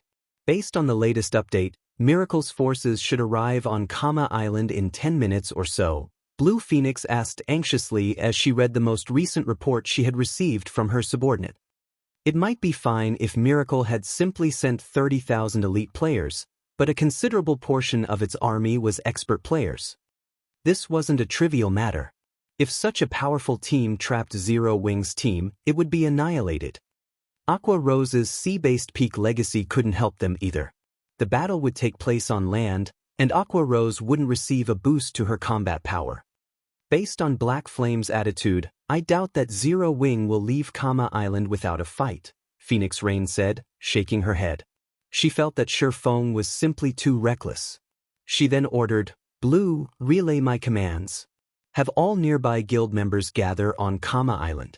We'll hurry and reinforce Zero Wing immediately. I'll get it done. Blue Phoenix nodded. Meanwhile, in the Demonkin's nest on Kama Island, Zero Wing's members were horrified when they heard about Miracle's mobilization. They had never thought that the guild would be so ruthless as to dispatch an army of 30,000 players. This was the army of a super first-rate guild, not a first-rate guild. Moreover, Miracle had only dispatched slightly fewer Tier 2 experts than the number Zero Wing currently had on the island. If they tried to stand their ground against Miracle's army, the battle would definitely end with their deaths. Guild leader, are we going to retaliate? Aqua Rose asked Shifeng. No. With our current strength, fighting Miracle would be suicide, Shifeng said, shaking his head. They might have had a chance if Miracle had merely dispatched ordinary and elite players. With Zero Wing's team of Tier 2 experts, they could use guerrilla tactics and have a chance of surviving Miracle's 30,000-strong army. Unfortunately, reality was cruel. The expert players Miracle had dispatched were far stronger than ordinary expert players, and if they tried to take these experts on while so drastically outnumbered, not even guerrilla tactics would save them from a miserable death. Miracle was a veteran super first-rate guild that could rival veteran super guilds in terms of overall strength. It simply hadn't earned the title of super guild due to lacking a legacy. Miracle's Tier 2 experts were of a far higher quality than those from first-rate guilds or recently risen superpowers. The quality difference wasn't a result of a gap in basic attributes, but due to a difference in combat standards. Refinement Realm experts were considered top-ranked players in first-rate guilds, but to superpowers, Refinement Realm experts ranked nowhere near the top. Naturally, the difference between a Refinement Realm expert and one who hadn't reached that realm wasn't easy to make up. Zero Wing had been able to stand against super first-rate guilds and super guilds because these powers had only dispatched a small number of their Refinement Realm experts or by relying on its players' overwhelming advantage in basic attributes. However, this situation was different. In an era where weapons and equipment drop rates had decreased, Zero Wing's Tier 2 experts no longer had as much of a basic attribute advantage. In a one-on-one fight, Miracle's Tier 2 experts would stomp on most of Zero Wing's. Unfortunately, it couldn't be helped. Miracle had secured its foundation after many years of hard work and investment. This was also why the various large guilds tried so hard to nurture experts. In God's domain, experts were a guild's true support pillar. Weapons, equipment, and tools were only one of the many means used to improve a guild's strength. Then, are we going to retreat? Aqua Rose asked. No. We cannot afford to do that. This is a manatite vein we are talking about. Finding another one won't be easy, Shifeng said, shaking his head. Aqua Rose was speechless. If they weren't going to fight or retreat, what were they going to do? For now, you'll continue to lead the team and clear out the demonkin next. Leave Miracle to me. No matter what happens, don't leave the cave, Shifeng said, chuckling in response to Aqua Rose's confusion. Guild leader, you're not planning on dealing with Miracle by yourself, are you? That's too dangerous. I'll go with you. Aqua Rose anxiously insisted after realizing that Shifeng intended to act solo. He might be alright if he were surrounded by dozens or hundreds of Tier 2 experts, but if Miracle used magic arrays or traps to suppress him, the army would even whittle his HP down to 0, regardless of how extraordinarily strong Shifeng was. The various superpowers were even capable of killing mythic monsters, much less a Tier 2 player like Shifeng. Do I look that stupid? Shifeng laughed when he noticed Aqua Rose's nervous reaction. Relax. I know what I am doing. After saying so, Shifeng left the demonkin nest alone. Meanwhile, a large fraction of Miracle's members had gathered on Kama Island's beach. Even 1,000 Miles had arrived to command the battle personally. Miracle's 30,000-strong army occupied more than half of the island's beach. Even the lowest-leveled player present was level 56, and they were all well-equipped. As for Refinement Realm experts, just the ones participating in the expedition this time numbered more than 150, and every one of them was a Tier 2 player. Vice Guild Leader, the Manatite Vein is located in a massive pit in the island's valley. The leader of the assassin party that had tracked Zero Wing's team reported from 1,000 Miles' side. I've already stationed my party outside the cave entrance to deal with Zero Wing's members. Thus far, the guild hasn't shown any signs of retreating. Zero Wing must be suicidal. They still haven't fled. 1,000 Miles laughed. Haven't they made peace with losing their Manatite Vein? Miracle had not tried to hide its large-scale mobilization. With Zero Wing's connection with Phoenix Rain, how could the guild have possibly missed Miracle's movements? The only explanation was that Zero Wing was being stubborn. But it didn't matter. The difference between the two guilds' strength was already massive, and the Sea of Death's inner region was Miracle's territory.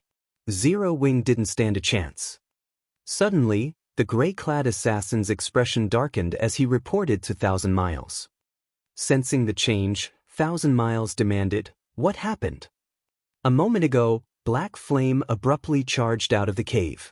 Moreover, he discovered the 5 players I left to guard the entrance and killed them all, the assassin muttered softly.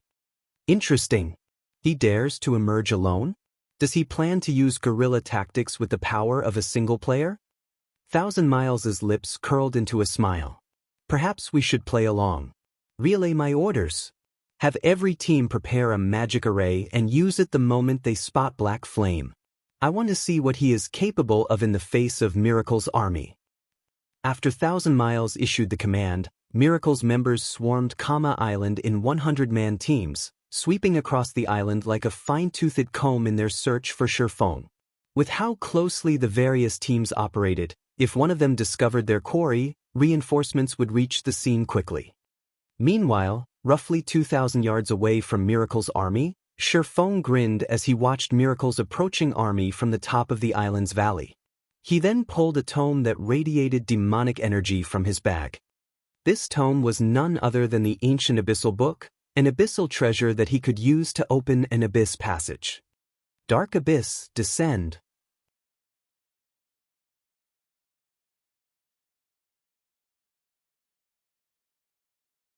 Chapter 1941, Abyss Descends. Within Kama Island's shriveled forest, Miracle's members advanced on the valley near the island's center. Vice Guild Leader, I found Black Flame's tracks. By the looks of it, he has traveled past here before. It's very likely that he is ahead of us in the valley. Although the terrain here is complex, it is also a dead end. As long as we surround the valley's exit, he won't get away. The gray-clad assassin said, grinning at the tracks on the ground before gesturing to the valley ahead. Miracle had already sealed the island with magic arrays, so players couldn't use return scrolls or instantaneous movement magic scrolls to flee. In other words, the only way to leave Kama Island was on foot. While Shi Feng would have the ability to employ guerrilla tactics from within the valley's complex terrain, he had also sealed off his own path of retreat. It might not have been a disadvantage if Shi Feng were merely facing several thousand players, but what awaited him was an army of 30,000. Such a large force was more than enough to search every inch of the valley. Shi Feng wouldn't have room for guerrilla warfare. As long as he revealed himself, he'd be surrounded and killed. Since Black Flame is so eager to die, we'll grant his wish. Leave 50 Tier 2 players to guard the exit. Everyone else, search the valley. Leave no stone unturned. 1,000 Miles barked as he watched the dark, distant valley. Remember, start recording the moment you spot him. I want everyone to know what happens when you make an enemy of Miracle. I will also reward a piece of epic equipment to anyone who kills Black Flame. Miracle had suffered significant losses in the battle on Savage God Island, and although they had achieved their goal, securing the Savage God's legacy, the various large guilds had learned of the Water Ghost Legion's miserable defeat and the loss of dozens of ships. This had wounded Miracle's prestige among the guilds. Now that Shi Feng was trying to cause trouble for his guild, 1,000 Miles was more than willing to slay the man, using the opportunity to restore some of the guild's lost reputation. When Miracle's members heard 1,000 Miles' orders, they bubbled with excitement. Although a lot of epic weapons and equipment had been found in God's domain thus far, even the various superpowers considered such items a luxury. Aside from the various superpowers upper echelons and peak experts, guild players had no chance of wielding an epic-ranked item. Now that they had the opportunity to obtain a piece of epic equipment by killing Shi Feng, why wouldn't they be excited? Under 1,000 Miles' command, Miracle's members swiftly entered the valley and searched through the island like a fine-toothed comb. Everyone hoped that Shi Feng would appear before them. Shortly after Miracle's members began their search, a powerful storm brewed above them. Countless spatial tears ripped apart the dusky sky. Seeing this, Miracle's members slowed to a halt, watching the scene above them. As they all wondered what was happening, the numerous spatial tears merged into one massive black hole, nearly half as large as Kama Island. Darkness energy then poured out, making the space around the black hole muddy and violent. A spatial passage. 1,000 Miles, who was quite knowledgeable about God's domain, found the black hole similar to spatial passages he had seen before. Only, the one above Kama Island was on a much larger scale. As 1,000 Miles wondered about the spatial passage that had appeared above the island, deafening roaring drifted out of the pathway. A winged monster, covered in pitch-black scales, then pulled itself from the spatial passage. The moment this scaled monster appeared, Miracle's members felt the threat of death looming over them. When some of the players used their identification skills on the scaled monster, they could not help but gasp. This monster was actually a level 160 lord. How is this possible? Why has such a powerful monster appeared? These players' thoughts became chaotic when they learned the scaled monster's identity. A lord-ranked monster might not be a tough opponent since it was only the equivalent of a Tier 2 player, but a level 160 monster was basically invincible to current players. While the army was stunned by the sudden development, another scaled monster emerged from the black hole. Not only was the second monster much larger than the first, but its aura was also leaps and bounds more powerful. To make matters worse, more scaled monsters followed, swarming out of the spatial passage. 1, 2, 3. By the time these monsters covered half of the sky above Kama Island, Miracle's members had gone from panicked to full-on despair. One level 160 lord was enough to wipe out their 30,000-man army, much less an entire force of such monsters. Retreat! Everyone retreat immediately! Thousand Miles shouted as he snapped out of his daze. Unfortunately, by the time Thousand Miles had issued the command, the scaled monsters had descended on the players in the valley. They gave Miracle's members no chance for escape. Not only did the level 160 lords attack with unrivaled strength, but their speed was just as overwhelming. In the blink of an eye, several hundred Miracle members had transformed into streaks of light and vanished from the island. Several thousand players had died by the time Miracle's army had fled the valley, and plenty of Tier 2 experts had been among the slain. While Miracle's members ran for their lives, Thousand Miles noticed a figure at the top of the mountain. He was very familiar with this figure. It was none other than Shifeng. Like an uninvolved passerby, Shifeng casually admired the massacre below. Damn it! It must be him. He must be responsible for opening that spatial passage. There's no way these monsters' arrival was a coincidence. Confusion and fury overwhelmed Thousand Miles as he watched Shifeng. He actually summoned these monsters just to prevent Miracle from stealing the manatite vein, to prevent anyone from obtaining it? Insane. He is definitely insane.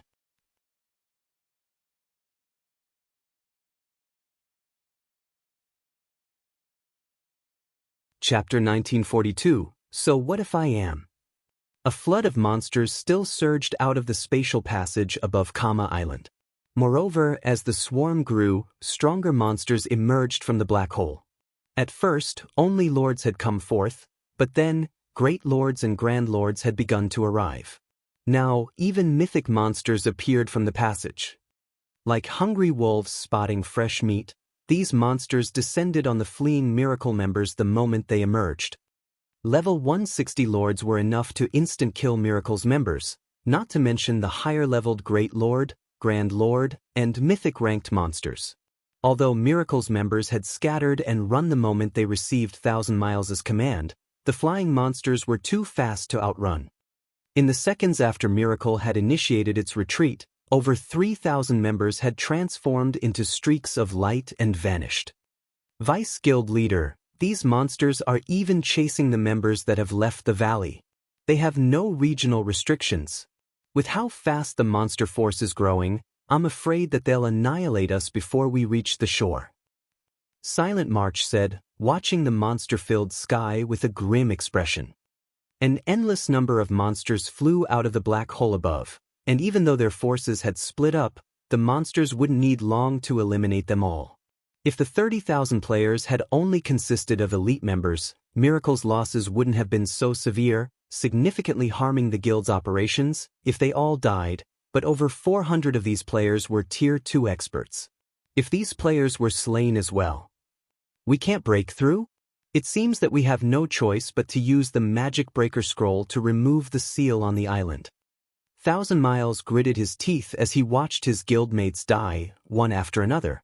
March, instruct our elite members to do everything they can to attract the monster's attention. Once I remove the seal, have our guild experts use return scrolls to get out of here as soon as possible. Very few magic scrolls in God's domain were capable of removing regional seals. Even a super first-rate guild like Miracle had only managed to obtain 6 thus far. Normally, these scrolls were reserved as life-saving tools to prevent other superpowers from ambushing their key forces. Since he was one of Miracle's vice guild leaders, he had been allocated one of these scrolls. If he used it now, he'd have to wait a long time before he'd receive another. However, he couldn't hold anything back with so many of his guild's Tier 2 experts at risk. Understood. Silent March nodded. Following which, Thousand Miles took an ancient, golden magic scroll from his bag and began to activate it. In response, a golden light pillar flew from the unfurled scroll and pierced the invisible magic barrier that enveloped Kama Island. The magic barrier shattered, and players on the island could once again use teleportation spells and tools. As the magic seal faded, Miracle's members breathed sighs of relief. With the barrier gone, they would not have to rely on their own feet to escape the island. Once they found a safe location, they could use a return scroll and leave this nightmare. However, just as Miracle's many experts activated their return scrolls to flee this godforsaken island, the scroll's loading bars were interrupted. What's going on? Why can't I teleport? No. We're still under the magic seal's effects. But didn't we remove the barrier? The development left Miracle's fleeing experts confused. Even 1,000 Miles, who had just used the magic breaker scroll, was bewildered. Vice Guild leader, look at Black Flame. I think he just used a magic seal. A ranger with sharp eyesight announced as he pointed to the mountain and Shifeng. Hearing this, 1,000 Miles spun towards Shifeng. Multiple magic arrays hovered around the swordsman, all of which manifested to seal off Kama Island. Black Flame, you're courting death. 1,000 Miles' gaze was frosty as he glared at Shifeng, his enraged bellow echoing throughout the valley. Every Miracle member in the valley stared at Shifeng with hatred and killing intent. They had already used their only magic breaker scroll, so only death awaited them if another magic seal enclosed the island. Courting death. Seeing 1,000 Miles' wrathful expression, Shifeng couldn't help but laugh as he replied, "So what if I am?" In truth, Shifeng hadn't wanted to open an abyss passage on Kama Island. Once it opened, it would affect the region, and with the exception of himself, the ancient abyssal book's owner, the abyssal monsters would hunt down every player within range. Activating the abyssal passage had greatly affected his plans for the manatite vein. Although Shifeng had expected information on the manatite vein to leak and had prepared certain countermeasures, he hadn't expected it to happen so soon. Moreover, Miracle had intended to take the vein for itself, rather than negotiate. He couldn't afford to be courteous with the enemy guild. He would teach Miracle the price for trying to steal Zero Wing's manatite vein. Black Flame, do you truly think Miracle will let you off the hook for this? 1,000 Miles threatened as he watched the sealing magic array complete. Your entire guild will face Miracle's wrath, not just you. Guild leader Black Flame, many of Miracle's experts are on Kama Island. Our guild leader isn't exaggerating. If you complete the seal on Kama Island, Miracle will do everything it can to destroy Zero Wing. Silent March attempted to persuade Shifeng. Since you have developed Zero Wing to its current power, you should understand the various superpower strength. You should know how powerful our guild is. Do you really want to make an enemy of Miracle? Zero Wing had already become a noteworthy force in God's domain, but to a top-ranked, super first-rate guild like Miracle, it was still a trivial opponent. The only reason Miracle had not turned against Zero Wing thus far, despite the guild's multiple transgressions, was that it had much better things to do with its time and resources. However, if Miracle concentrated its strength against Zero Wing, removing the guild from God's domain wouldn't be difficult. You people really are interesting. You clearly came looking for trouble, yet you're making Zero Wing look like the bad guy here, claiming that our guild is trying to make an enemy of ours? Miracle's members sure are skilled with one-sided plays. Shifeng laughed. I'll repeat myself once again. So what if I am?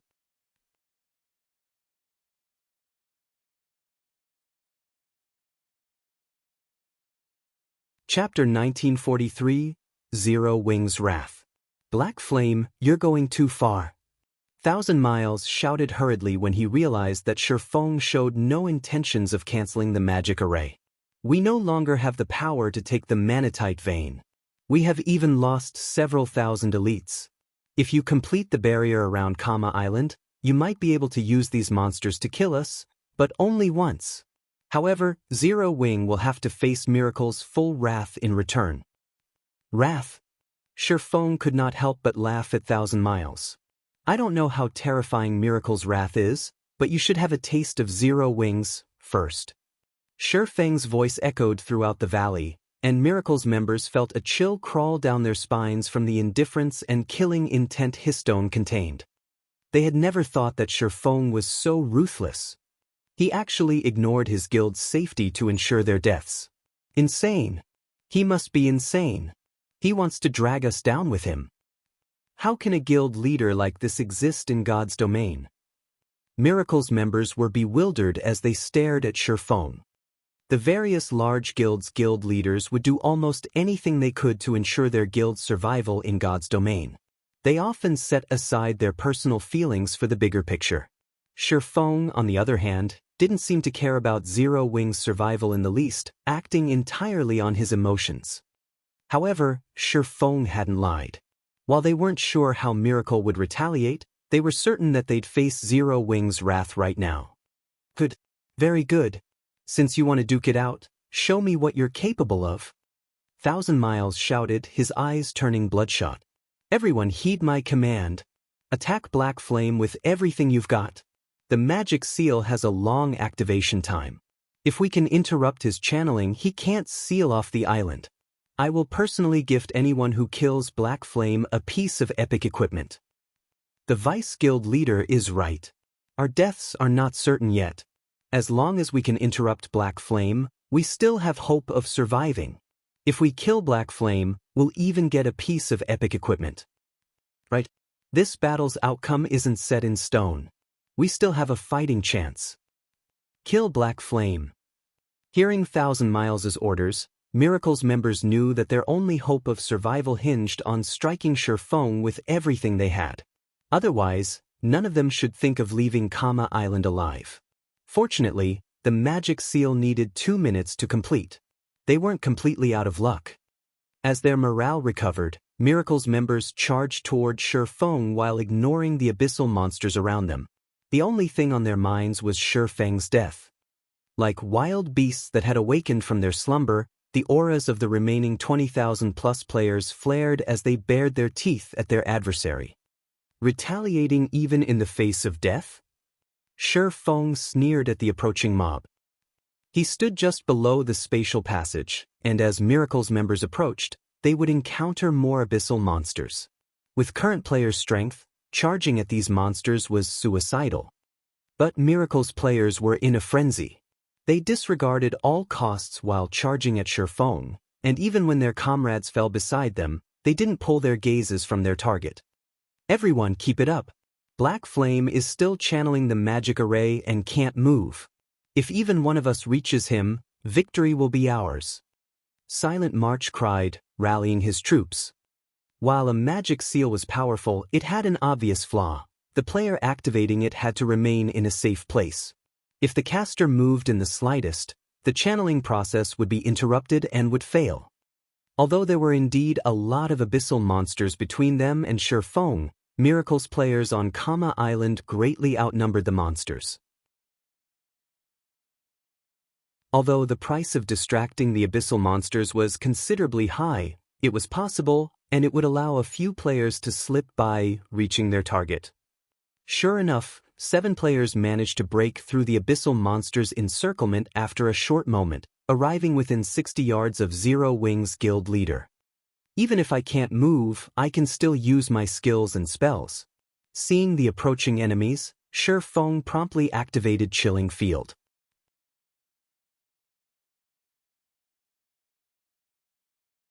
The moment Chilling Field activated, the 7 Miracle members immediately felt a chill envelop their flesh. Both their movement speed and attack speed significantly decreased. Before the Miracle members could move within 40 yards of Shifeng, icicles exploded from the ground, striking the 7 players as damages in the tens of thousands appeared above their heads. The mana on Kama Island was extremely thin, which limited the combat power players could exert, and with Chilling Field's movement speed reduction, dodging the icicles' attacks became impossible for the 7 Miracle players. In the blink of an eye, the attacks killed 2 players. Only the 5 Refinement Realm experts managed to avoid death. However, while the 5 Refinement Realm experts had dodged the first wave of Shifeng's attacks, the swordsman was far from finished. As a constant stream of attacks bombarded them, the Refinement Realm experts were forced to halt their advance, focusing on defense. Unfortunately, they still took hits from time to time, continuing to lose HP. In the end, all 5 died before they could move within 20 yards of their target. Although Refinement Realm experts were frightening existences in first-rate guilds, their evasive and defensive maneuvers were unrefined before Shifeng. Die!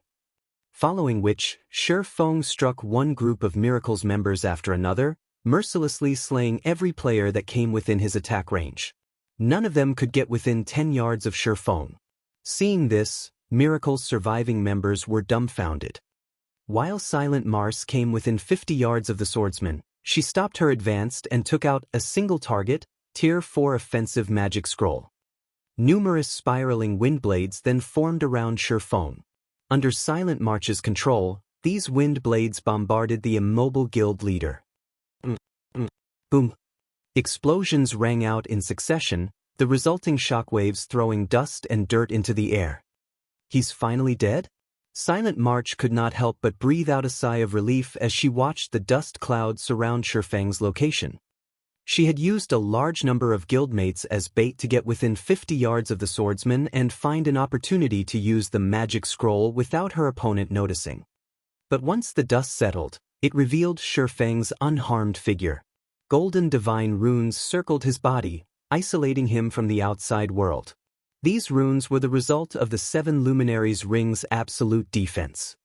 However, rather than the runic barrier, everyone's attention was on the pitch-black magic arrays around Shifeng. The arrays had completed and sealed off Kama Island.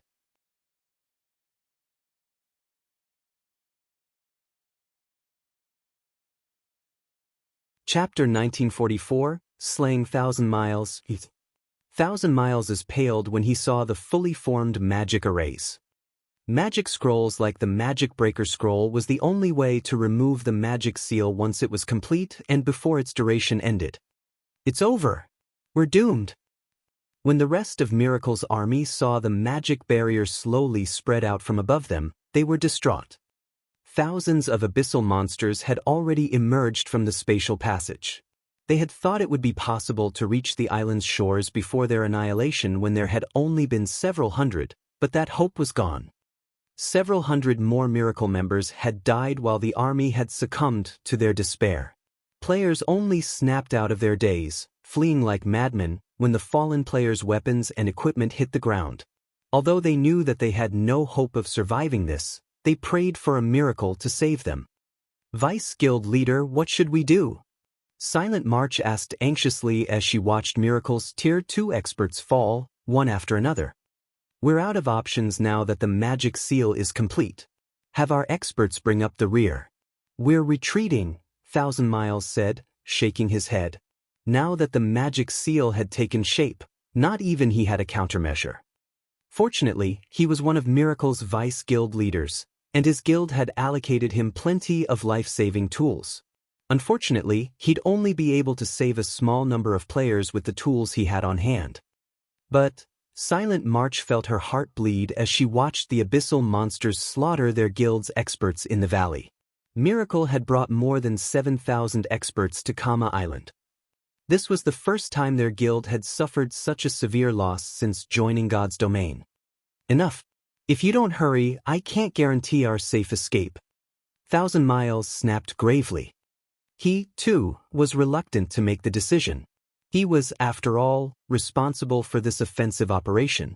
He wanted nothing more than to kill Shifeng, but he understood that with Shifeng's strength and the abyssal monster's interference, slaying the swordsman was impossible.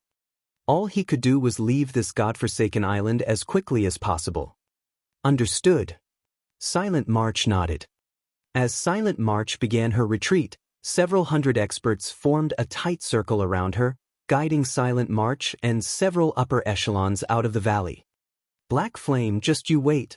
It won't be long before I pay this back tenfold. 1,000 Miles bellowed as he glared at Shifeng, already thinking of ways to deal with Zero Wing. After ensuring that his guild's upper echelons had gathered around him, 1,000 Miles retrieved a dark purple globe from his bag. Countless divine runes had been engraved on this crystal globe, the globe itself giving off waves of pressure. This globe was one of the treasures Miracle had obtained from an ancient ruin the Wind God's Orb. The Wind God's Orb was a consumable that temporarily granted players the power of the Wind God. With the Wind God's power, players could fly freely through the sky for 5 minutes. Moreover, players' flight speed would be so incredible that not even flying ships could keep up with them. Whether one was using the Wind God's Orb for escape or pursuit, the orb was a very useful tool. Unfortunately, it could only be used 10 times. Once all 10 uses had been expended, the wind god's orb would turn into dust. Although the magic seal on Kama Island prevented teleportation, it did not prohibit players from flying. As long as they had the power of the wind god, they could easily shake off the abyssal monster's pursuit. Moreover, 5 minutes of flying would be more than enough to escape Kama Island. Once they were off of the island, fleeing from the abyssal monsters would be a piece of cake. After taking out the wind god's orb, 1,000 Miles began to chant an incantation, granting him and the others the wind god's power. With 1,000 Miles as the center, a gigantic, dark purple magic array formed on the ground, hungrily absorbing and devouring the surrounding mana. At the same time, a powerful storm enveloped 1,000 Miles and the others, preventing other players from approaching the group. The wind god's orb? Shifeng muttered.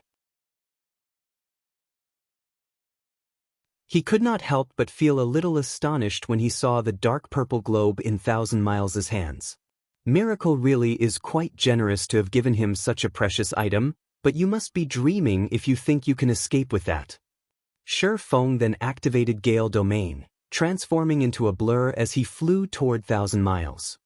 The wind god's orb had been extremely famous in God's Domain, a masterpiece crafted by an ancient civilization. As long as there were no magic arrays that prevented flight in an area, even Tier 5 players wouldn't stop a player endowed with the wind god's power. Only Tier 6 players would have the ability. Hence, the wind god's orb had been publicly acknowledged as one of the top 10 treasures for pursuit and escape in God's Domain in the past. However, the wind god's orb had an obvious flaw. It required a lengthy channeling time.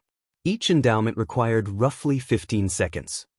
Although Shifeng was currently around 800 yards away from 1,000 Miles, he could cross the distance in less than 10 seconds with the effects of Gale Domain. Of course, Miracle's members noticed Shifeng's movement. Black flame. 1,000 Miles' rage burned even brighter when he saw Shifeng's approach. Escort team, block him with everything you've got. I'll kill him myself in a moment. He had called off the assault on Shifeng simply because he found the task troublesome. He had decided to ignore the man and let the hateful bastard live for a few more days. However, Shifeng ignored his benevolence and now targeted his life. Vice Guild Leader, rest assured, we'll make sure he doesn't leave your sight. We'll show this brat just how ignorant he is. A silver-armored, middle-aged man confidently declared as he watched Shifeng's approaching figure. After saying so, the middle-aged man, who led the escort team, and the team's 200-plus members vigilantly awaited Shifeng's arrival. Once the flying swordsman was within 100 yards, the escort team activated their berserk skills. A few members even activated a magic array, trapping Shifeng within a magic barrier. Shatter! When Shifeng was less than 60 yards away from 1,000 Miles, he activated Power of Darkness and swung down Killing Ray. Lightning Slash. A blue lightning bolt tore through the sturdy magic barrier, and by the time Miracle's players noticed it, the bolt had pierced through 1,000 Miles' body, devouring all of his HP. You're tuning in to the Wang Lin's Journey YouTube channel. Don't forget to subscribe and join us on this journey to catch the most captivating stories.